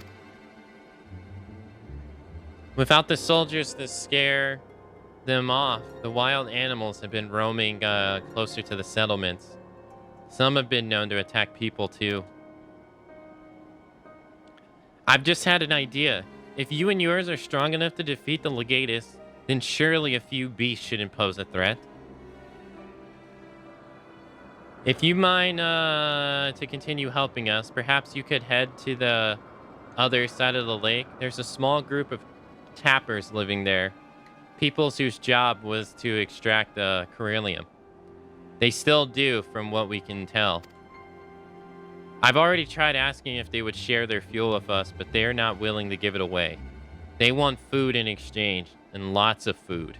And there's something we don't have and can't get on our own. On top of that, to even reach their den, we'd have to make our way past all those creatures.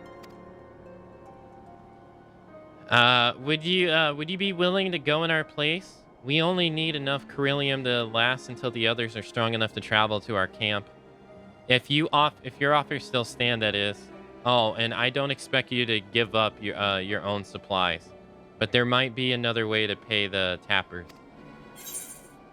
If it's beryllium you need, then beryllium you shall have. You'd best watch out for the baby almighties while we're away.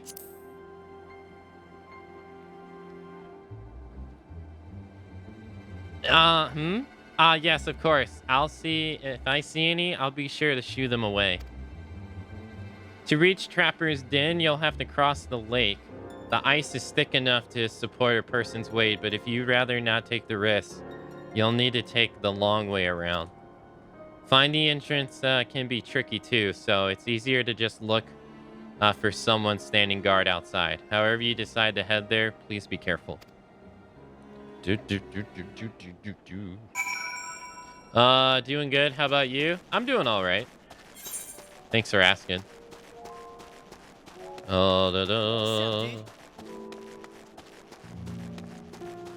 Yeah, I'm doing okay. Glad to hear you're having a nice Friday.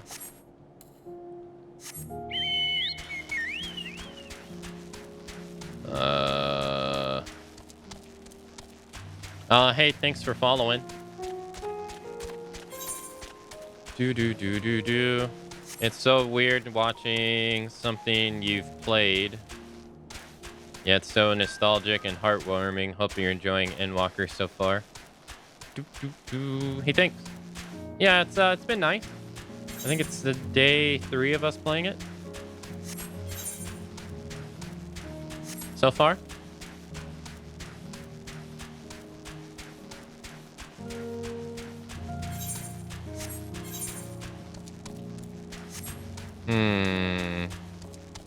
The hell kind of thing is that?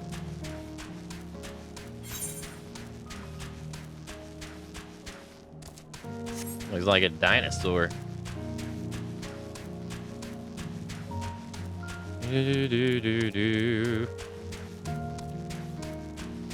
Welcome to the stream, by the way. Kai Shira. Who goes there? How did you find us? What do you mean? I stand out like a sore thumb. If purebloods over at the Victor Spoils haven't given away our location, you'd never have found us. Those stuck-up arseholes thought they could come waltzing in here demanding Carillion with nothing to offer in return. Looks like the boot's on the other foot now that the capital's gone to shit. So they're resorting to sending you to negotiate. I know your game, sellsword. If you think you'll get it, we'll give in the intimidation. You got another thing coming. Whoa, now, dude. Alright, that's the way you want to do it. Fine.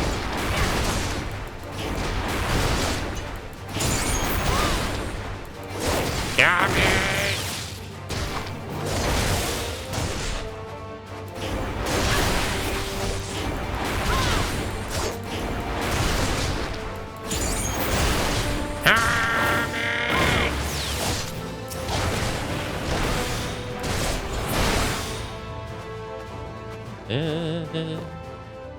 Am I dead yet?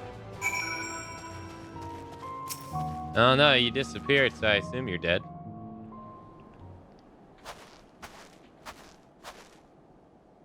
There you are. There you are.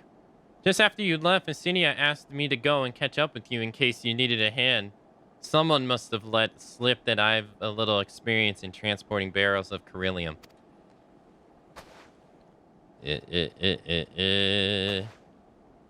So this is Tapper's Den. Well then, after you. Nod.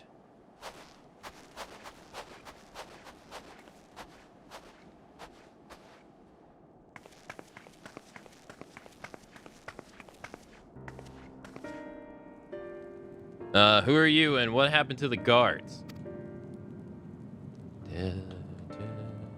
Sorry we killed them. Herosians and rebels have saved the people of Garlemald. That doesn't make any goddamn sense. Why in the hells would you pass up this chance to put those Imperial bastards to the sword? Let me guess. None of you are Garleans, and you were brought here from Outer Lands? Giovanna, Yenex, Bodzia, Dalmasca, to name a few. Some dragged here against our own wills.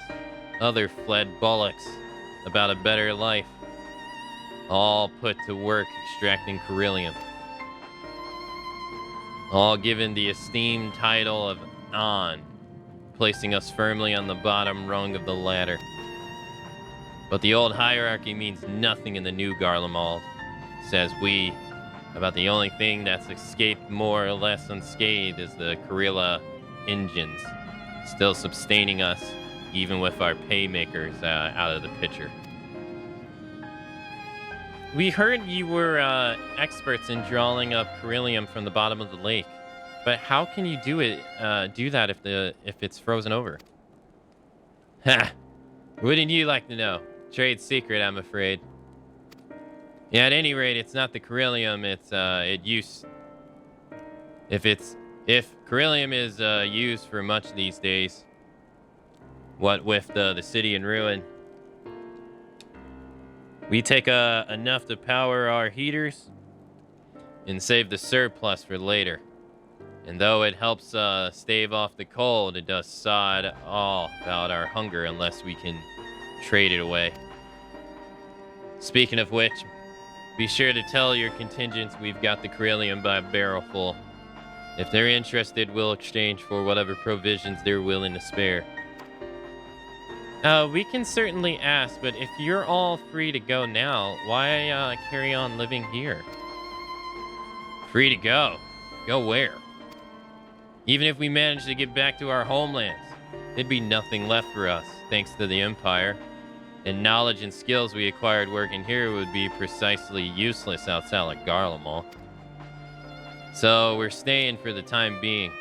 Long as there's a need for Carillium, we'll find a way to get by, even if Garlemald as we knew is gone for good. Gone for good.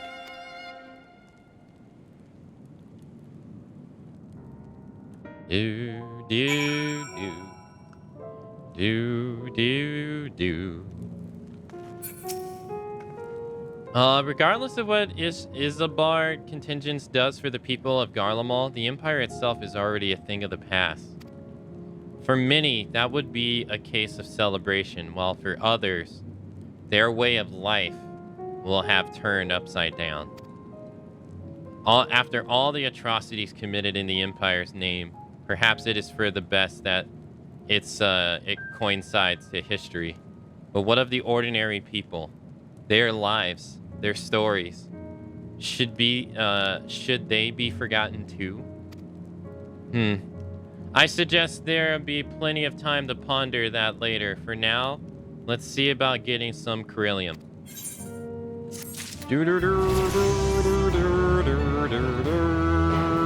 Level 89. Leg armor. Let's go.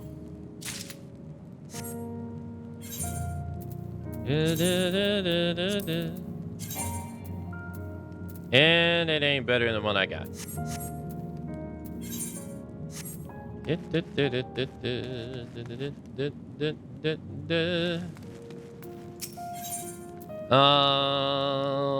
Jarek is amenable to making a deal.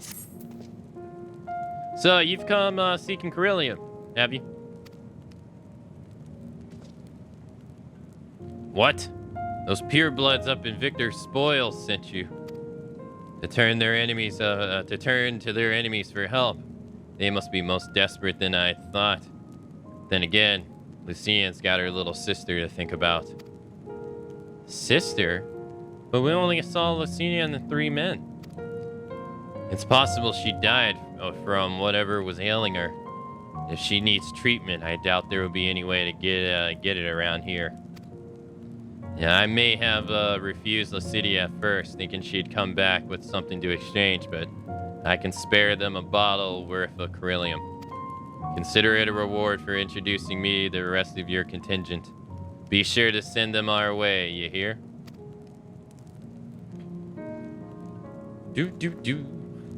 I can't for the life of me think why Lucinia would keep her sister a secret from us, but we can ask about that after we deliver this Corellium. Come on, let's hurry back.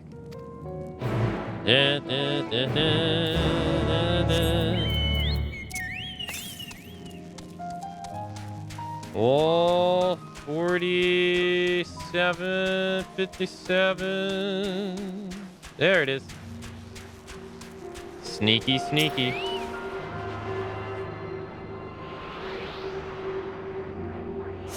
Thank you.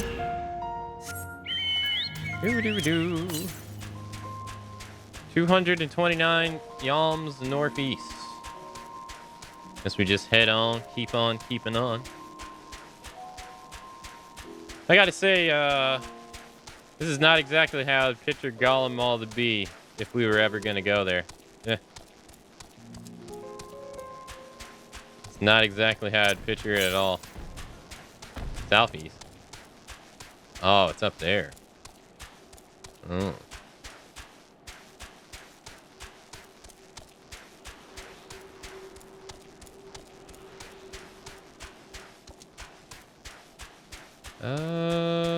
Don't think we're gonna be able to get it from. Oh, there might be a way up.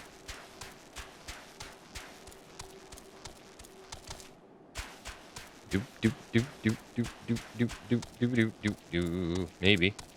Not from this way though.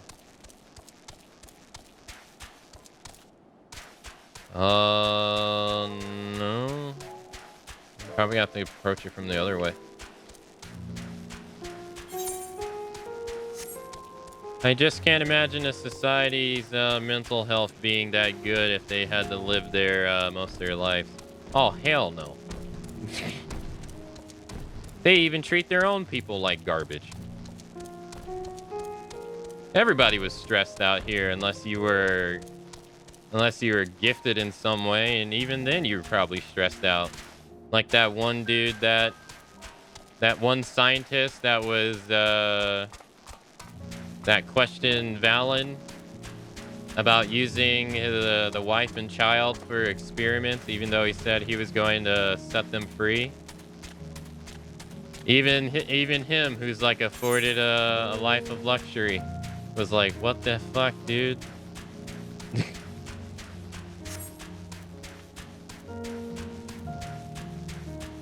As a scientist, he's like, Jesus. They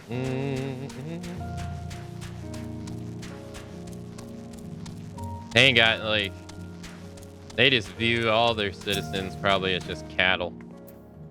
No, not everybody. I mean, Gaius didn't, I guess, to an extent. This isn't right. It's too quiet.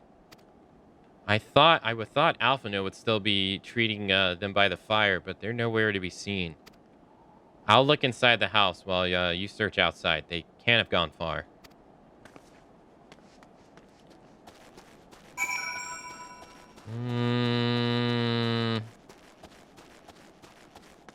Yeah, I can't imagine anyone would want to live in Garlemald Mall by choice. But I imagine most people don't really have a choice. And it also seems like it also would seem like you're not really allowed to leave either. Whoa, what the hell happened?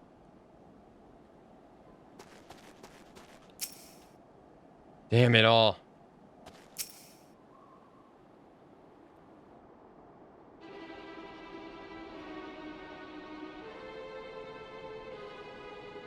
They asked me to help them carry supplies, and when I followed them back here, they attacked me. Caught me off guard and forced me to defend myself. I fear they fared rather worse than me. You can't fool us. We know what you're about. Vultures. That's what you are, waiting in the wings for us to show weakness. Then you swoop in. Here to help? What rot. All a ploy to make us lower our guard. Let you in, put ourselves at your mercy, put us in chains, steal your land, get your revenge. You're wrong. That's not why any of us want. Save the arguments for later. We got a bigger problem. We got bigger problems. I found empty medicine bottles in a bed that was still warm. It's true, Lucia was hiding her sick sister inside the house.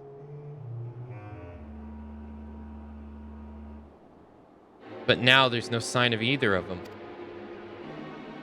Where are they? Where did they go?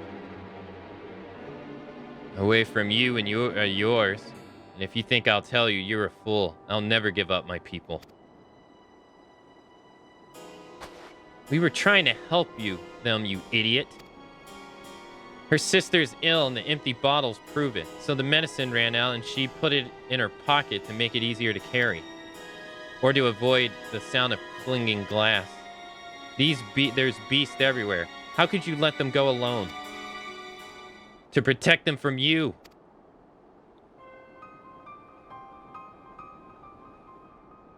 You invaded our homeland, tainted it with the same sorcery used to slay our countrymen. A Garlean shall sooner die than suffer the insult. Better for them to flee and keep their purity intact than to be corrupted by your vile magic. We were waiting for a chance to free them since the moment you arrived.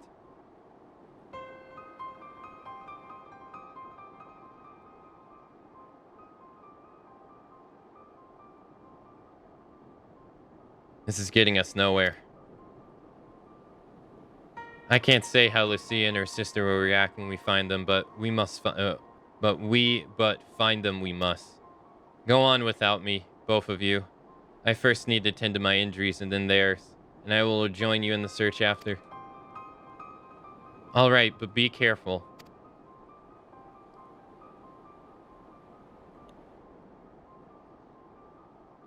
We'll do our best to find them quickly.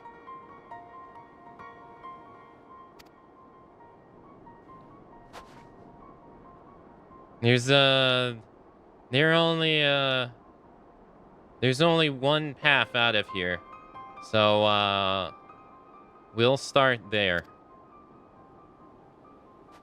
Da-da-da.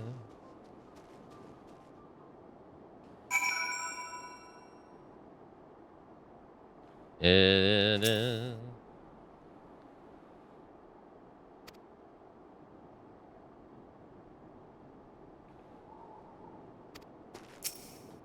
Da-da-da. I always thought this was a bit boneheaded of the Warrior Light and the twins, though. These folks were acting sus as hell for people in their situation. They didn't take any kind of precautions despite being in enemy territory. I mean, I don't really blame them, though.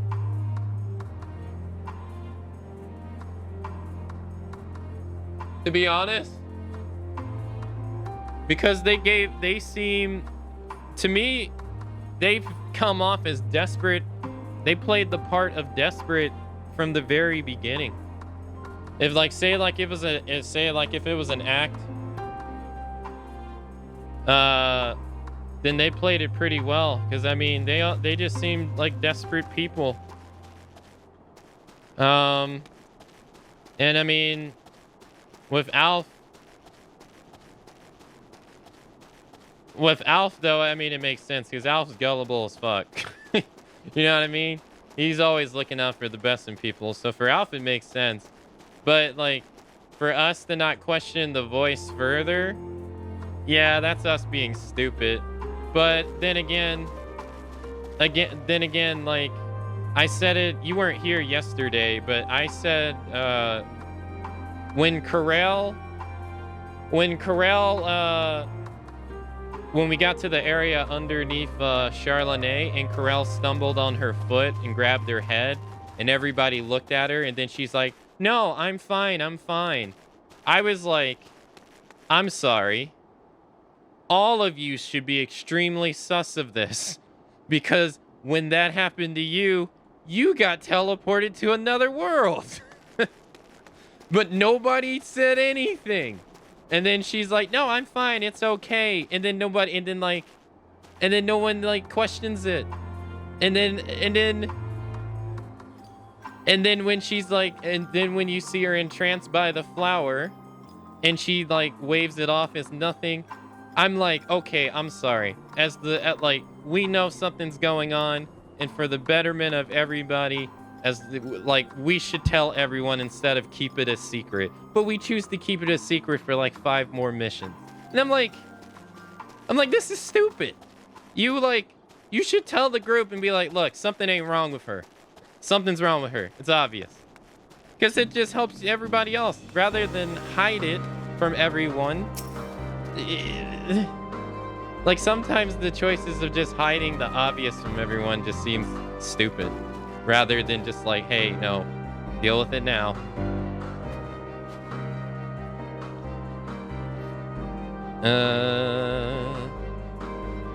Two sets of footprints. Young woman judging by the size. Young women judging by the size. This is definitely them. Come.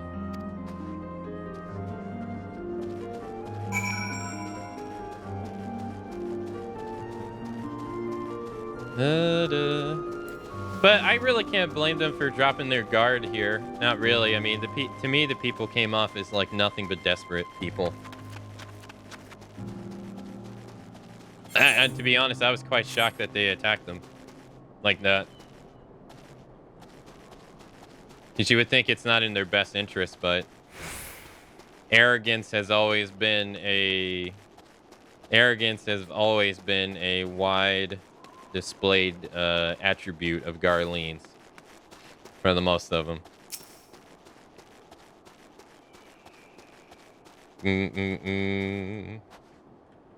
The trails stop at the frozen lake. Perhaps they chose this route as to not leave footprints. I can't think of any other reason. Look at this place. It's crawling with beasts. I can only imagine how hard it must have been to ail her sister across the ice. We could really do with Alpha and his help, but we can't afford to wait for him. Let's split up and look for clues.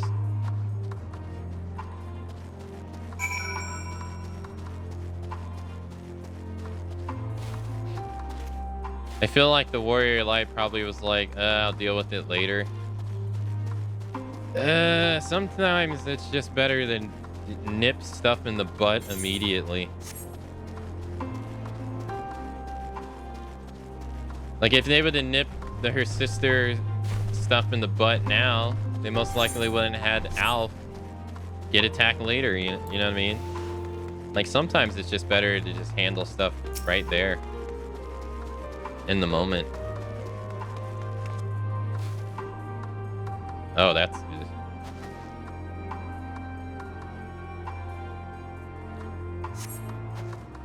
The blood stain on the snow appears to be fresh. Judging by the amount, the victim may have been severely wounded. The trail leads southeast.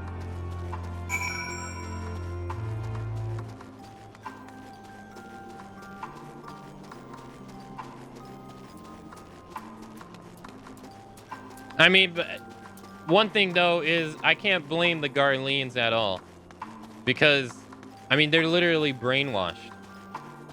They're fed this propaganda their entire lives, so I can't really blame them, you know.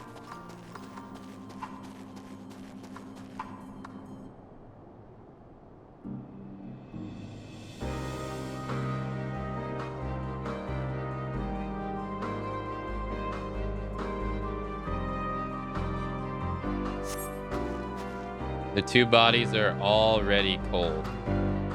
Oh, they're dead.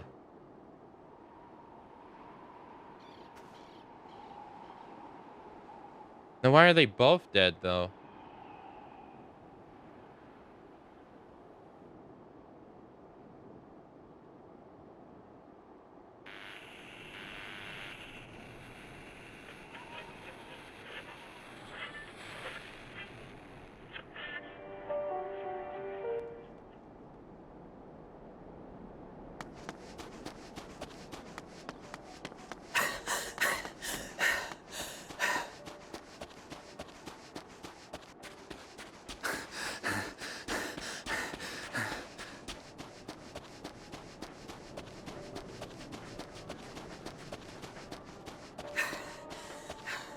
Blood trail. We found one. They were attacked.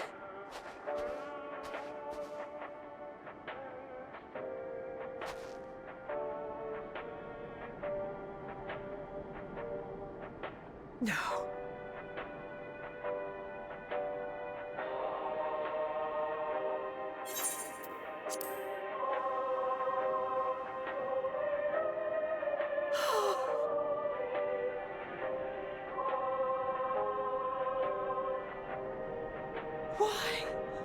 Why wouldn't they?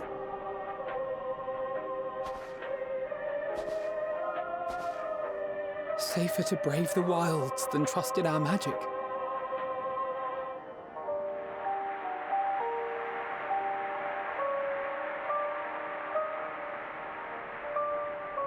We should have...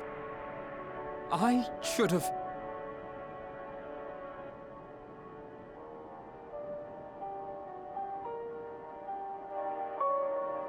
We can't leave them like this. We have to take them home. What if we're only making it worse?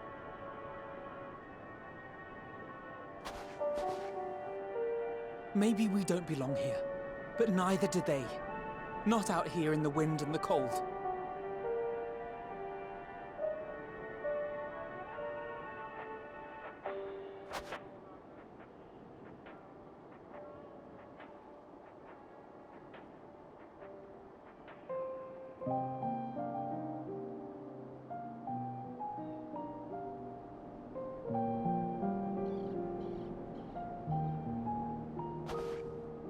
I heard the story about Varus's voice from beyond the grave. Of course, I didn't believe it, but Licinia and her sister did. Perhaps there is something to the tale after all.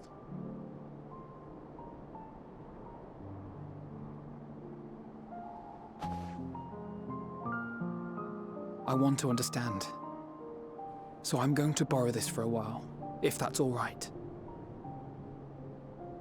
You had every reason not to trust us, We came as trespassers, invaders. But I pray that in time, we will be more than that to you. That we will find a way to help your loved ones. And see that no more children are left to freeze alone in the snow.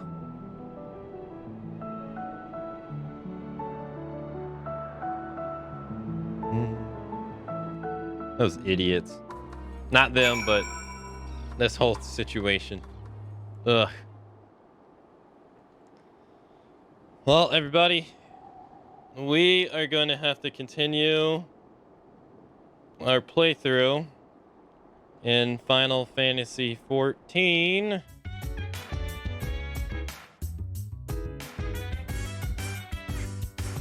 So dance, while I put you in a trance, and let's party